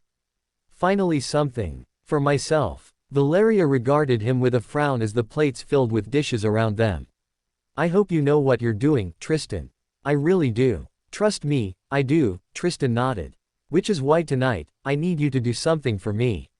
Her blue eyes narrowed. And what is that? Tristan pulled the smooth silvery fabric from his backpack and handed it to her. When the Hogwarts champion is announced, and the Great Hall clears shortly after, I want you to leave immediately, hurry around the next corner and wear this on your way down to the common room. Don't take it off until you've reached your dorm and do the usual spells Mother taught you. Tristan, why? I promised to explain everything, he interrupted her, shooting her a pointed look. But tonight I need you to do as I say, please, sister. She pouted and turned her nose up, snatching the cloak out of his hold. Fine, but in return, you'll let me use this on one more occasion. Suit yourself, he shrugged. As long as it's not to meet some boy after curfew, I hardly care. Good thing Cedric Diggory is already a man then. Tristan choked on his pumpkin juice, spattering some over his shirt and tie. You know, if he wasn't dating Chong I might actually be concerned. The Halloween feast seemed to take much longer than usual. All around him necks were constantly craned and the expressions of his peers were of impatience and nervousness. Many of his peers began fidgeting once they had finished their dinner, some even stood up to see whether McGonagall had finished dining yet. Tristan forced himself to exercise patience and busied himself eating until his stomach threatened to rumble in protest. At long last, the golden plates returned to their original spotless state. There was a sharp upswing in the level of noise within the hall, which died away almost instantly as McGonagall got to her feet. On either side of her, Professor Karkaroff and Madame Maxime looked as tense and expectant as anyone. Ludo Bagman was beaming and winking at various students. Minister Crouch looked strict as usual, his small black eyes roaming over the tables and boring into any student who dared meet his gaze. The goblet is almost ready to make its decision. I estimate that it requires one more minute, McGonagall's voice cut through the silence. When the champions' names are called, I would ask them to please come up to the top of the hall, walk along the staff table, and go through into the next chamber. She indicated the door behind the staff table, where they will be receiving their first instructions. McGonagall took out her wand and gave a great sweeping wave with it. At once, all the candles except those inside the carved pumpkins were extinguished, plunging them into a state of semi-darkness. The goblet of fire now shone more brightly than anything in the whole hall, the sparkling bright, bluey whiteness of the flames almost painful on the eyes. Everyone watched, waiting, with a few people even checking their watches. Here it goes. Tristan blended out the dull throb of his heartbeat, eyes firmly locked on the goblet. My chance for glory. The flames inside the goblet turned suddenly red again. Sparks began to fly from it. A bright tongue of flame shot into the air and a charred piece of parchment fluttered out of it.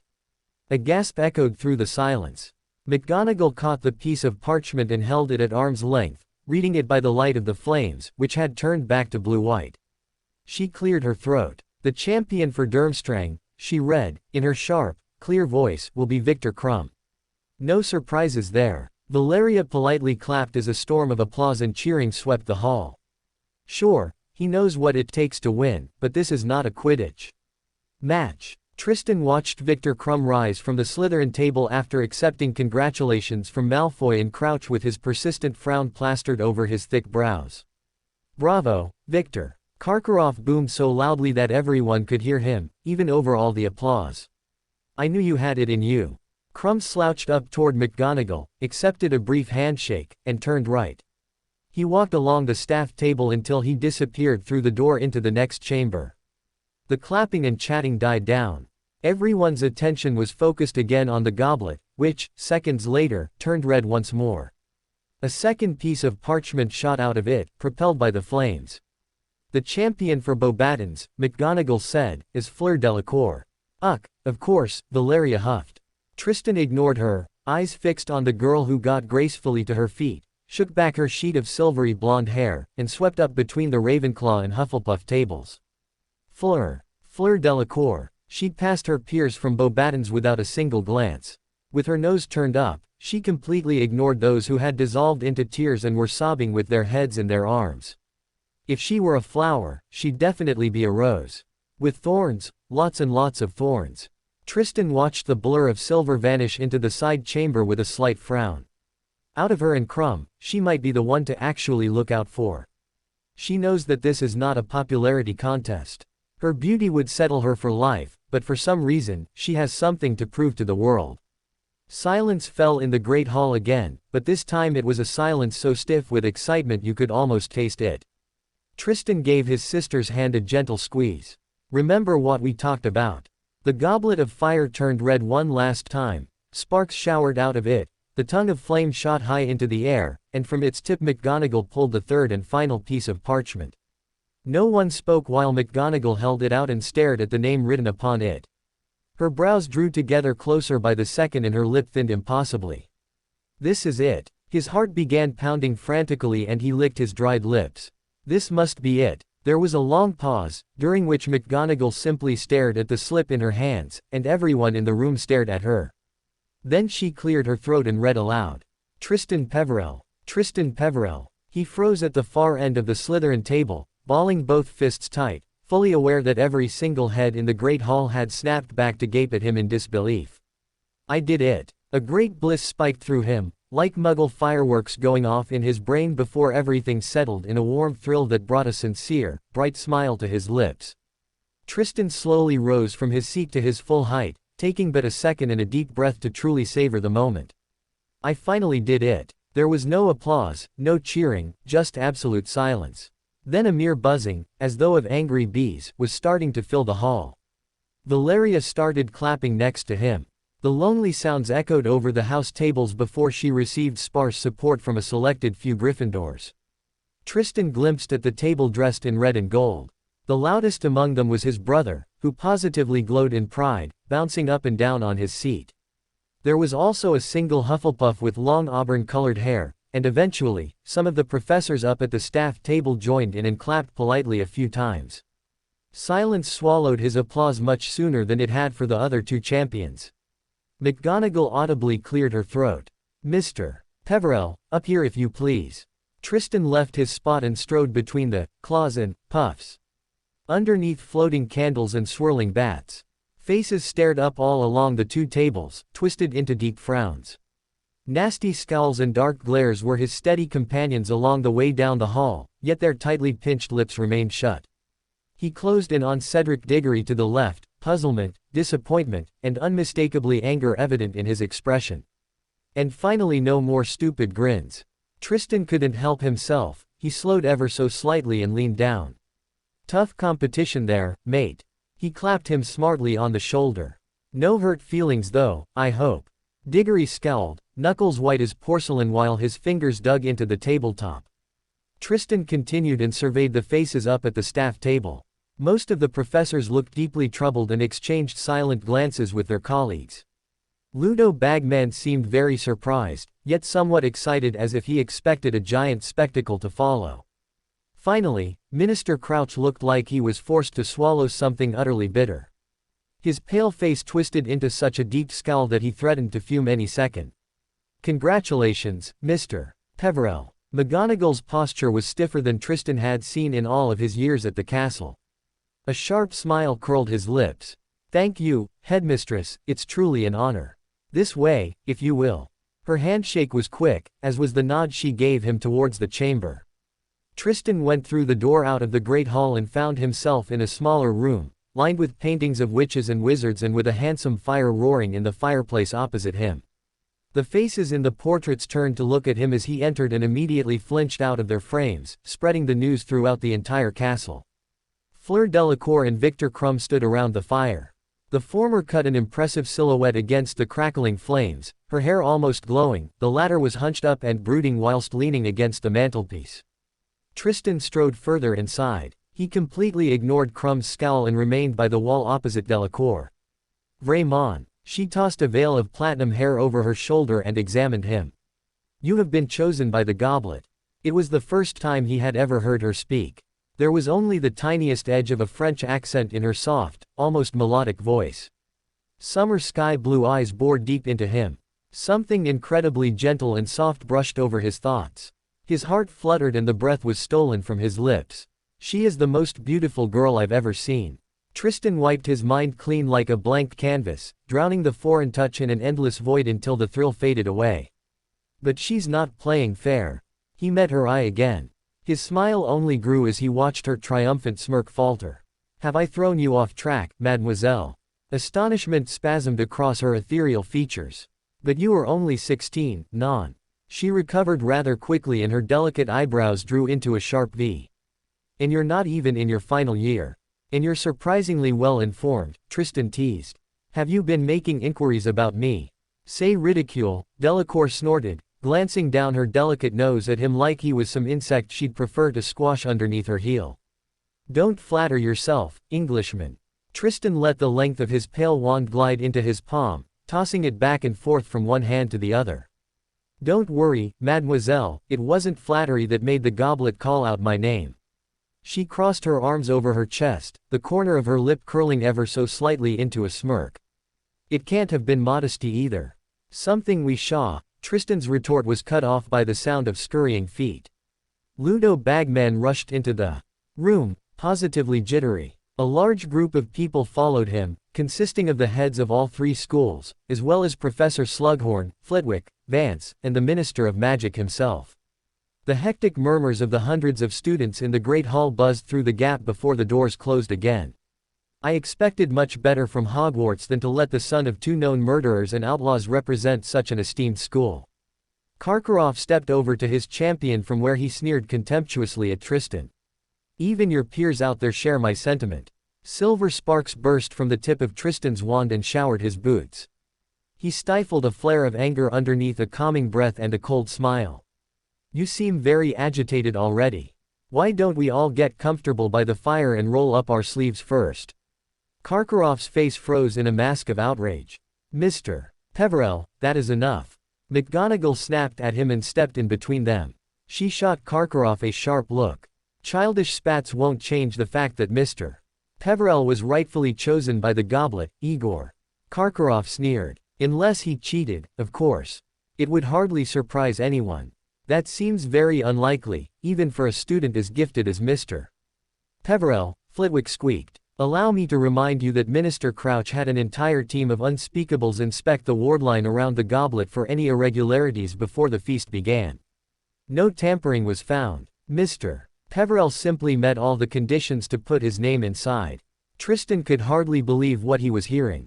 I've just received more support from the staff in less than a single minute than I did during my previous 5 years combined.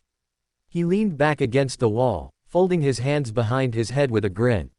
C'est encore faux. Madame Maxime drew herself up to her full, and considerable impressive height. The top of her handsome head brushed the candle-filled chandelier, and her gigantic black satin bosom swelled as she scrutinized him. The boy still cannot be allowed to compete, Minerva, he is too dangerous.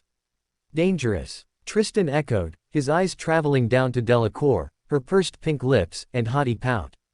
Only a minute ago your champion barely acknowledged me as competition because I'm just an ickle 16-year-old, so what is it going to be now, madam? Spoiled British child, da. Victor Crumb's inexhaustible frown deepened over his hawk-like gaze. Take advice from someone. Yeah, I'm good actually, thanks. Tristan rolled his eyes, balancing his wand on his index finger. This isn't a Quidditch match in case you haven't noticed, Crumb. Advice from him will only get my nose broken. Duh, but it's competition, yes. Crumb scowled at him. It's real fight, not childish dueling circuit. Well, I wouldn't know. Tristan cocked his head and held the Bulgarian's gaze, letting the sharp, bright smile return. I've never been to a dueling circuit. Crumb's brows faltered. Enough, both of you, please.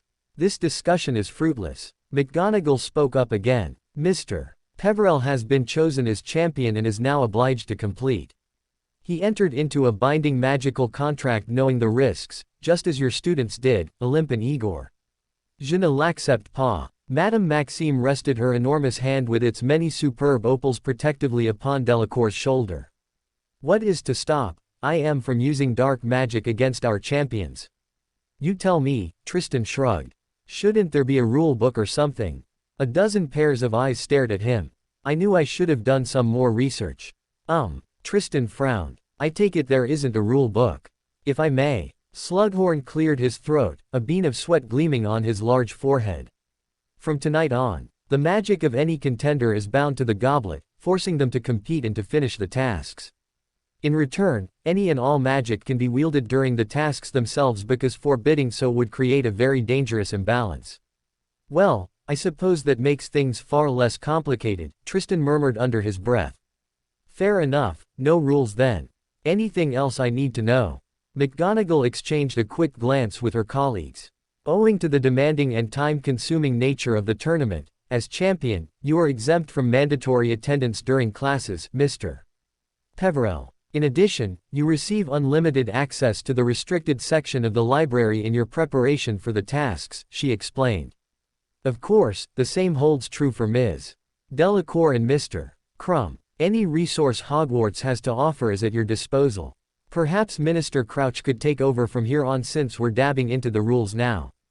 Very well. The minister's black gaze roamed over each champion, lingering on Tristan's form with unrepressed disdain. The Triwizard Tournament is a competition that tests the daring, skill, and determination of each representative of Europe's major magical schools. As such, the champions are not permitted to ask for or accept help of any kind from their teachers to complete the tasks. And who will actually check if that rule is upheld? Tristan barely concurred a snort. Why are the three champions obliged to compete and risk losing their magic for failing to do so while the heads of the schools, who also make up the judges' panel, aren't forced to swear some oath to avoid any biases? He turned to Delacour, meeting her haughty expression. Her blue eyes sparkled in the light of the flames like shards of ice in the sun. But beating you will taste even sweeter after doing so despite you receiving all the help you could ever need. The first affair you are obliged to attend is the weighing of the wand's ceremony, traditionally held on November 13th, Crouch continued. Your wand will be assessed by a specialist and deemed suitable to compete with.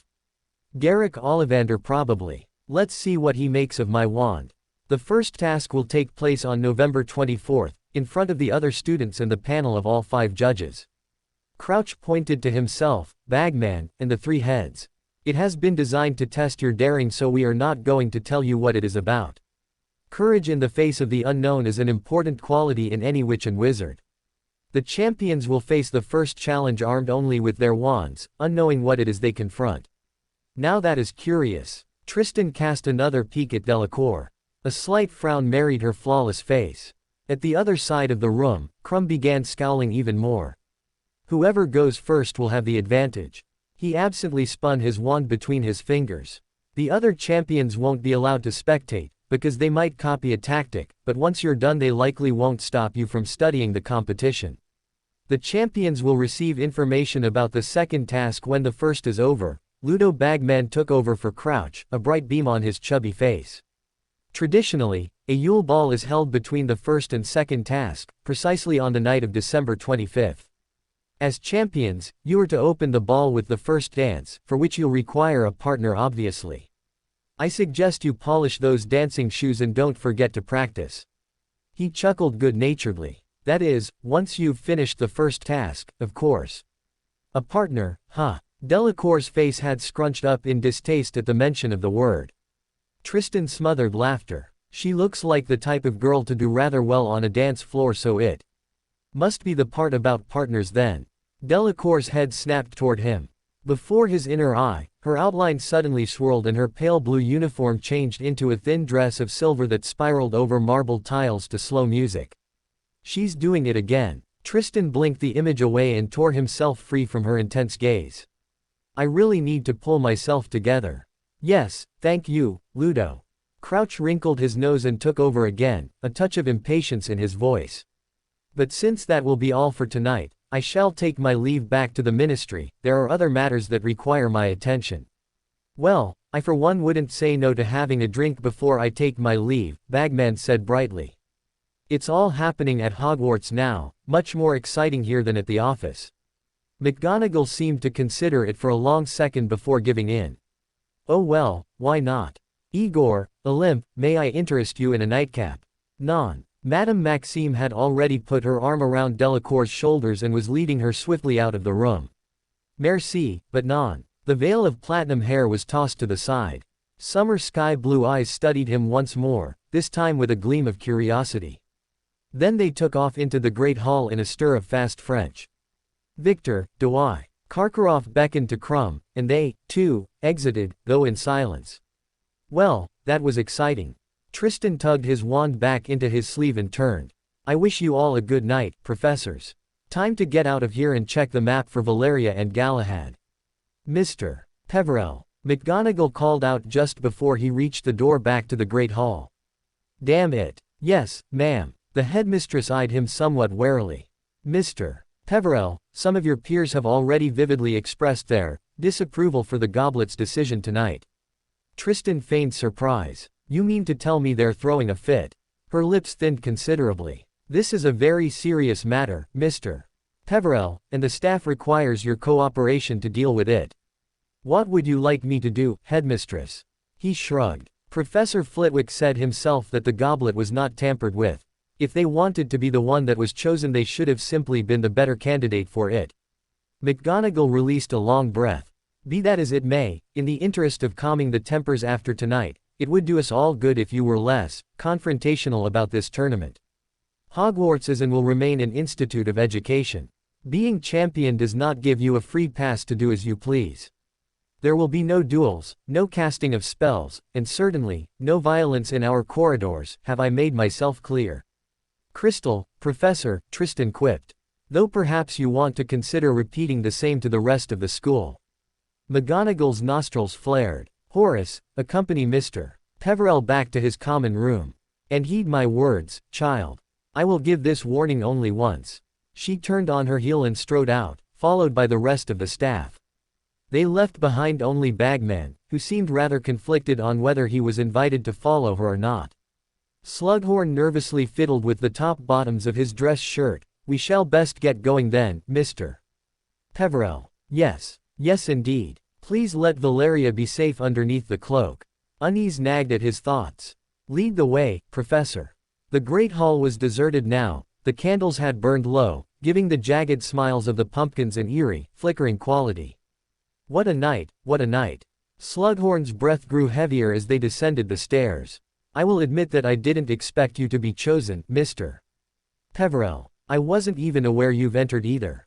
You just didn't seem the type for it, but please don't take this the wrong way. Don't worry, sir, Tristan merely chuckled. Who would you've bet on to be chosen then? Out of my Slytherins probably Mr. Malfoy or Mr. Crouch, Slughorn mused. Of course, the majority of staff expected it to be either Roger Davies or Cedric Diggory, with how brilliantly both perform academically. They reached the dungeons, where Tristan slowed down a bit to allow the professor to catch his breath. Any second I waste here is one Valeria might be in danger. He swallowed heavily, forcing down a swell of concern. Academic results can be misleading, sir. As were yours up until you've finally decided not to hold back any longer during your OWL exams. Although obviously, you will deny that, won't you? Slughorn chuckled somewhat nervously. I do not doubt that you will make for a most interesting show of skill during the tasks. But apparently, you can't decide whether to look forward to it or dread it. The ghost of a smile flinched over Tristan's face before it hardened. I promise to do my best, Professor.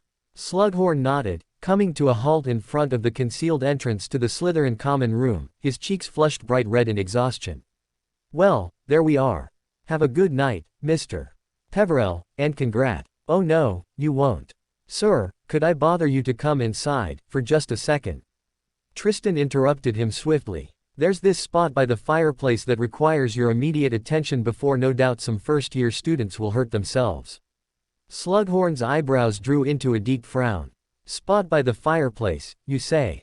Yes, allow me to show you. Tristan stated the password and waited until the wall gave in. He motioned for the professor to follow inside. Round, greenish lamps hung from thick chains of the rough stone ceiling and walls, illuminating the long, high underground room. The fire crackling under the elaborately carved mantelpiece ahead of them cast half a dozen tall, motionless shadows along the walls, all of them facing him, all of them taking a step forward. It's not really a surprise party when you expect one, is it? Slughorn flinched back. What in Merlin's beard is going on here? He stumbled and steadied himself on the wall. 4 silhouettes rose from each of the high-backed chairs by the fireplace. Good evening, Professor. The tallest of them stepped into the light of the fire, revealing his pale face and slicked back silver blonde hair. We didn't expect a visit from you tonight. I've asked our head of house to help me with an issue by the fireplace. The humor stifled another sharp twist of worry in Tristan's gut. You have my apologies, sir, it looks like there's not 1 but 4 issues by the fireplace now. Slughorn finally recovered, scowling first at Tristan and then at Malfoy. There will be no issues tonight, you hear me boys? None. He wiped a thin layer of sweat from his brows and took a deep, trembling breath. I don't know what kind of welcoming you've prepared for Mr. Peverell here, but I will have none of it, Abraxas. Sir, this is just a misunderstanding really. Malfoy held up a placating hand and smiled, yes, his eyes remained cold as steel. We merely wanted to talk, from housemates to housemates. Good, then talk and clear the air. Slughorn nodded in relief. Because our headmistress has explicitly expressed how this situation is to be dealt with and what happens to those who disobey her. Do not risk your newts and your entire future in a temporary spat of enviousness now, Abraxas. A flinch spasmed over Malfoy's face before he inclined his head. I can assure you none of us will do any of that. We will just talk. Slughorn's gaze flicked from Malfoy and his cronies to Tristan, lingering on him for a moment. Surely he won't believe that and abandon me now, will he? Good. I'll leave you to it then. Tristan sighed. Of course, he will.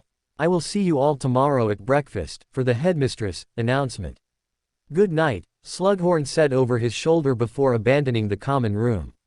Stone scraped against stone as the concealed entrance shifted back into place.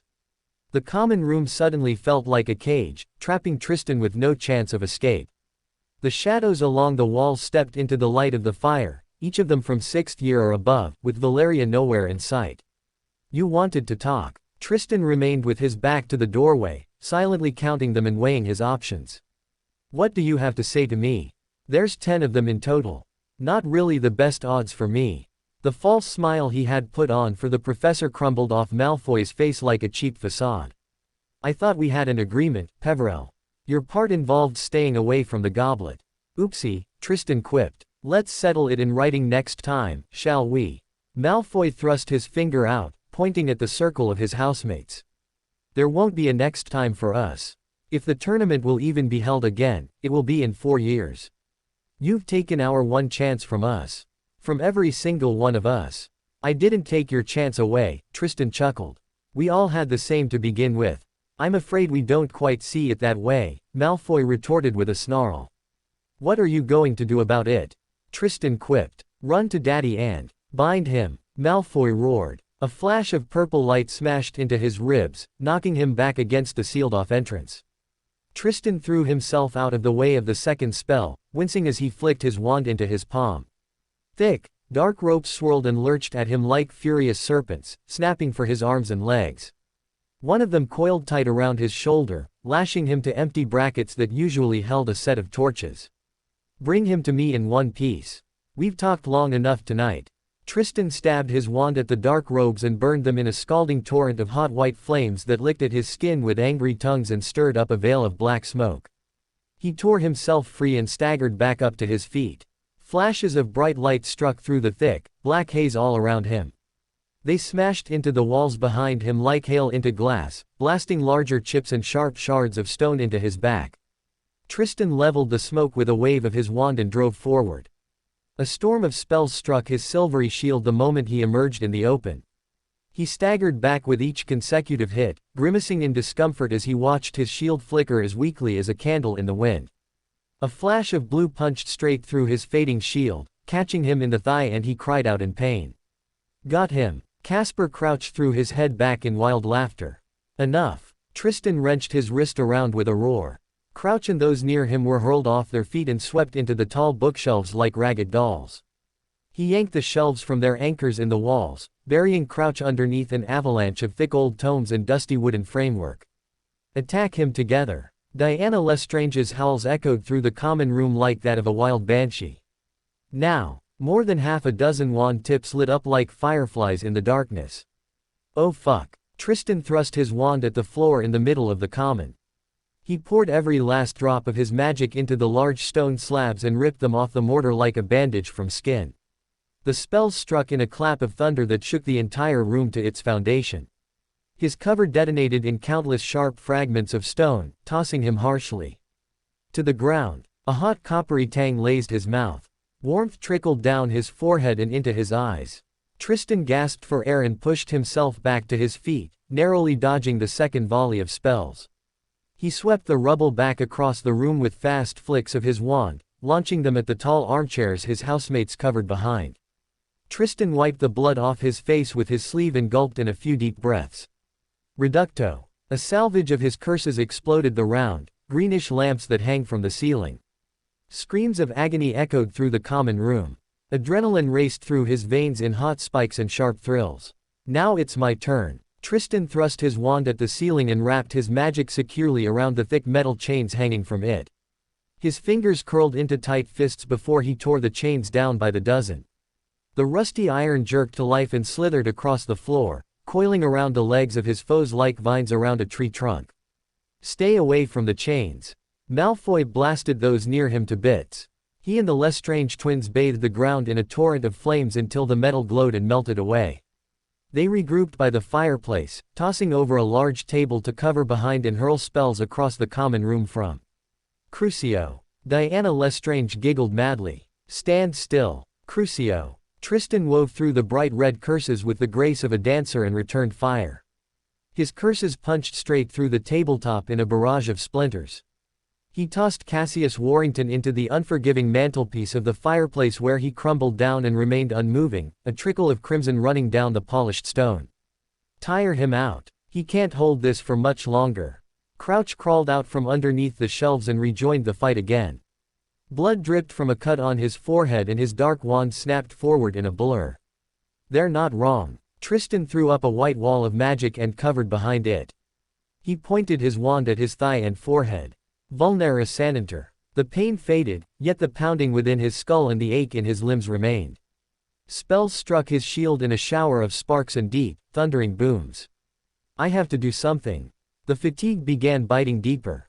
Better now than never. Tristan lowered his shield with a slash of his wand and thrust out his arms to either side. A torrent of magic pulsed off him in a blurry ripple of air. It clawed at the ground, the walls, and even at the ceiling of the common room, creeping deep through the stone and settling in the very last of the countless joints and cracks. Obey me. The words escaped Tristan's mouth in a high, cold hiss. His opponents froze in shock. A sizzling tongue darted out of the mouth of a previously unmoving statue. The countless serpents carved into the walls, those decorating the fireplace and even the entrances to the dormitories suddenly sprang to life, hissing widely. What the fuck? Brutus and his sister flinched back from the table when its snake-ornamented legs began licking the air with thin tongues. The reptiles flung from wherever they had been attached to and dropped low. Some were barely the size of a quill, others stretched over 2 meters in length, with bodies as thick as small trees. They crawled over the stone tiles like a hissing throng until the area around his housemates looked like a carpet of dark, coiling scales and slim twitching bodies. Malfoy and his ilk recovered from their shock. Flashes of light struck the snakes, blasting those that were hit into a bloody pastry of entrails and spasming tails. Bind them. The serpents wriggled up the Lestrange twins' legs and arms. Dark, slithering scales lurched for the wands of Tristan's housemates or bit into their fingers with sharp fangs. Overwhelmed by sheer number, their wands plunged from their grasps and rolled over the stone tiles.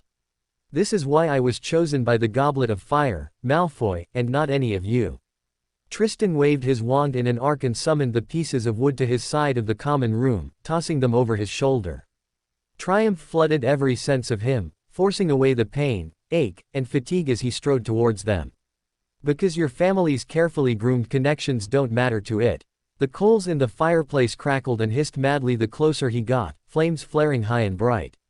The countless serpents stilled around their victims, each of them bowing its head in submission and tracing him with their slit pupil eyes and whispering tongues. Because the mountains of gold your families hoard deep down underneath Gringotts don't matter to it. Tristan cleared his path, sweeping aside the rubble with a lazy flick of his wand before thrusting it at Malfoy, the Lestranges, and Crouch, tossing all four of them back into the demolished bookshelves. Because the lofty offices and high positions your families hold at the ministry don't matter to it. He silenced their whimpers of pain and heaved them up on their knees, their arms locked behind their backs by tightly coiled serpents. I was chosen because I am better than you.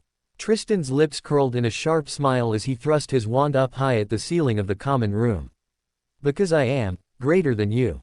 Magic erupted from him in volatile dark surges and angrily wrenching black mist that coiled tight around his fingers and arms. He remained calmly at the very center of the squall, shining brightly like a pulsing beacon in the storm. And I think it's time you learn your place. A dull pain, like the pounding of a hammer, throbbed inside his skull when he woke up. Tristan attempted to blink his eyes open and craned his neck to the side. A sharp pang spiked through his upper body, tearing a low groan from his throat. Bloody hell. Yeah, bloody indeed, a familiar voice quipped from his left. Valeria. Tristan opened his eyes with a low wince. His sister stood in front of a large wardrobe, clothed in her pajamas with her golden hair held high in a messy bun. She ran the tip of her slim wand over some black fabric and murmured under her breath. Uck, do you have any idea how hard it is to cleanse dried blood from those uniforms? What? A wave of dizziness crushed Tristan. He carefully massaged his temples, fingers brushing over some cloth wrapped around his head. What are you doing here, Valeria? What am I doing here? She folded the school uniform and turned to him. You're in my room, brother dear, so tell me what you remember of last night. Last night. He clawed through the dense fog in his mind for something. The memories struck him like lightning. Bright beams of magic blinding his vision, crimson flames searing over his skin, and sharp flashes of agony tearing through his body. I think I had a little run-in with our lovely housemates. Tristan's chuckle turned into a wince as he attempted to propel himself up. It's not funny and stop moving around so much. Valeria hissed. She crouched over him and ran her wand over the bandages around his head. It took me almost an hour to fix you up when you showed up at my dorm last night, looking worse than father's worn-down dueling dummies. I promise the others look even worse than me, Tristan groaned. Do you have some water by any chance? She hushed him and gently heaved his head, bringing a cup of water to his lips. Tristan stilled and took a few careful gulps. So what's the damage report, Healer Peverell? Her lips quivered. I fixed your 2 broken ribs and the gash in your thigh. As well the cut on your forehead and some more, smaller cuts. I don't know how to treat a concussion, so you'll have to deal with the headache for now, but I already applied some Dittany to most of the bruises I found. Only most? Tristan asked. Valeria flushed pink. I've already stripped you of enough clothes, brother, don't you think? Tristan slowly lifted his covers, glancing down his bare chest and torso to the hem of his black boxers. Yeah, I think you stopped at just the right part. He leaned back with a sigh. Thanks for fixing me up, sister. Of course. Valeria bit her bottom lip. I'm just not as good as mother at fixing injuries. Probably because she has a lot more practice. I wonder how often she had to fix up father before their little upgrade. You should definitely go to Madame Pomfrey soon, Valeria interrupted his musings. She'll have something for the concussion and she'll spot if there's any internal damage. You know I can't do that, Tristan groaned as he heaved himself back on the bed. Pomfrey can smell dueling injuries from a mile away. By the time she placed me in a ward, I'll already have McGonagall chewing out my ass. So who cares? Valeria huffed. You only defended yourself against what, like 8 opponents. She gestured down his bruised body. And look what kind of curses they've used on you. It was actually 10 opponents, although the first few were taken out rather quickly, Tristan snorted. And trust me, all of us used some rather questionable curses. Her slim brows drew together. What did you do to them, Tristan? I was spent and there was only one way out, he grimaced. Something to catch them by surprise, something to quickly overwhelm them. She frowned deeply, then the galleon dropped. You used parcel magic against them. She gasped. He offered her a weak smile. It was either that or you would have had a lot more fixing up to do on me. You did the right thing then, Valeria nodded. But I still think you should tell the staff about them all ganging up on you. Report it to someone. I have much more to lose than to gain in that, Tristan sighed. They've surely gotten rid of all the evidence in the common room by now, so it's my word against theirs. And of course, all of them are purebloods from esteemed families, one of them even being the son of the Minister of Magic.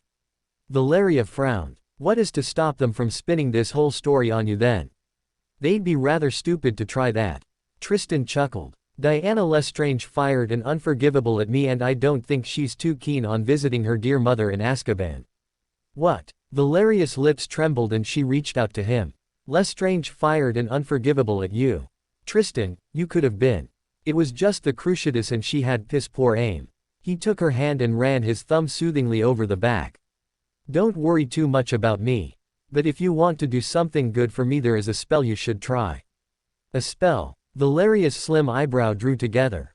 For healing. I do it myself, but I'm feeling rather drained after last night, Tristan said. Just point your wand at the injury and say Vulnera Sananter. She eyes him warily. I've never heard of it. Are you sure it's a real spell? Tristan nodded. Father used it on me after I lost all my nails during our apparition practice. He held up his bandaged wrist for her. Try it here first. If you say so. Valeria carefully unwrapped the bandage and trailed her wand along the line of scarp that had formed over the shallow cut. Vulnera Sananter. The scab shed off like snakeskin. New pink tissue stretched over the cut like tight weaving, leaving behind barely any traces of an injury. Incredible. Valeria gasped, brushing her finger over his wrist with wide green eyes. It pretty much regrew itself. This would be damn useful to have permanently during a duel, like Father does. Doria's warnings echoed through Tristan's ears and he quickly dismissed the idea. Such powers come with a terrible price. Mind doing it a few more times? Of course not. Valeria stopped staring at his wrist and carefully unwrapped the bandage on his head, fixing up the cut by his hairline and afterward the one on his thigh. There you go. She clapped her hands. Almost as good as new. I'm feeling much better already. Tristan shifted to the edge of the bed despite his body's initial protests. He stood and flexed his stiff limbs, rotating his sore shoulder a few times. Enjoying the view, sister? No. She quickly averted her gaze from his torso, her pale cheeks rapidly gaining color. I'll quickly head to the Great Hall and bring back some breakfast for you. No need for that. Tristan picked up his pale wand from the bedside table, casting a purple ribbon of magic that twisted into the letter 9. I'm coming with you. He summoned his uniform from where Valeria had folded it and slipped into his button-down, trousers, and robes. Tristan, you should really rest. His sister's voice took on an almost motherly tone, her green eyes shone with worry. Take it easy for a day. Magic doesn't fix everything. But I'm fine, see. Tristan grinned as he performed a jumping jack. You're ridiculous. She rolled her eyes. Now get out, I'm not changing with you in here. What if I pinky promise not to take a peek? Tristan quipped. And it's not like there's really that much to see any. Alright, that's it. She pushed against his chest with both hands and shoved him out of her room. Get out. Are you really going to kick out the first boy you've allowed to stay the night? Valeria's face turned bright red and she shut the door in his face. Tristan leaned against the wall opposite her dorm with a chuckle, absently studying his robes. These might be clean of blood, but they'd still look suspicious on a Saturday. He let the length of his pale wand slide into his palm and twirled it over himself.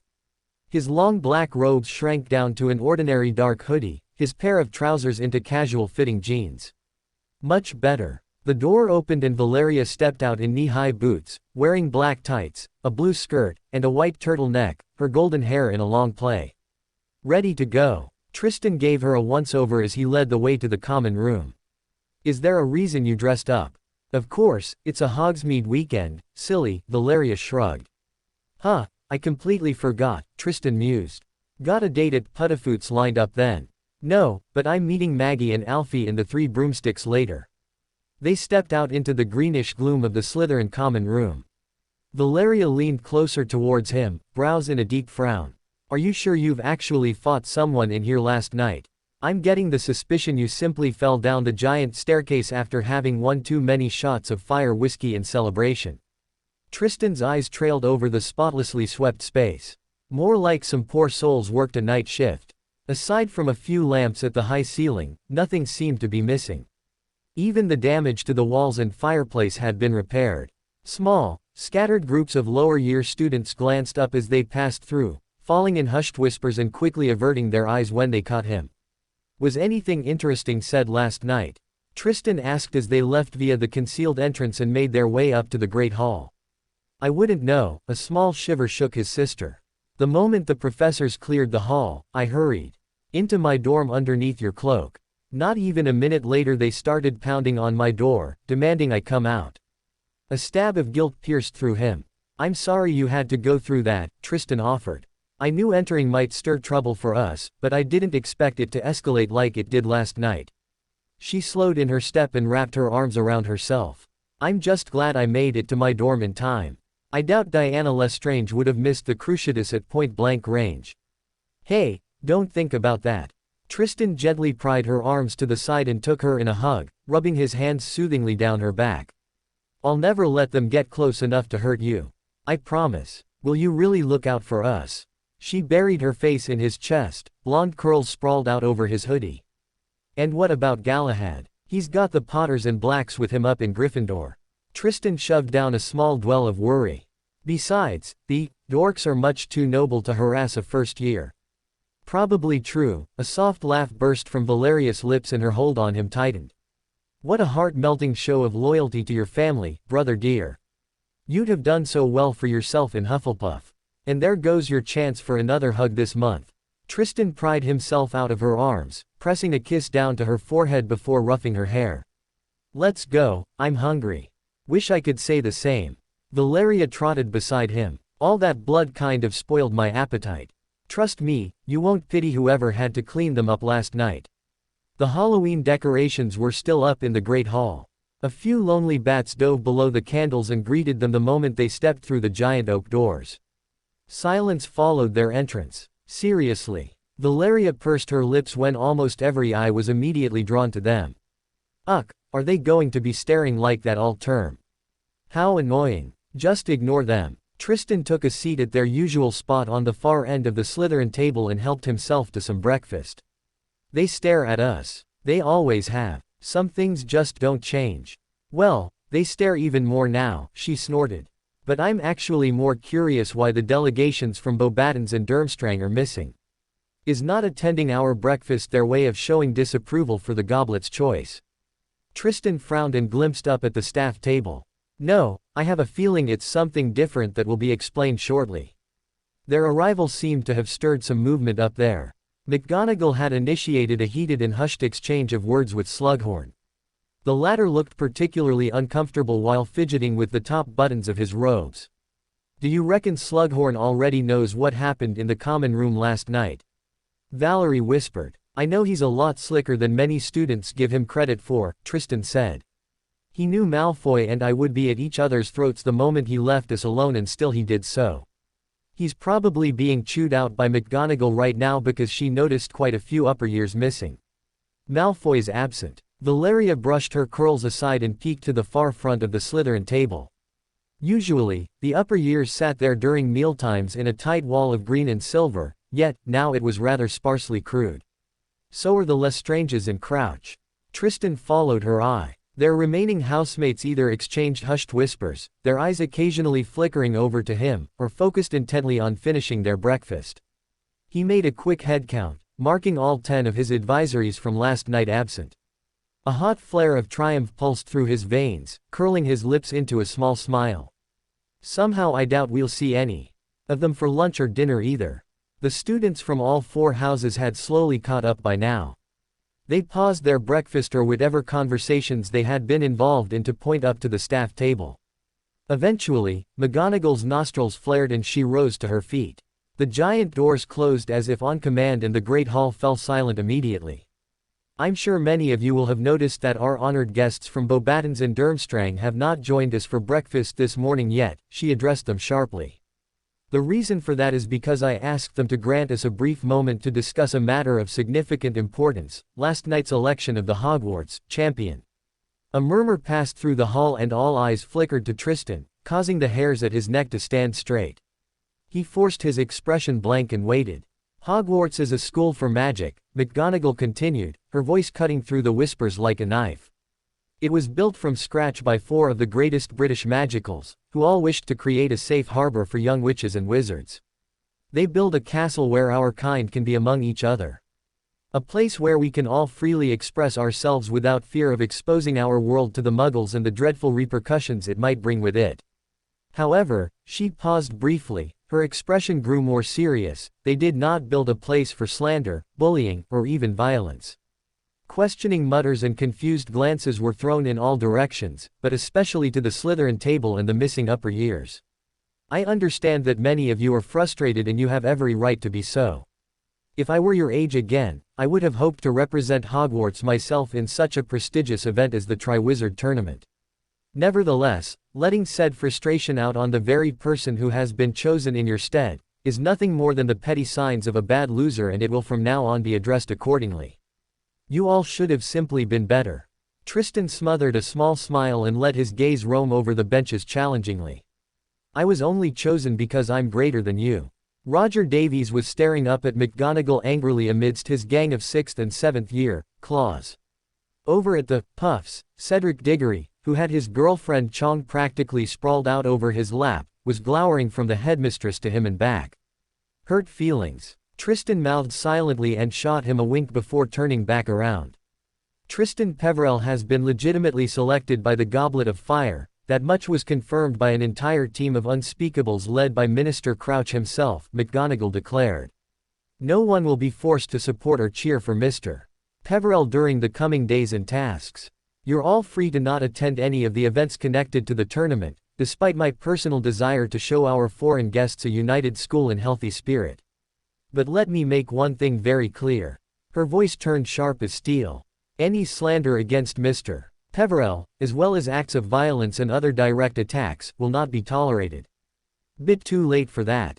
At the Dorks, Angelina Johnson and some of the 7th years seemed very unimpressed with the headmistress' words, frowning in grim defiance. Even Tristan's brother seemed melancholy. He avoided catching his eye and absently stirred in his bowl of oats as if to not draw any attention to himself.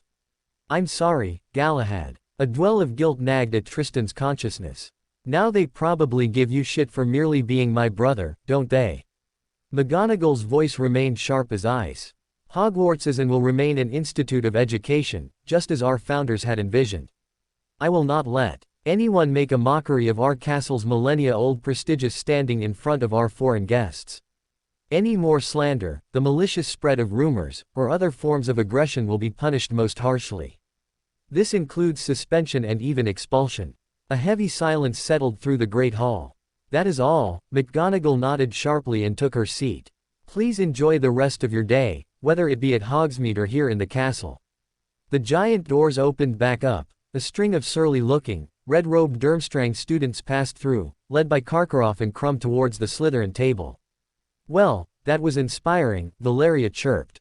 What do you think? I think McGonagall is more concerned about the reputation of her precious school than my well-being, and I still doubt she has the balls to pull through with any of those threats.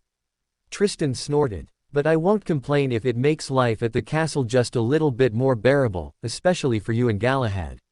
Well, we know what Hogwarts thinks about your selection, so let's hear from the rest of Britain.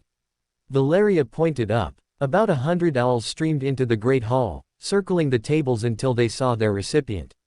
Almost all of them carried the latest, wrapped-up edition of the Daily Prophet, one of them dropping its package right on Tristan's plate. Well, let's see what they say, shall we? Tristan flipped open the front page. His very own high cheekbones and piercing blue eyes stared up at him coldly. A large hand with a familiar golden ring came down on his shoulder.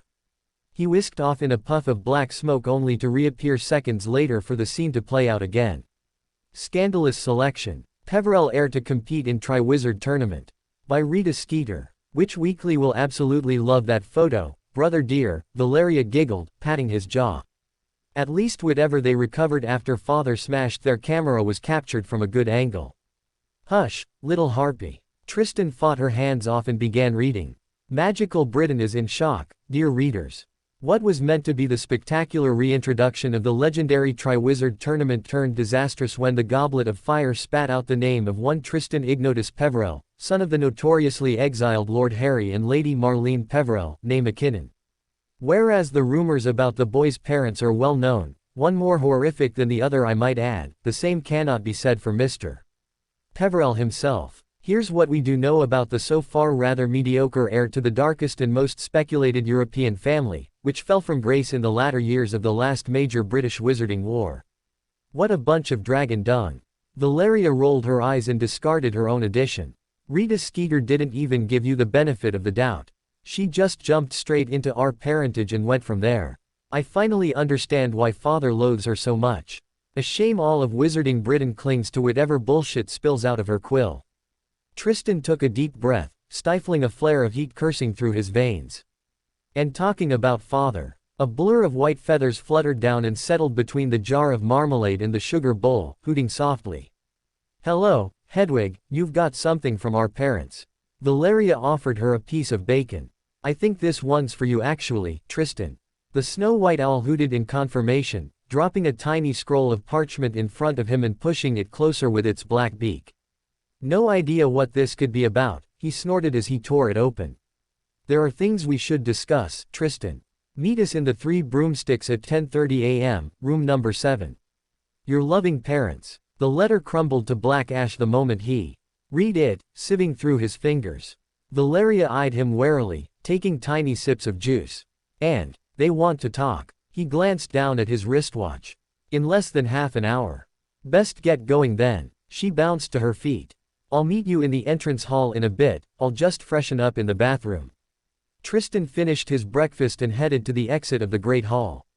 A scutter of short-skirted Beauxbatons girls paraded through, some of whom shot him curious looks and giggled softly. He patiently waited by the giant doors until they were all passed, then he stepped through himself. A blur of silver and blue blocked his path, almost running straight into him. A whiff of sweet vanilla filled his nostril, exuding warmth in a uniquely alluring way and fogging his senses. Pardon, a soft voice murmured. Pale hands parted a veil of platinum hair. It's her. Bonjour, Mademoiselle Delacour. Tristan edged a few steps back, wiping his mind blank like an empty canvas. Why in such a hurry? Headmistress McGonagall insisted we wait for quite some time, Monsieur Peverell. Her delicate brows drew up in feigned confusion with the barest hint of a smirk tugging at the corner of her rose-pink lips. I really wonder what she had to say to you all that required us to stay outside that long. I'm afraid it's a school secret and I've kept you long enough already, haven't I? Tristan plastered a bright spread of teeth on his face. Besides, your friends, he gestured to the Ravenclaw table where the Beauxbatons had taken up seats tightly together, no spot left free in between them, are already waiting for you. Bon appétit, mademoiselle. Her irises darkened a few hues and she strode past him, silver hair flourishing down the length of her back. Tristan dragged his eyes away from her long, stocking-covered legs. Valeria appeared beside him, glaring dagger into Delacour's back. What did she want? To get in my head and mess with me probably, he shrugged and turned to the courtyard. Well, don't just let her. She shoved out her bottom lip in a pout. I don't like her. You should stay far away from her from now on. You dislike any girls my age, Valeria, Tristan chuckled as he led the way toward the village. Especially if they're pretty. And she's the prettiest girl I've ever seen. He dragged the image of her away, drowning it in the beautiful scenery that lay before him. They sprung over the frosty grounds, letting the quiet song of the birds, the gentle breeze, and the smell of the woods wash over them. Valeria was still pouting. I don't mind innocent, puffs like Goldstein. Trust me, Adelaide's definitely not innocent. Ew, I really didn't need to know that. She pursed her lips in distaste. Anyway, there's something strange about this Delacour girl, aside from her being a Vila.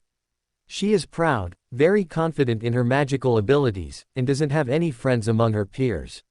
Sounds rather familiar actually. We will learn more about her with each task, Tristan decided. But feel free to keep an eye on her for me.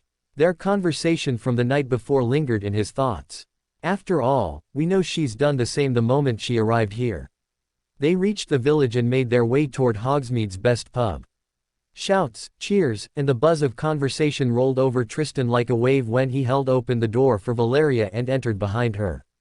"Mother and father are probably waiting for me upstairs already," he shouted over the noise. "Don't sneak off to Puttifoots with anyone just yet, because I'll be sending you up there once we're done." "Don't worry, my date is set for later anyway," Valeria grinned, blonde curls vanishing in the crowd. Tristan climbed the stairs and strode down the dim corridor until he reached the assigned room. He entered after knocking. Tristan. His mother strode over from the large window overseeing the village square and took him in a warm embrace. "Hello, Mother." She cupped his cheek with a small, strained smile on her lips. "Thank you for coming, son. You wished to talk to me." Tristan turned expectantly to his father. He was still standing by the window, dressed in dark robes and watching him like a hawk.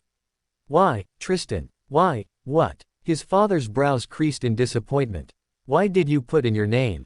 Seriously?" A burst of cold laughter rolled from his lips. "That's the first thing you have to say to me. Did you expect our congratulations?" His father's eyes flashed like emeralds. "Do you want us to tell you how proud we are of you?" "No, I expected none of that. But I can imagine how this conversation would go between any other student and their parents after they were chosen to compete in the name of their school." Tristan shrugged. "Pretty sure it wouldn't proceed like this. We're just worried about you. Contenders have died in this stupid competition, Tristan, lots of them." His mother's lips trembled.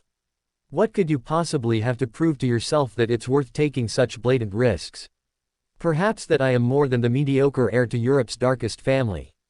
Are you going to let Rita Skeeter get to you now?" His father shook his head. "No one is calling you mediocre, Tristan. Your mother and I knew that you'd be chosen by the goblet if you wished to compete. Who else could it be?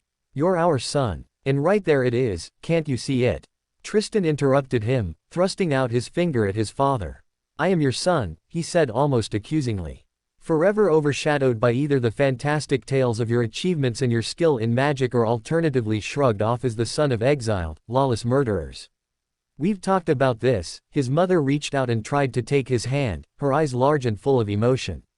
"What we did doesn't even matter to me because it's in the past and cannot be changed," Tristan said, shrugging her hand off. "But this tournament is here and now. And it can be a clean start for me. A chance to prove that I am my own person. Because I know I was meant to be more than just your son. Because I am greater than all these shallow little people who keep nagging at me like rats. What did we do wrong?" His mother clutched her chest with a quiet sob, tears sparkling in her eyes. "Why do you hate us so much, Tristan?" His father swept her in a tight embrace, whispering into her ear and brushing through her hair until she calmed. "I don't hate you, I never did." Tristan took a deep breath, letting the heat in his veins fade into nothingness. "But you need to understand that I didn't enter my name just to spite you. I did it purely for myself and my own goals." "You were right about something," his father frowned, still holding his mother tightly. "Whatever we did is in the past and cannot be changed, but some people refuse to let it rest. I just know," he ran a hand through his black hair with a sigh. "I just have a feeling that they might try to use one of the tasks to do something horrible to you.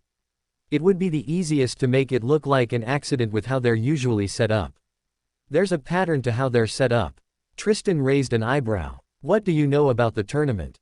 His parents exchanged a quick glance, both their expressions darkened. "Dangerous creatures, hostile environments, timely pressure, anything you can imagine straight out of a Muggle fiction book. Did they tell you anything already about what you have to face?" "They're testing our daring, so we get no clues about the first tasks," Tristan snorted. "Something about courage in the face of the unknown." A flinch spasmed over his father's face. "I see. I don't like it," his mother whispered, glancing up at her husband. "Maybe we should." "No," Tristan stated decisively. "We are not going to do anything. On November 24th the two of you are going to sit in the stands with Valeria and Galahad while I face whatever they've scheduled for me by myself after I have prepared for it also by myself." "Don't be a fool, Tristan," his father said. "Do you think the other two champions will refuse any help they're given from their teachers?" "I don't care. Beating them will only taste sweeter." He dragged Delacour's taunting smirk into the abyss. "Remember what I told you about why I signed up for this. I don't need nor want your help. Every person I accept help from, I share my victory with. I don't want that. This will be for me only. My very own feat of greatness. Greatness, his father's face twisted into a grimace as if the word tasted like ash on his tongue. You need to be very careful about what you dream, Tristan. Your mother and I once knew a wizard who chased fleeting greatness. The weight of his wand suddenly grew heavy in Tristan's sleeve, humming softly through the fabric. He did so throughout all his life. Until he was nothing but a dull shell of his former self. Maybe he just had the wrong approach to it. Tristan let the length of his pale wand glide into his palm, rolling it between the tips of his fingers. Mine will be better. Like, subscribe, and turn on notifications for more magical what-ifs.